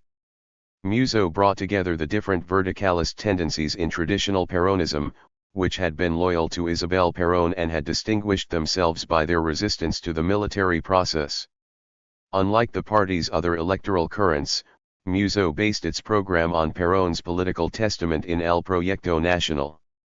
Supported initially by Lorenzo Miguel and the 62 organizations, the Musistas expected to dominate the party's primaries and prevail in the national elections. Such was the star to which the Peronist youth in the resistance attached itself to become, with the backing and fronting of Cafiero and Miguel Unamano, the Muso's youth sector. In an interview with Mona Moncalvillo and Alberto Fernandez, Cafiero identified Musso with the first attempt at renovating the party's project and methods. He recalled Musso's official review Movimento, in which a new kind of Peronism was first discussed. There was the nucleus of the central idea that, if Peronism did not renew its project and methodology, if it did not assimilate the changes that had occurred in Argentine society, if it did not explicitly renounce violence, if it did not clearly repudiate the military regime, then it would have no future in the country's political scenario. 35. It was to Cafiero's credit that with Biddle's encouragement he launched what would later become the renovating current in Peronism. Thus to have become Muso's youth sector was a tour de force for Galimberti's tendency. Calling themselves the Renovators, the dissidents convoked a congress of their own in Rio Hondo, Santiago del Estero, in February 1985. In repudiation of the marshals of defeat responsible for the electoral fiasco of October 1983, this Congress elected a new national leadership. Back to the hilt by Galimberti's youth group, reorganized as the Unified Peronist Youth, the Renovators rewarded the latter by promising to restore the youth branch of the Peronist movement. From the backing and fronting of Muso to that of the Renovators, that has been the political trajectory of Galimberti's tendency since 1982. But with the exception of Cafiero, the other two leading Renovators in the congressional renewal elections of November 1985, Carlos Grosso and Saul Menem, retained their distrust of the former Montoneros. Unlike Cafiero's homecoming, to the prodigal sons and daughters of Peronism, Grosso and Menem turned a cold shoulder. In a series of interviews they were asked how they proposed to assimilate the youth led by Bullrich and Unamano. Grosso responded that it was not enough that they had won representativity in the news media, since they still had to compete in internal elections. 36 Menem's response was downright hostile. Patricia and Unamano are part of revolutionary Peronism and have been disqualified by the youth and by the majority of the party's leaders. They want to return to old methodologies, but Montonerism has no place in our political community. 37. In the end, the JPU's leaders saw that they might have to renounce their resistance if they hoped to cement their fragile alliance with the Renovators. Tantamount to a rupture with Galimberti, this prospect was already the subject of heated discussions within the JPU's inner circle when I became privy to it in April 1985. One did not anticipate the outcome. By the end of the year, both Pablo Unamano and Jorge Reina had made their peace with the Montoneros by joining the National Executive Board of Revolutionary Peronism alongside Mario Firmenich and Roberto Padilla. 38. How well did the JPU leadership apply the lessons of the Nicaraguan Revolution? While the FSLN exercised effective control over the organizations of political moderates that backed and fronted for it, this was not the kind of tie that bound the Peronist youth in the resistance to Muso nor the JPU to the Renovators. The JPU hoped to continue its resistance in alliance with the Renovators, but in doing so it had to take a backseat to Perón's posthumous social democratic orthodoxy. In part that explains the desertions of Pablo Unamano and Galimberti's lieutenant in favor of the Montoneros' independent strategy vis-a-vis the Peronist establishment. The special case of the Montoneros. In a statement to the press in December 1983, the Montoneros announced their decision to dissolve the Montonero Peronist movement. For most Argentines this meant the dissolution of the Montoneros as a revolutionary vanguard.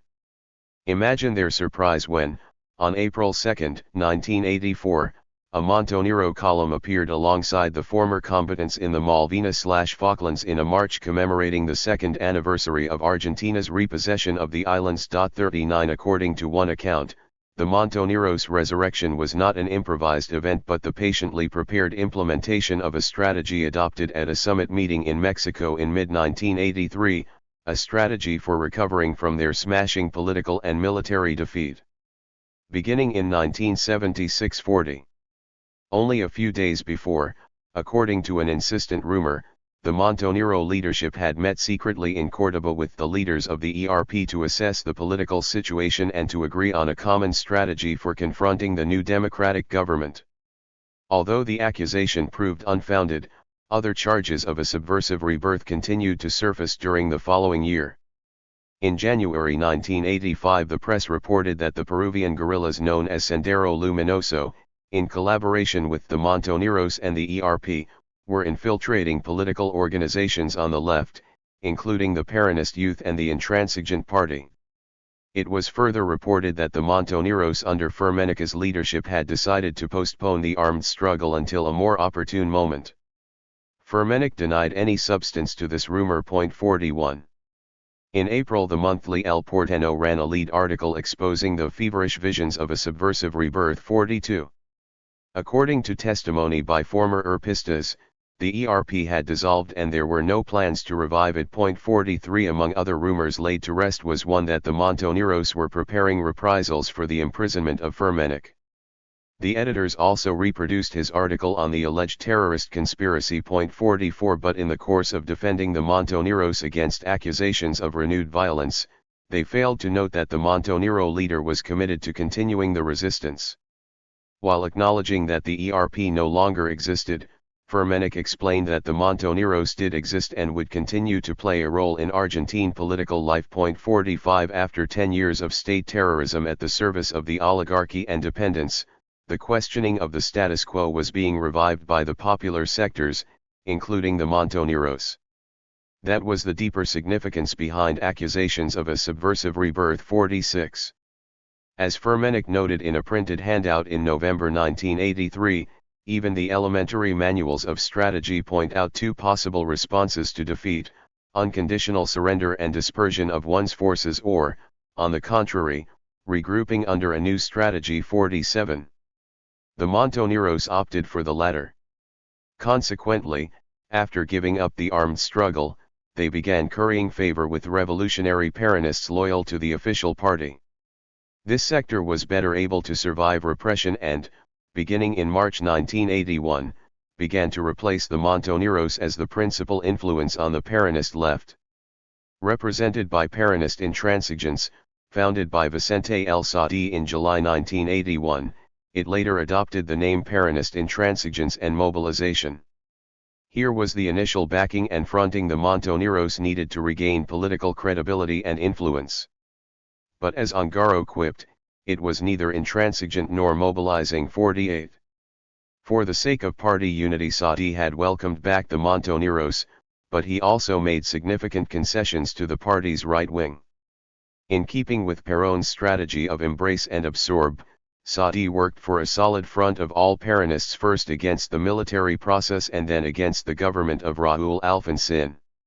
A coalition with Peronist intransigence became the Montoneros' strategic objective once they formally abandoned the armed struggle and began rebuilding their legal fronts. Hoping for its cooperation, they sought to revive their former legal cover, the authentic Peronist Party. Only after this effort failed did they make overtures to other groups in exploratory efforts to galvanize a third historical movement.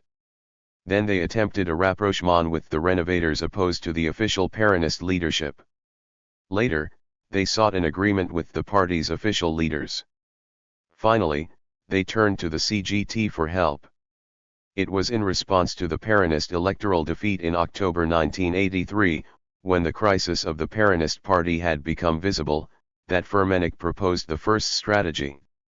In an article published under the pseudonym of Dario Quiroga, he attributed the loss of votes among the labor and popular sectors to the failure by the party's leaders to uphold the movement's revolutionary tradition and to incorporate new revolutionary proposals suited to the present stage: return of the disappeared, settlement of accounts, and reparation of damage. 49.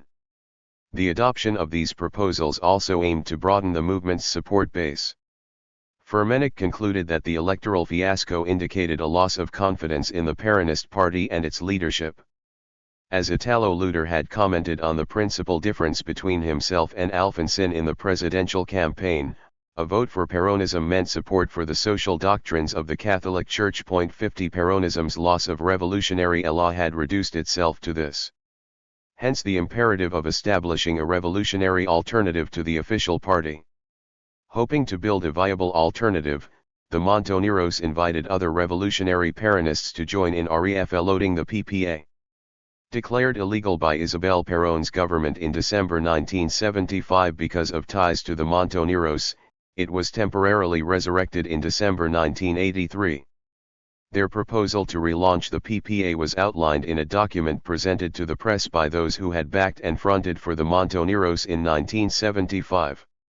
Released by the former governor of Buenos Aires Oscar Bidgain after arriving at the Ezeiza airport on December 20, 1983, the document explained the Montoneros' decision to build an alternative Peronist party instead of working to transform the official one from within. Forced into exile, we founded the Montonero Peronist movement as a political organism of opposition to the tyranny installed in Argentina. But in these new circumstances in which the oligarchical military regime has been defeated and the rule of law restored, there is no reason to maintain that structure. Therefore, together with the dissolution of the Montonero Peronist movement, we have come to recuperate the political and juridical personality of the authentic Party 51. Thus ended the Montonero Peronist movement, an illicit organization that stood in the way of the Montoneros' unification with the rest of revolutionary Peronism. The Montonero army had already dissolved, so all that was left of the Montoneros was a revolutionary vanguard with a political heritage, since the self-styled Montonero Party was not a party in the electoral sense. The Montonero project received the immediate backing of its youth organization. According to the JPR, the successive defeats of September 1955, March 1976, and October 1983 were rooted in the failure of Peronism to articulate and promote a global plan for eradicating the oligarchy and the country's dependence on imperialism. 52 This failure was compounded by the disorganization of the Peronist movement, its inability to find a substitute for the unipersonal and charismatic leadership of its founder. Until those problems were solved and the movement became reorganized along democratic lines, the JPR maintained, there was no hope for revolutionary Peronism. 53.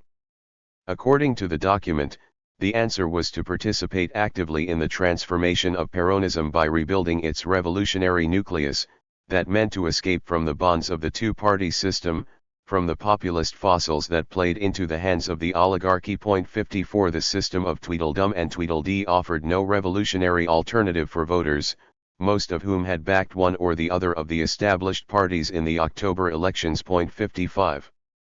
In response to the JPR document, the Agrupación Peronismo Auténtico and the Agrupación Sabino Navarro were formally constituted in April 1984 as basis for reviving the authentic Peronist Party. 56 However, other sectors of revolutionary Peronism were wary of the Montoneros' intentions. The Montoneros were said to be a divisive factor within Peronism. As former Congresswoman Nilda Guerre, a leader of Peronist intransigence and mobilization, said in May, "It is our understanding that the Montonero project is definitely and absolutely exhausted." Thus we agree with the document that Oscar Bidegane made public on his arrival in the country, announcing that the Montonero Peronist movement had dissolved and that it was necessary to recreate new effective forms of organization. 57 However, the agreement ended there. Concerning the relaunching of the authentic party announced by Bidegane, which presupposes that Peronism is no longer viable, or at least that the Justicialist Party has exhausted itself as an electoral instrument, we profoundly disagree. That is because we believe the struggle must be made within the Peronist movement, since it continues to be the reference point of the popular bases. 58 Although Peronist intransigence assumed the task of regrouping the Peronist left in 1981, by inviting the Montoneros to participate it ran into a predicament. As Nilda Guerre recalled, it was our understanding that the space we hoped to create within the Peronist movement would be shared with all the cadres of combative Peronism. It was our understanding that there would be no exclusions and that everyone could join us who satisfied those requisites. But we understand that in recent documents apparently issued in the name of revolutionary Peronism there is again talk of the viability of the Montonero project, which is incongruous and a political delirium. 59 Worse still, the Montoneros were competing with Peronist intransigence and mobilization for the same political space. It was not an easy matter to revive a political party whose leaders were detained on arrival at the Ezeiza airport. Charged with belonging to a Montonero underground organization, Bidegane managed to elude his captor and flee into exile. However, the former governor of Córdoba, Ricardo Obregón Quino, was not that lucky. Thus confronted with mounting obstacles, the Montonero leadership decided to abandon the seemingly hopeless project. In June 1984 a new experimental strategy would take its place. The Montoneros who visited Brazil and conferred with Firmenich in prison, prior to his extradition, hammered out a new policy. In an internal document launched from Rio de Janeiro based on their reassessment of the situation in Argentina, they posed the crucial question of how to carry on the revolutionary project of the past 15 years. 60 Concerned with restructuring their web of alliances and overcoming their dependence on a Peronist movement that had failed them, they called for a political alternative tantamount to a third historical movement. 61 The idea of a third historical movement was not original to Alfonsin and is now generally recognized as having been an electoral gimmick. As Firmenich commented in my interview, it goes back almost 20 years to an effort by the then revolutionary armed forces to develop an alternative to both radicalism and Peronism. The concept was originally formulated by Jorge Omar Luinger, who subsequently became a Montonero and the editor of our journal Venir. When the FAR merged with the Montoneros in October 1973, the original concept was discarded in view of the regeneration of the Peronist movement.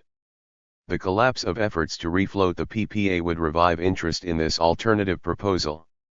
The Montoneros acknowledged a revolutionary heritage that was not exclusively Peronist but included contributions made by the Radical Party under President Irigoyen. 62 The labor and welfare legislation of the Peronist era was only the most recent expression of this intransigent legacy. How was this heritage to be preserved? The Montoneros had tried to give their revolutionary current a mass basis by inserting themselves within the Peronist movement. At the same time, they had struggled to make Peronism the vehicle of a socialism suitable to Argentine national traditions. 63 In the course of their armed struggle against unconstitutional and repressive regimes, they helped to develop the revolutionary current, but for a variety of reasons failed to transform the Peronist movement into a revolutionary force. Was there any chance that they would eventually do so? As the document pointed out, there was less chance than when Perón was alive because the movement was leaderless, its doctrines went unheeded, and the political and labor bureaucracies refused to fill old bottles with the wine of new generations. 64 Even though important popular elements remain faithful to its project, Peronism today is in decadence. 65 The weaknesses that kept Perón from confronting the oligarchy when he was alive had become so aggravated that Peronism no longer represented a clear majority of the Argentine people, but had degenerated into another run-of-the-mill political party. Thus the Montoneros wanted to establish a political space for themselves that would embrace the intransigent current within Peronism, but that would go beyond the limits of the Peronist movement. The document proposed a political realignment of revolutionary Peronism with the youth who voted for Alfonsin's plans of renewal and change, a youth destined to become disillusioned to the extent that the Radical Party did not live up to its campaign promises. 66 It suggested further that the Montoneros should seek allies among those closest to themselves politically, notably the intransigent party, the humanism and liberation current within Christian democracy, and the Marxist-Leninist left. 67 Today, our project no longer consists in following the guideposts of a leader and strategist like General Perón, who has ceased to exist, but rather in retaining his historical guidelines, in rooting ourselves in the movement's most dynamic social and political bases of support, and in addressing ourselves to those other sectors that are becoming the protagonists of the social change our country needs. 68 As an alternative to becoming politically irrelevant in a movement that was no longer revolutionary, the document proposed to develop a third political space. 69 Because of Alfonsin's inability to build a third historical movement for which he lacked support in his own party, the Montoneros decided to make this radical scenario their own. Thus their new goal was to become the political alternative to a decadent Peronism and a frustrating radicalism. The Montoneros' immediate task was to acquire representativity. 70 That would come not from infiltrating the leadership of trade union and youth organizations, but from winning over their organic leaders. To gain representativity would be to meet the aspirations of mass organizations by struggling to recover rights lost under the military dictatorship. 71 Originally, the Montoneros relied on the Peronist movement to bring about a form of national socialism in response to the revolutionary surge of the masses who had followed Perón's leadership. But the popular euphoria was gone and the political and labor bureaucracies could not agree on concrete steps for implementing a socialist transformation. Since the Peronist movement had lost interest in such a transformation, the Montoneros looked to a third historical movement to chart the way. But without assurance of controlling the proposed alliance, The new strategy made the Montoneros look like reformers rather than revolutionaries. In the first published interview with Firmenich following his extradition from Brazil, Jorge Assis was surprised to find a person whose words indicated he was anything but the ultra-radical, bomb-throwing terrorist the press had pictured him to be. One would say more, if Firmenich of the decade of the 70s, of its beginnings, would have conversed with the present Firmenich, he would have dismissed him as a lukewarm reformist. 71. Firmenich had so distanced himself from Marxism that his current political ideology and program seemed to have little in common with that other Firmenich, characterized by the authorities as public enemy number one.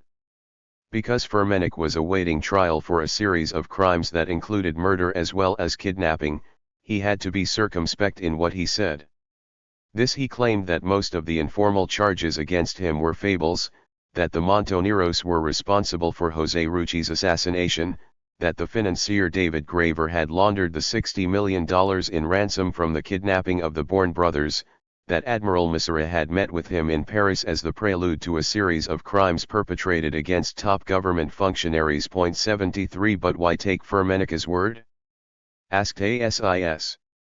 He also wondered whether Firmenich's diffuse ideology of liberation, which distinguished the Montoneros from the Marxist-Leninist left but obliterated their differences with the intransigent party, represented his real views. 74 And why believe the spate of documents signed by Firmenich in view of his pending trial? Assis suspected that the change in Firmenich's ideology was a case of special pleading coincident with the latter's imprisonment. But we have seen that Montonero efforts to recover representativity began several years prior to his October 1984 extradition.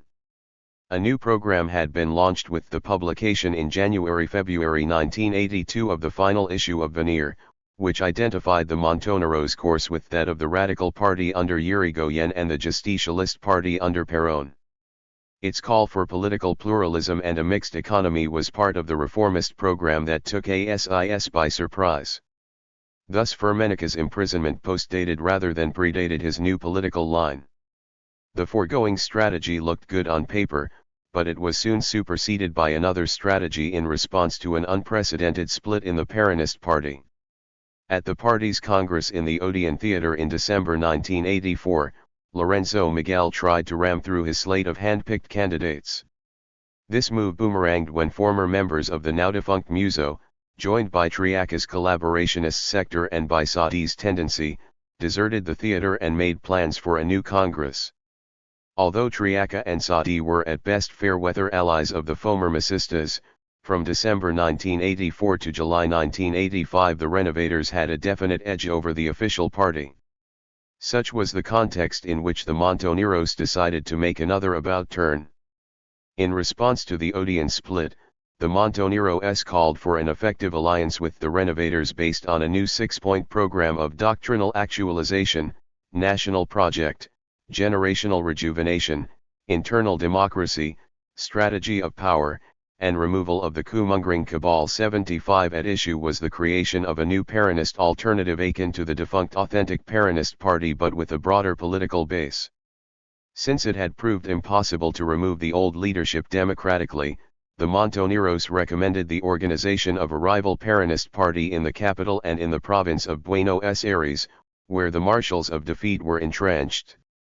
Simultaneously, efforts would be made to rout the forces of Lorenzo Miguel and his allies in future party congresses. If the transformation is achieved by defeating Miguel in party congresses, so much the better. If not, and if another Peronist party competes in the coming elections, that is only to express externally what was plugged internally. 76. The political crisis of Peronism was compounded by the predicament confronting Alfonsin's party, which received only the government, not power. According to the Montonero analysis, the radicals were tied down, unable to fulfill their promises to the electorate and at the same time unwilling to resort to repression. The country was drifting towards social and political chaos, thus, after 2, 3, or at most 4 years of constitutional government, the conditions will have been created for a new military coup. 77. Under these circumstances the radical government could only be a government of transition, a confusing and contradictory presence in which the continuist policies of the dictatorial past, imposed by those sectors that still retain power, coexist with the transformative policies imposed by the people on the dictatorship in retreat. 78. Hence, the question, where will and should the transition end? To this the Montoneros responded that without a transforming and revolutionary alternative, the inverse course would be followed. 79. With the prospect of another coup before Alfonsin completed his term in office, the Montoneros urged the reformist wing in the Justicialist party to put an end to verticalism, thuggery, sectarianism, and the attempts of each sector of the movement to monopolize power for itself. 80. That was the prospect the Justicialist Congress should have considered, but it did not heed the message. The result was two parties instead of one, with the Montoneros publicly supporting the renovators. As Firmenich noted during my interview in the Villa Devoto penitentiary, the contradictions within the movement stemming from its multi-class composition are currently being resolved owing to its newly acquired pluralist or democratic character. He was referring to the Congress of the Renovators in February, which agreed on a program first championed by the Montoneros in 1973. Is it not ironic, I remarked, that their program should have borne fruit more than a decade later? Firmenich retorted, it was a matter not of historical irony, but of a correct strategy. The electoral defeat of October 1983 contributed, more than anything else, to the emergence of the renovators. They had to adopt our original proposals or otherwise face defeat in the congressional elections scheduled for November. Here supposedly was the transformative and renovative Peronism the Montoneros had been calling for, a party that no longer turned its back on the revolutionary current but promised to restore the Peronist youth as the fourth official branch of the movement. Firmenich's assessment of the renovators bordered on triumphalism. In fact, the Montoneros were not welcomed back. The renovators represented a new orthodoxy, which was only slightly less hostile to them than the old. An amnesty for political prisoners did not figure in the calculations of either the renovators or the corporativists in the labor movement. The expectation that the renovators would make their peace with the Montoneros turned out to be illusory. This realization eventually led to another shift in strategy. Within 4 months of my interview with Firmenich, he had jumped from an alliance with the renovators to an equally makeshift coalition with the followers of Miguel and Herminio Iglesias, the latter in control of the party machine in the key province of Buenos Aires. At the July Unity Congress in Santa Rosa, La Pampa, a new official party emerged that was actually a rehash of the old, with Saadi, the senator from Catamarca, fronting for Miguel Iglesias and also for the Montoneros. 81. In a discussion of the mysteries of revolutionary Peronism, Giussani denounced Saadi's political somersault at Santa Rosa, which catapulted him into the top position of the nominally reunified party, the reward for his deserting the renovators. 82. At first it was thought that he had broken his ties to the Montoneros in an effort to promote his political ambitions. Nothing of the kind. The Montoneros gave their unqualified support to his unholy alliance with the fascistoid Iglesias and the former collaborationist Jorge Triaca, who also figured in the party's new leadership. 83. In a move characterized by Giussani as a pearl of political surrealism, the senator from Catamarca jumped through the political hoop with the Montoneros on his back. 84. At Santa Rosa, Isabel Perón was reaffirmed as the party's titular president, Saadi became its first vice president, Triaca its second vice president, and Iglesias was re-elected as the party's general secretary. The question asked by many Argentines was what motivated the Montoneros, after their vendetta against the last Peronist government and their resistance to a dirty war that had been publicly defended by both Triaca and Iglesias, to make common cause with their mortal enemies. Ideologically, they had more in common with the renovators and with the Commission of the 25 than with former President Frondizi's movement of integration and development and other groups to the right instead of the left of the Peronist party, with which they were now allied. There is only one explanation of this anomaly: political opportunism. Having established a beachhead in the party's leadership, the Montoneros were not going to sacrifice it for the sake of principle. Cultivating the backing and fronting of political moderates was hardly a new strategy for the Montoneros, who had begun their political debut by inserting themselves in the Peronist movement. But there was a startling difference between their early practice of entreism, when they could count on strong support from Perón, and the most recent example, in which Saadi became a pawn of a party over which he had virtually no control and the Montoneros even less. This time their hope for backing and fronting by the official movement was a phantom. The Montoneros had sacrificed their alliance with the Renovators in the hope of becoming reinstated by the Peronist movement. But in the November 1985 elections, the Renovators in both the capital and the province of Buenos Aires ran their own candidates and outperformed the official party. In response to the party's electoral defeat, followed by the dissolution of its newly formed National Front with Frondizi's Mid, Saadi had the good sense to resign as first vice president. Thus the Montoneros were left with little to show for their efforts. When Saadi resigned in November 1985, the Montoneros again found themselves in the role of outsiders. But in testimony to their resilience, they did not take long to recover.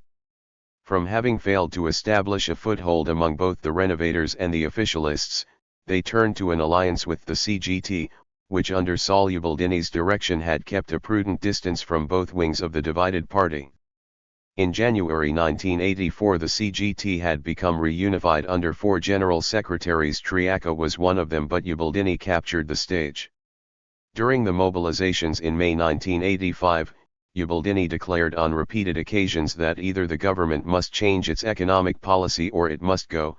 85. For the first time since Ongaro's leadership of the rebel CGTA in 1968 to 1969, the CGT came to terms with sectors of the continuing resistance to oligarchical hegemony. 86 Once again the CGT appealed to the youth, human rights groups, and the marginal political parties of the left to defend democracy and resist the oppressive policies of a non-labor government. Finally, in December it launched an emergency program of 26 points with the intention of mobilizing public opinion and repealing the repressive legislation surviving from the military process. 87. With the exception of the Radical Youth, the country's other youth organizations, headed by the JPU, responded in January 1986 by endorsing the CGT's emergency program. And in February the newly created National Executive Board of Revolutionary Peronism announced its public support of the 26 points. Here was a new twist. If any organization had an opportunity of becoming the nucleus of a third historical movement, it was the CGT. Although the intransigent party had doubled its representation by sending 3 more delegates to Congress in 1985, that was hardly an impressive figure. To hope that it might become the nucleus of a third political alternative was grasping at straws. The Renovators had done considerably better, but had yet to welcome back the Montoneros. With Uboldini, who had personally supported the mothers of the Plaza de Mayo during the resistance, the Montoneros seemed to stand a better chance. Thus the resistance continued, but not in the form of armed or illegal struggles. The Montoneros did not propose to destabilize the government of Raúl Alfonsín. First, they aimed to recover rights extinguished by the military dictatorship, to ensure that those guilty of genocide would be punished, and to obtain the release of political prisoners. Second, they remained in a state of alert, ready to engage in drastic forms of civil disobedience in the event of another showdown. Finally, they hoped to carry the resistance to its ultimate, or socialist, conclusion. An end to the military era? Gen. Ramon Camps, the Catholic nationalist police chief in charge of repression in the province of Buenos Aires from April 1976 to December 1978, believed that subversion was far from over. We defeated subversion militarily. Politically, we lost the war because of the timidity of certain members in our camp. Subversion is clearly starting to spread again. Our experience has been globally positive and we shall know how to use it on another occasion. 88. This is the same general who, in a prison interview with former Buenos Aires Herald editor Robert Cox, declared, on returning to power, "My hand will not tremble when I sign the order of execution of Raúl Alfonsín." 89. Originally published in Harper's, Cox's prison interview gives his reassessment of Argentine democracy. When he returned to Buenos Aires in mid-1984, he reached the sad conclusion that democracy was not the miracle he had expected and that it could not, any more than military solutions, offer a way out of the country's economic impasse. It seemed to him that democracy had not liberated Argentina from the past, because Argentines do not associate democracy with civil rights. The majority of military officers may not think like General Camps, that it was necessary to execute President Alfonsín for aiding and abetting Marxism and that the country was moving toward a civil war. However, Cox became convinced that they expected to return to power and that the people would again acclaim them for saving the country. Although the generals had been defeated, there was no victorious army to subdue or discipline them. According to Cox, that explains why 8.5 months passed before the coup's leader, Gen. Jorge Rafael Videla, was even arrested, and why Gen. Reinaldo Bignon, the last military president, completely eluded the government's justice. The chief of the New York Times bureau in Buenos Aires, Edward Schumacher, had a similarly dour prognosis of the Argentine situation.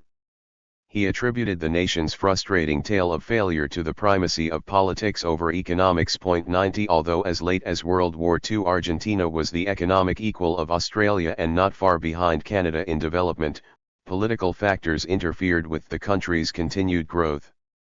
Not the least of those factors was the Argentine military, whose only oath of allegiance was to the flag. 91 Its supreme duty was to defend the nation, not the Constitution.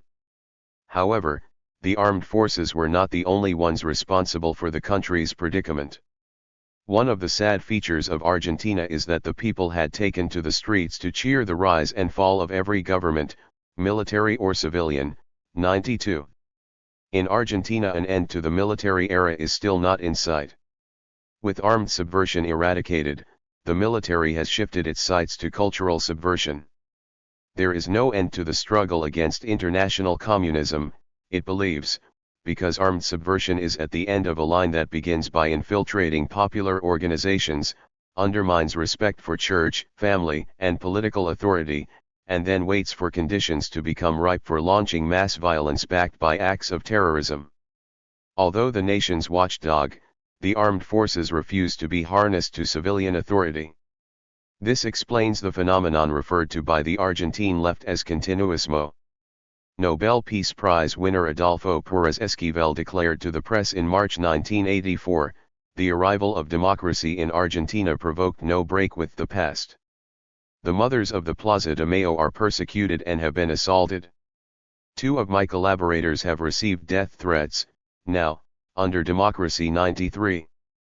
Many hoped 1984 would bring the end of the military era. However, nationalist civilian organizations continued to goad the military to intervene.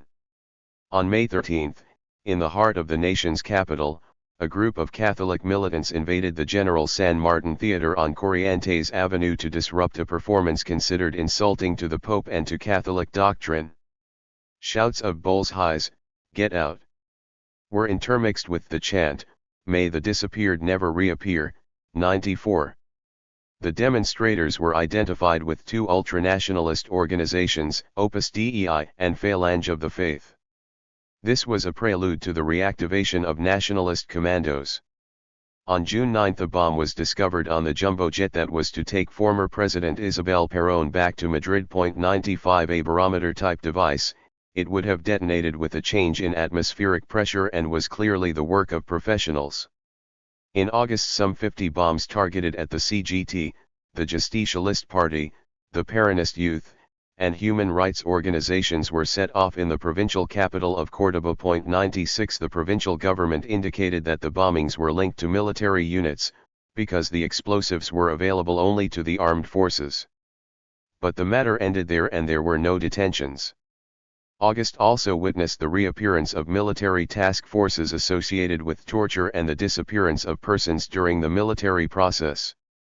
The Jorge Caceres Money Task Force, representing the Comando Nacionalista Argentino, distributed leaflets in downtown Buenos Aires on August 23. The leaflets informed the public of the CNA's intention to defend the two most respected institutions in Argentina, the Church and the Armed Forces, against their detractors. 97 The government of Raúl Alfonsín was charged with freeing terrorist delinquents who had bloodied the land and with indicting military patriots who had defended the country against atheistic subversion. Compelled to take matters into its own hands, the task force announced its decision to condemn to death Mario Eduardo Firmenich and the principal supporters of the Montonero Marxist project. The death warrants included Oscar Allende, head of the intransigent party, Vicente Leonida Sati, leader of the Peronist bloc in the Senate, and Ecobedo Sabato and Emilio Miñón, the last two because of their work on behalf of human rights. The leaflet concluded with a reaffirmation of the nationalist commitment to defend our Western and Christian way of life. A few days later, the CNA's Occident for Victory task force added to the list of condemned the names of 4 national congressmen, Augusto Conti, Federico Storani, Miguel Unamuno, and Julio César Arraiz, along with the Peronist governor of Catamarca and 4 Argentine journalists. The names of others already sentenced by the CNA's Superior Court of Honor and Justice would be announced at a later date. All had been sentenced for being agents of the anti-national Marxist and Montonero Project 98. The leaflets were distributed in Ford Falcons, the automobiles used by the Armed Forces Security and Intelligence Services in thousands of kidnappings during the military process, which strongly suggested that the nationalist commandos had military connections. The government declared as much in a statement to the press and proceeded immediately to provide 24-hour police protection for those condemned to death. But the government's response was mainly token. This Oscar Allende characterized the operations as the work of clandestine forces biding their time and as a resp of the AAA encouraged by the government's negligence. 99. These events, combined with isolated kidnappings, assaults, disappearances, bombings, and a rash of other threats against members of the Peronist youth, set the stage for the spectacular takeover and bombing of the Belgrano radio station in the nation's capital on April 29, 1985. This was the single most audacious and organized operation of its kind since the abdication of the armed forces in December 1983. A group of 10 armed men, 5 in police uniforms and the remainder with stockings over their heads, subdued the 2 regular policemen and radio station guard at the transmission plant, after which they detonated explosives and hurled incendiary bombs at the transmitters.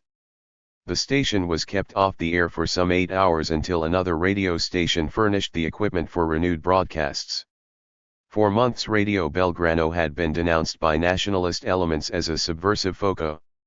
Its early morning program without anesthesia, directed by a journalist having close contacts with Radio Sandino in Nicaragua and radio announcers in Cuba, was the principal target of the verbal attacks and threats that preceded the bombings. Like the attempted bombing of Isabel Perón's plane, these efforts were the work of professionals.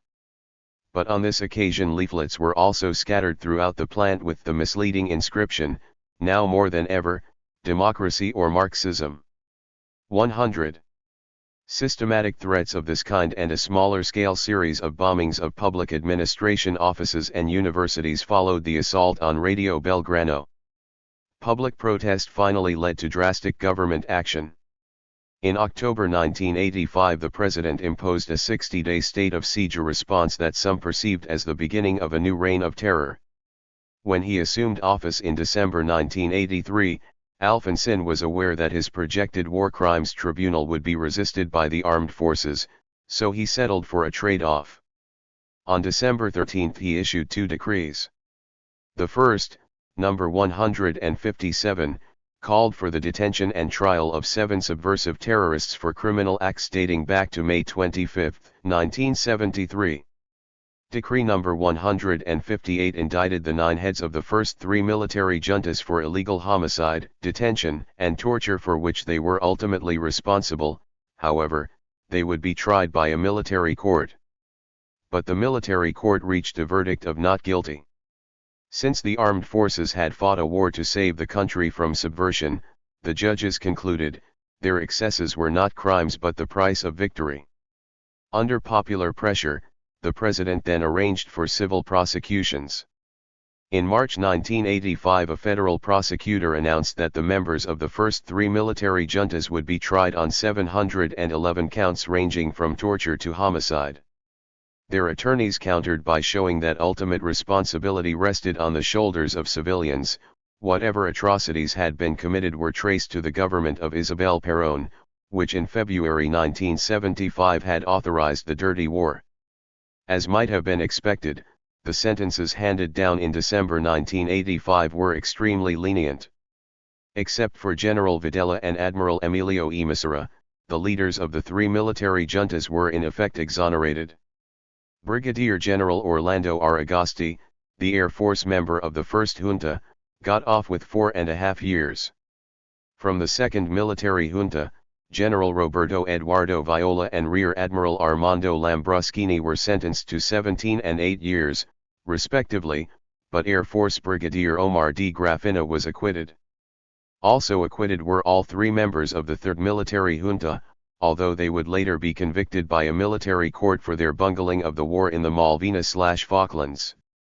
The effective exoneration of others responsible for war crimes/the reappearance of nationalist commandos, the temporary reimposition of a state of siege, and the scattered military rebellions beginning in Holy Week of 1987 and continuing through 1988 suggest that the military establishment was still operating as an autonomous entity. Although subversion was not the obsession that it was during the 1960s and 1970s, remnants of the Army's and Navy's task forces continued to harass persons not even remotely associated with the Marxist and Montonero projects. The scale of repression and subversion has been reduced, but it promises to escalate and to bring on military intervention as social unrest increases. This is the great fear in Argentina: a social explosion in response to deteriorating living conditions that show no signs of recovering because of the protracted economic crisis. Unless that crisis can be resolved, workers may shift their allegiance from the labor bureaucrats in the General Confederation of Labor to new leaders impregnated with Marxist ideas. There are few signs that the distribution crisis will be resolved on the workers' terms, so the prospects for democracy in Argentina are unquestionably bleak.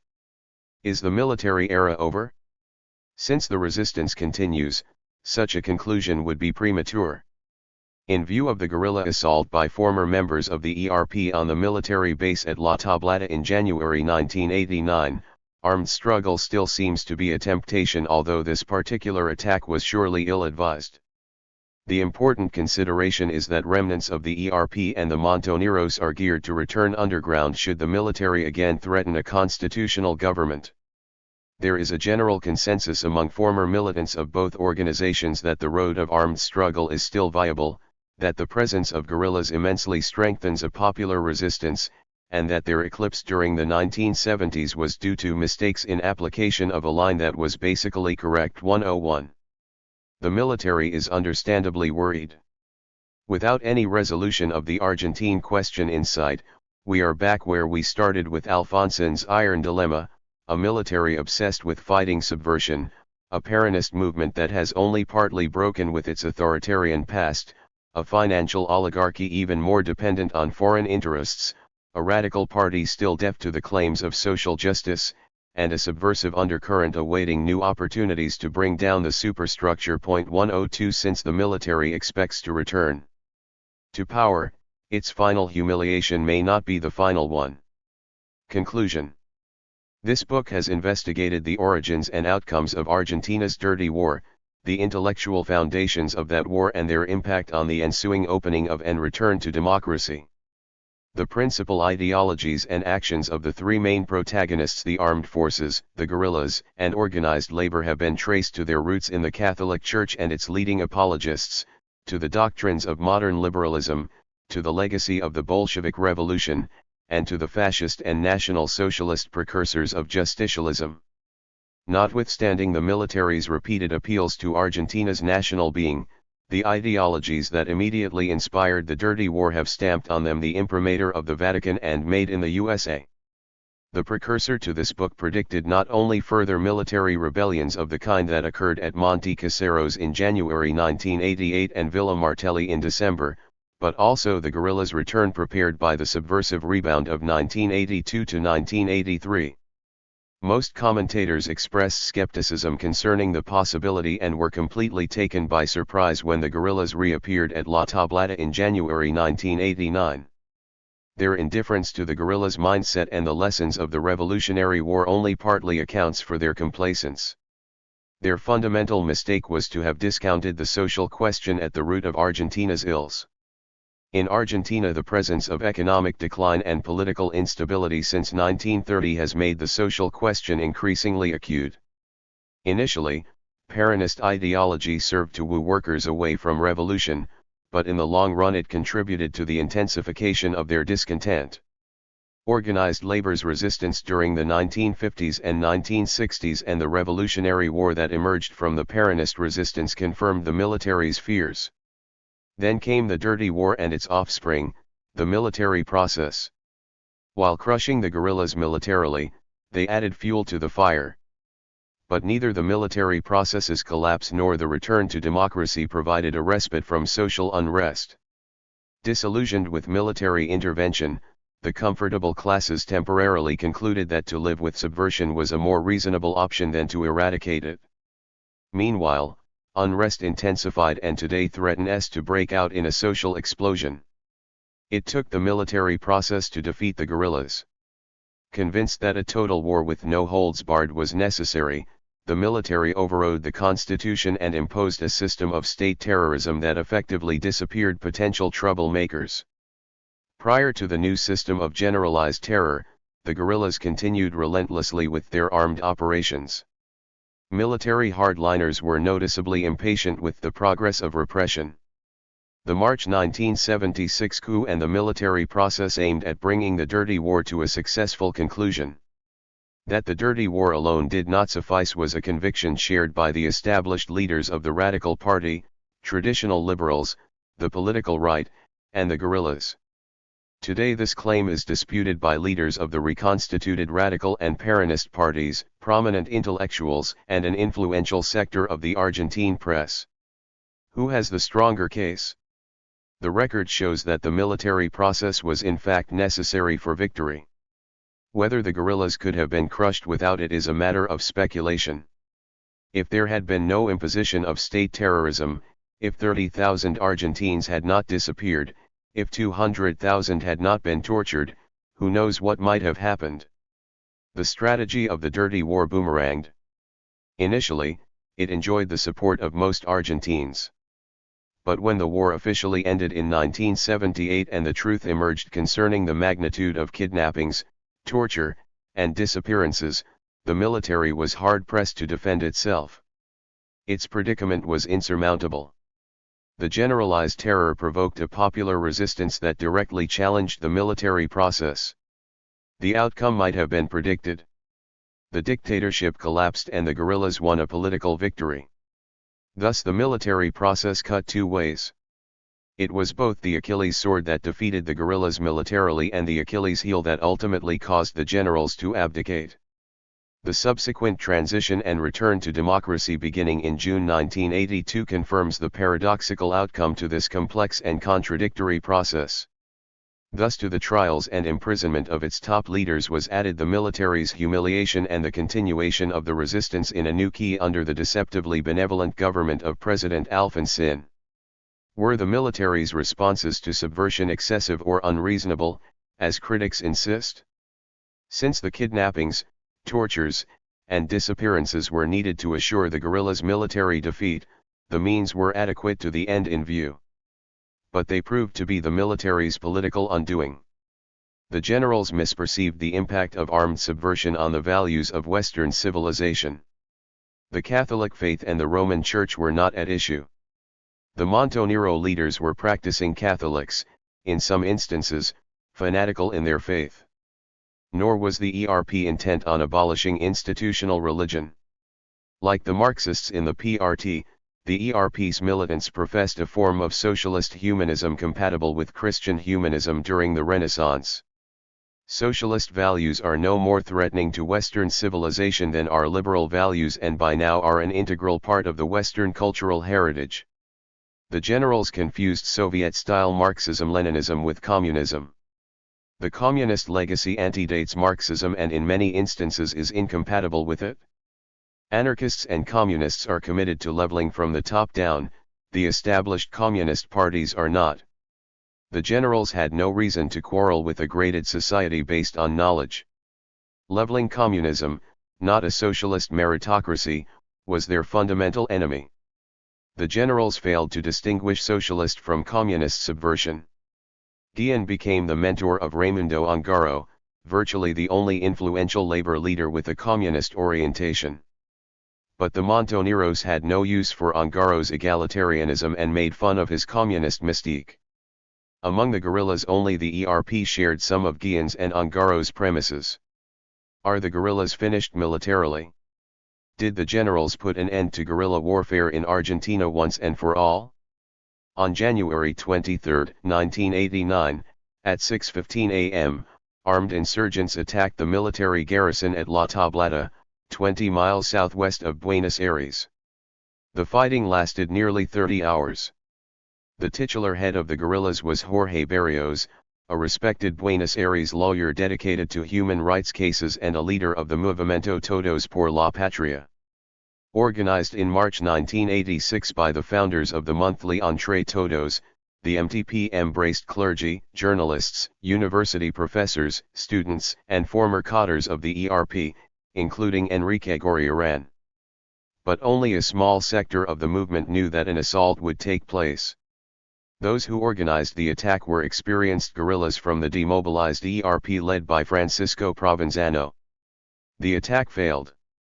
Banos and several others who surrendered were taken aside and summarily shot. There are pictures taken by journalists of his detention, before the army announced he was killed in action. Once again the army was shooting prisoners, TS time under cover of a widely celebrated rule of law. After the attack, there was a huge mobilization and witch hunt launched by the combined forces of the right. They screamed that Gorriarán and the ERP had arisen, that Fidel and Ortega had planned the operation. The police went wild with huge dragnets, knocking down over 50 houses and arresting scores on the left. On the basis of army reports, the Argentine media claimed that the attackers were equipped with the latest rocket launchers from Russia and China, with grenade launchers and automatic rifles. This later turned out to be false. The guerrillas had some old machine guns and other obsolete equipment. Almost a week later came an announcement from neighboring Uruguay by an organization nobody had heard of, the Frente de Resistencia Popular. It claimed credit for the attack, explaining that the army at La Tablada was preparing a coup, which the action aimed to forestall. Meanwhile, the witch hunt went on and President Alfonsín prepared a new law to let the army back into national security affairs. Additional details were given in a statement released by the FRP on March 12, 1989, again from Uruguay.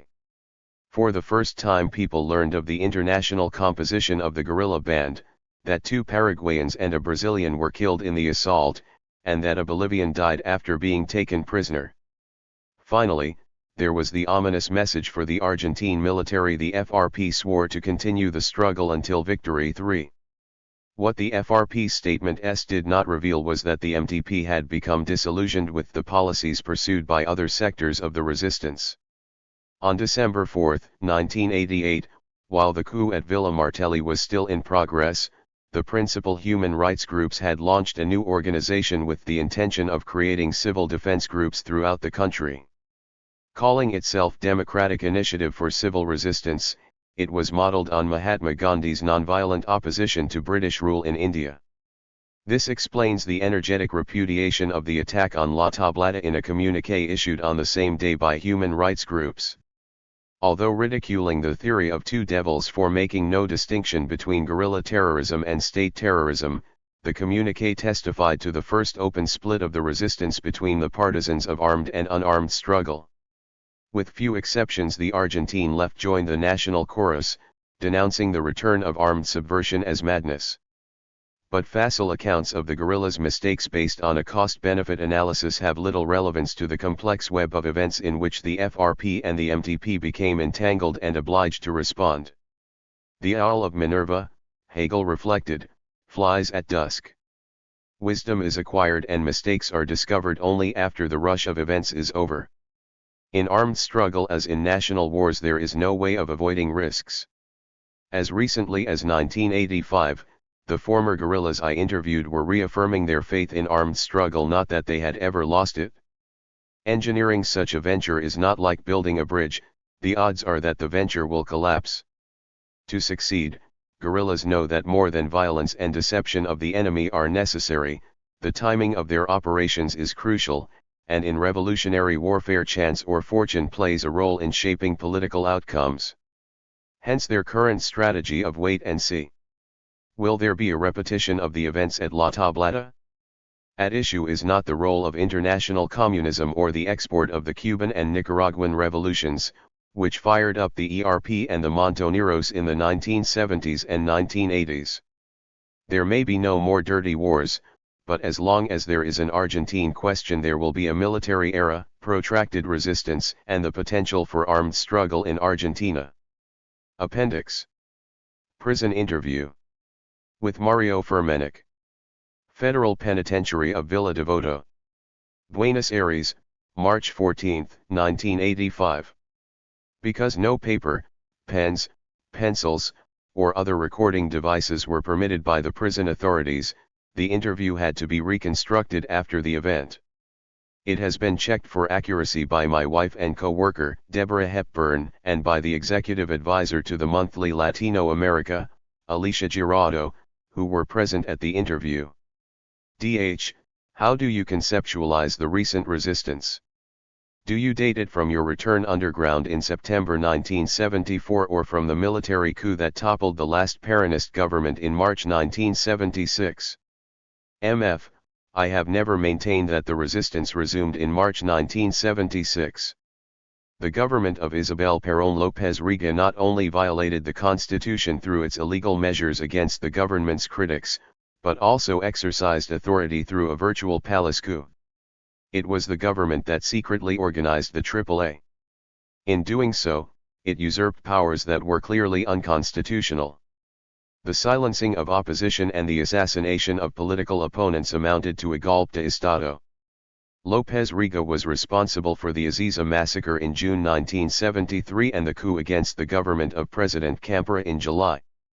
By his own admission he was an admirer of Hitler and was a proponent of a fascist version of National Socialism. Perón was 78 years old and helpless. Chronically ill, his physicians advised him against running for the presidency. He was like a package wrapped up and carried about by López Rega with Isabel in attendance. When Perón was present, Isabel addressed the Minister of Social Welfare as López, who in turn addressed her as Señora. But in his absence it was Daniel and Isabel. He must have sensed the intimacy. At the same time they shielded him from political contacts. They misadvised and misinformed him. Together they exercised a form of political blackmail over the old man. DH, you seem to have acknowledged two palace coups, one against President Campora in July 1973 and another after Perón's death in July 1974. MF, there were two coups against which we had to defend ourselves. But as long as Perón lived we could count on some support from him and from the government, which remained within the bounds of the Constitution. That is why we defended him against attacks from the left. The coup against Campora was not instigated by Perón but by López Rega and the Peronist right. DH, but would you say that resistance to the coup of July 1974 had the popular backing of the resistance to the coup of March 1976? MF, the character of the resistance changed as a result of the military coup. Thus one may speak of two periods of the resistance, that before and after March 24. Support for each varied, depending on the circumstances. DH, in your article in La Voz that appeared on February 2, 1985, you acknowledge that it was a mistake to have engaged in armed actions against the government of Isabel Perón. First, because they did not have the effect intended of protecting the Montoneros and Peronist youth from repression, and second, because they reduced your political space by depriving you of a legal front against the government. How much popular backing did you have? MF, the return to clandestinity was in practice counterproductive. We became isolated from the Peronist mainstream and our resistance did not acquire the massive response we anticipated. Nor did it help us in mobilizing the people to resist the military coup in March 1976, because by then we had become branded as subversives. D.H., in a book recently published by the Center of Legal and Social Studies, El Mito de la Guerra Sucia, the escalation of state terrorism under the first military junta is presented not as a war but as a witch hunt. What is your opinion? MF, the resistance to the military dictatorship was part not just of a 7-year war from 1976 to 1983 but of an intermittent 150-year war that is still inconclusive. However you interpret the so-called Dirty War, it was part of a larger struggle between the Argentine people on one side and the oligarchy supported by foreign interests on the other, a virtual civil war that began as early as 1828 with the struggle between Unitarians and Federalists over the control of our country's destiny. We consider ourselves to be the continuators of the Federalists and the Gaucho Montoneros who resisted the liberalism of the port city of Buenos Aires, which continues to play into the hands of foreign interests. D.H., that is to say, the war was an interrupted one. MF, it was an interrupted war that periodically cooled off but then heated up in the clash between rival armies, as during the military insurrection by the radicals in 1905, the bombing of Plaza de Mayo by the Naval Air Force in June 1955, etc. The struggle against the native oligarchy has yet to be resolved in this country as it was in Mexico.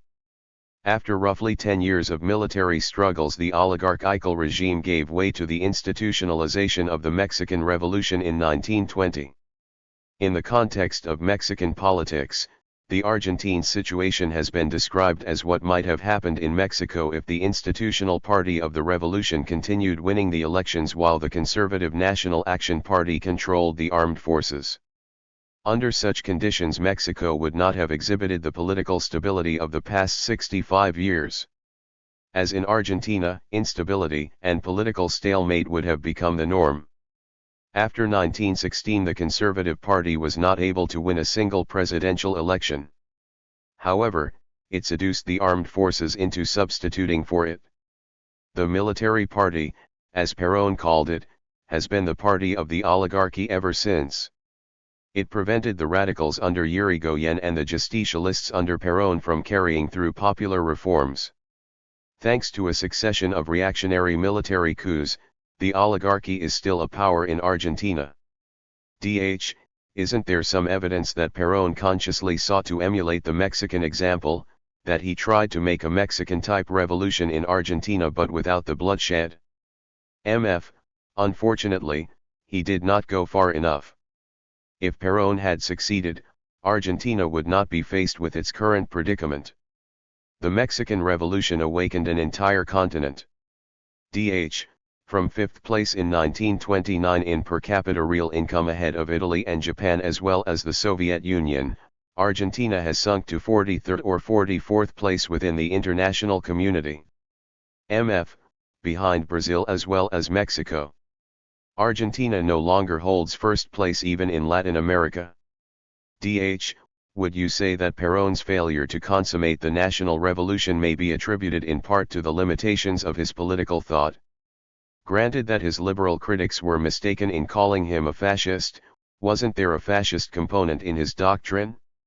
Didn't it contribute to his formulation of a third position equidistant from both capitalism and socialism, which may have discouraged him from taking stronger measures against the oligarchy? MF, Perón claimed to be an admirer of Mussolini. But besides his sympathy for Italian fascism, he also assimilated elements of Stalinism. I recall him saying of Mao that the little Chinaman had stolen some of his ideas. D.H., there may even have been a Labourite element in his thought. Wasn't Perón an admirer of the British Labour Party and didn't he rely initially on a working-class party built on the British model? MF, you could say that Perón was a social democrat. Even more than the British influence, he made a point of following the Swedish model. D.H., would you agree, then, that the complexities and even inconsistencies of Péron's thought help to explain the contradictions within the Péronist movement. In other words, wasn't Péron himself responsible for the continuing struggle between the movement's left and right wings? Mf. There were obvious weaknesses in Péron's thought as there are today in Péronist orthodoxy, which the Montoneros have made an effort to transcend. But at least Péron's thought was suited to his times and to the low level of political consciousness of Argentina's native-born workers, especially from the interior. The same cannot be said of Péronist orthodoxy today. What was useful and credible in the 40s and 50s came in response to conditions that no longer exist. The original Péronist ideology has degenerated into a set of dogmas, into a cosmovision or philosophy concerning the way things are. Many people confuse ideology with philosophy. What do you mean by ideology? Mf. Unlike philosophies that explore the nature of physical and social reality, ideologies arise in response to the question, what do we want? The answer to that question changes from generation to generation. What the third position meant for Péron served for the 40s and 50s, but can no longer fulfill our present needs. The same may be said for Péron's understanding of National Socialism. The original multi-class objectives of the Péronist movement should likewise not be confused with the pluralism we presently advocate. The contradictions within the movement stemming from its multi-class composition are currently being resolved owing to its newly acquired pluralist or democratic character based on the hegemony of the working class. In a recent issue of Latino America there is an article on the doctrinal transformation of Péronism that makes some of the points you just mentioned.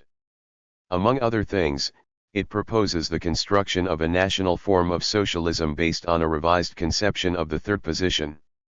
Does that mean that the Montoneros' position of non-alignment with respect to the East-West conflict has also undergone a shift? Do you still believe, for example, that the socialist camp represented by the Warsaw Pact offers no more hope than the so-called free world represented by NATO? As socialists, I would expect you to have more in common with the socialist countries. Mf. The confrontation between NATO and the Warsaw Pact is not an Argentine question. It is out of our hands. Any action that might involve us in a nuclear war would prove disastrous for Argentina. That is why we favor non-alignment. Although we have more in common with the socialist camp, we don't call ourselves socialists. Péron realized the controversial and divisive connotations of this word and substituted another for it. Although we occasionally talk of building socialism, we prefer the term justicialism. Is it accurate, for example, to call a llama a camel without a hump on its back? Although that is what llamas initially appeared to Europeans, llamas are not a special breed of camels. Nor is justicialism an adaptation of European social democracy to Argentina. We do not follow foreign models but rely on our own resources.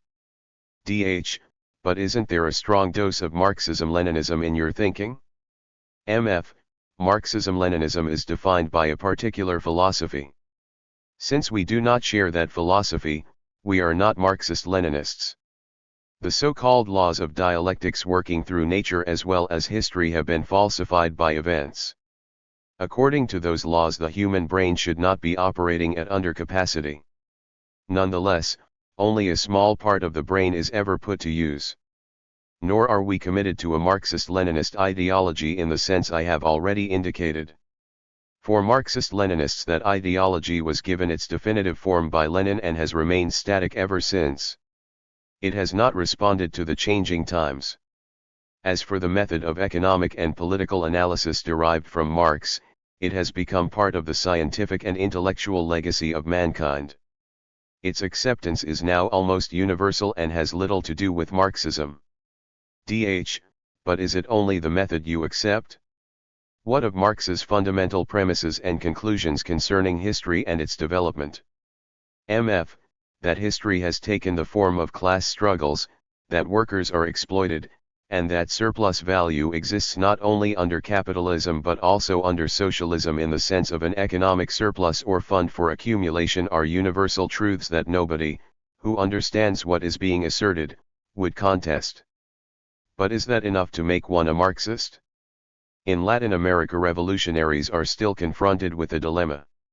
On the one hand, practically the only revolutionary theory known to them is European, whether the philosophy of Rousseau and the Jacobins during the Great French Revolution or the philosophy of Marx, Lenin, and the Russian Revolution of October 1917. Unfortunately, these European imports have never fitted or have only partly fitted our own social and political reality. On the other hand, Latin America has yet to produce a Lenin of its own.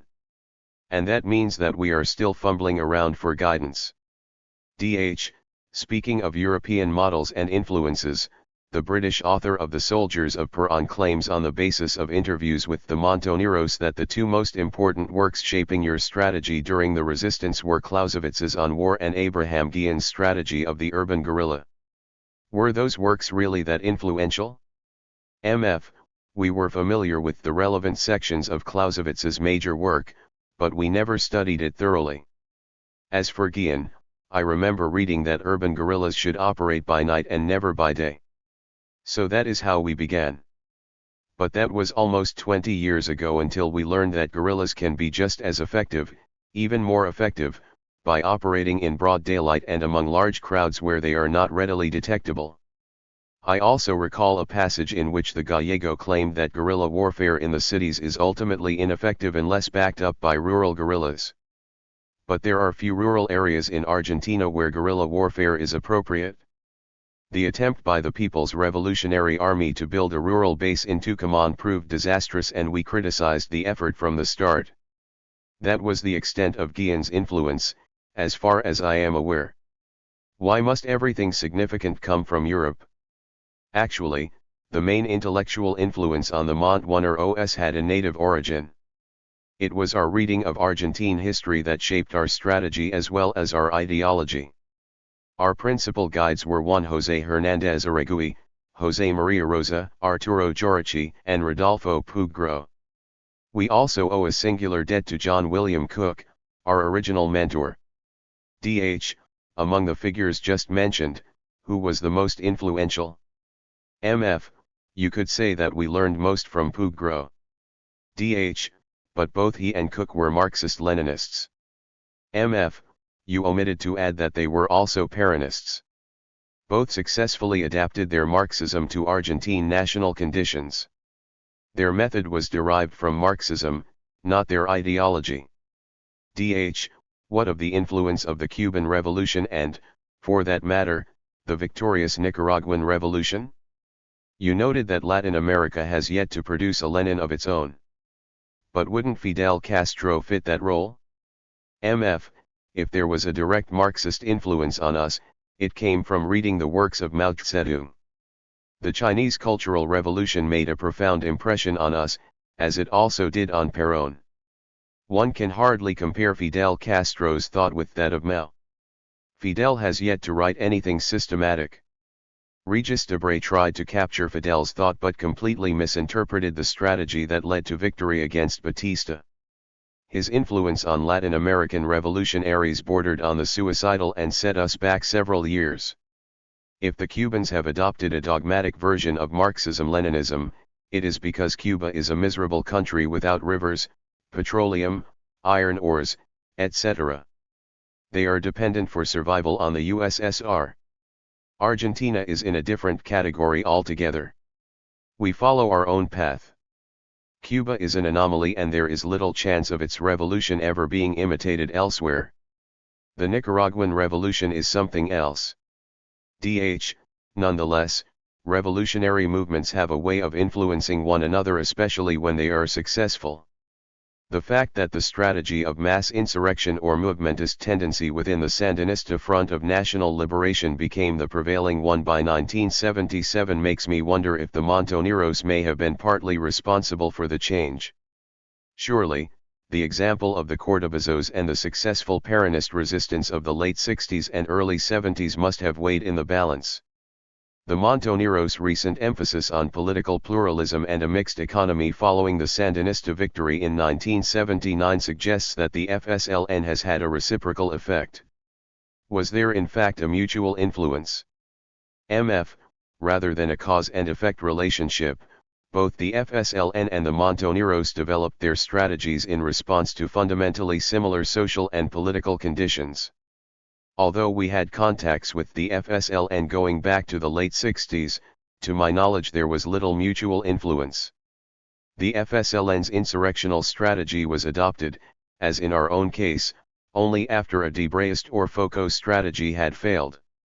It was their own day-to-day revolutionary experience that finally decided in its favor.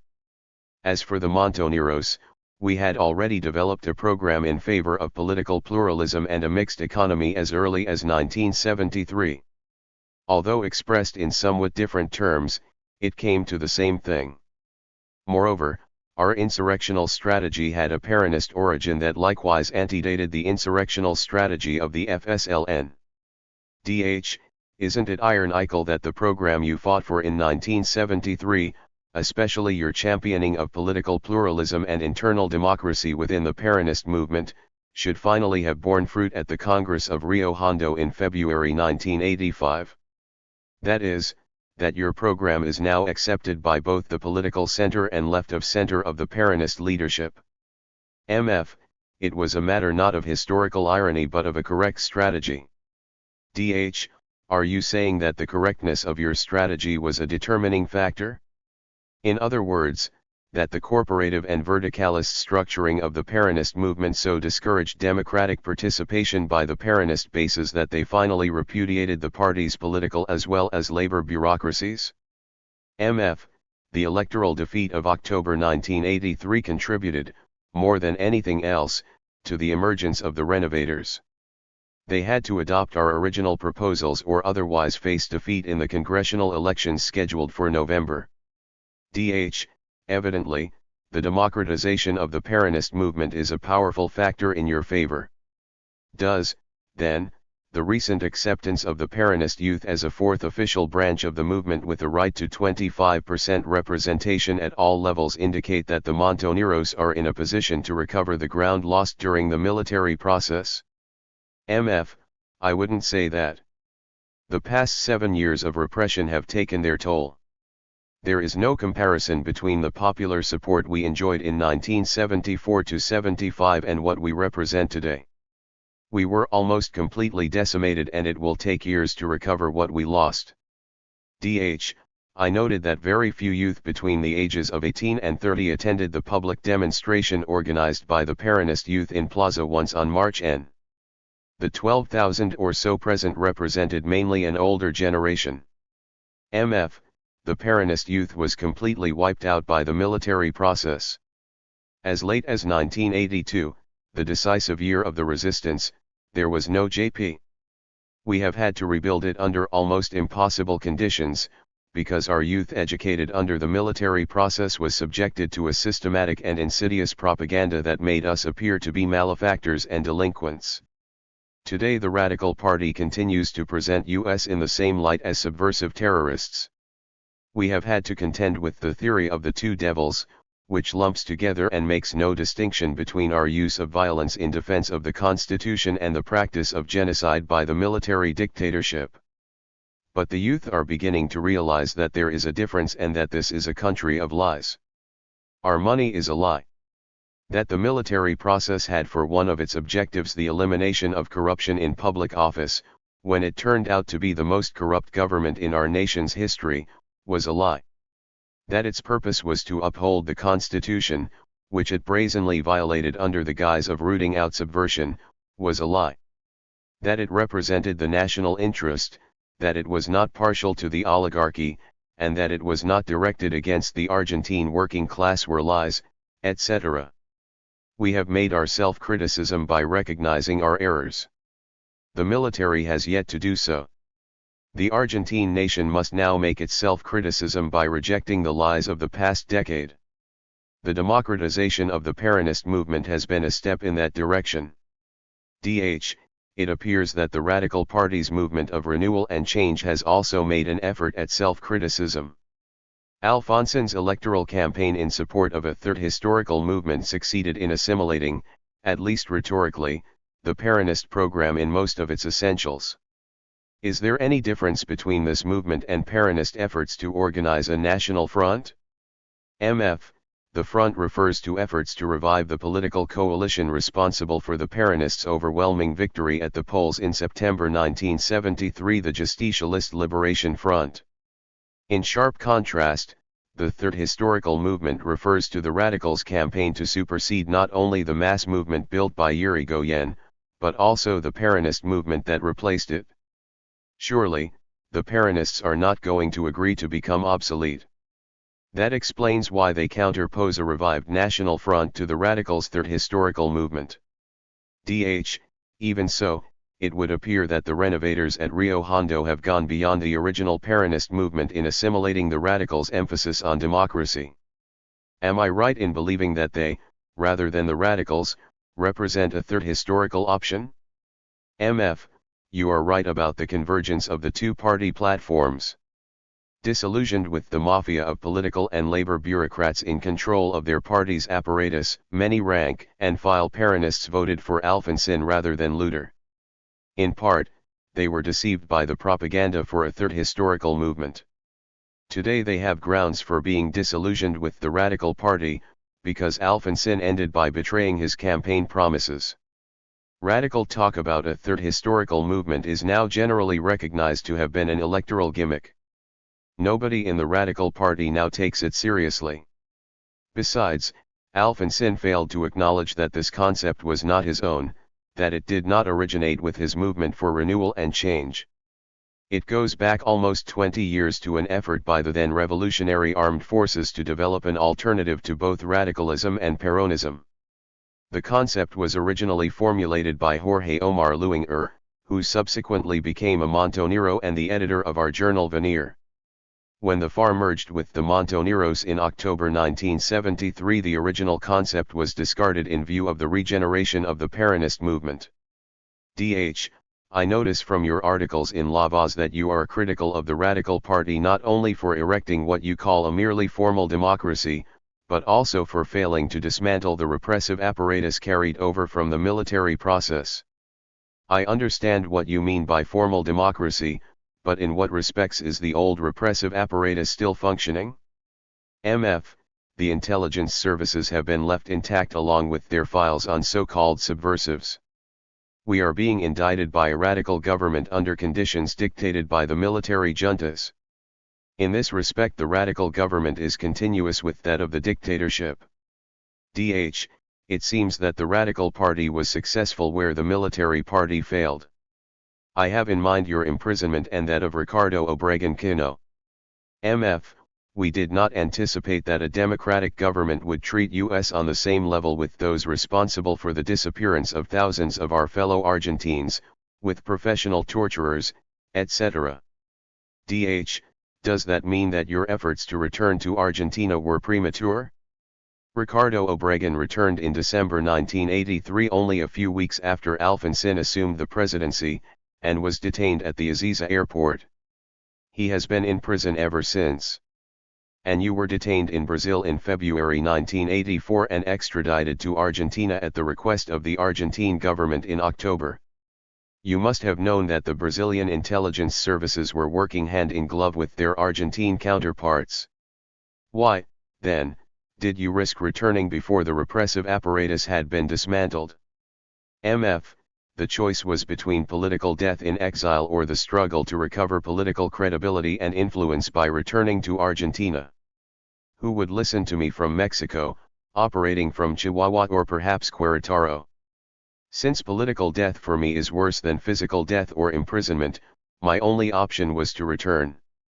At least here I am able to make myself heard through La Voz and Latino America. Even in prison I am politically useful. During the presidential campaign of 1983 it was widely believed that the Montoneros had disappeared as a political force in Argentina. Are you thinking of disbanding or reorganizing under another name? MF. Not at all. Although in 1983 we seriously considered disbanding, our movement has been reorganized under our own name, we have established a network of political alliances, and we are in the process of becoming re-accepted as a revolutionary tendency within the Peronist movement. Whatever happens to me, the Montoneros still have an important role to play in Argentine politics. Prison guards, the interview is at an end.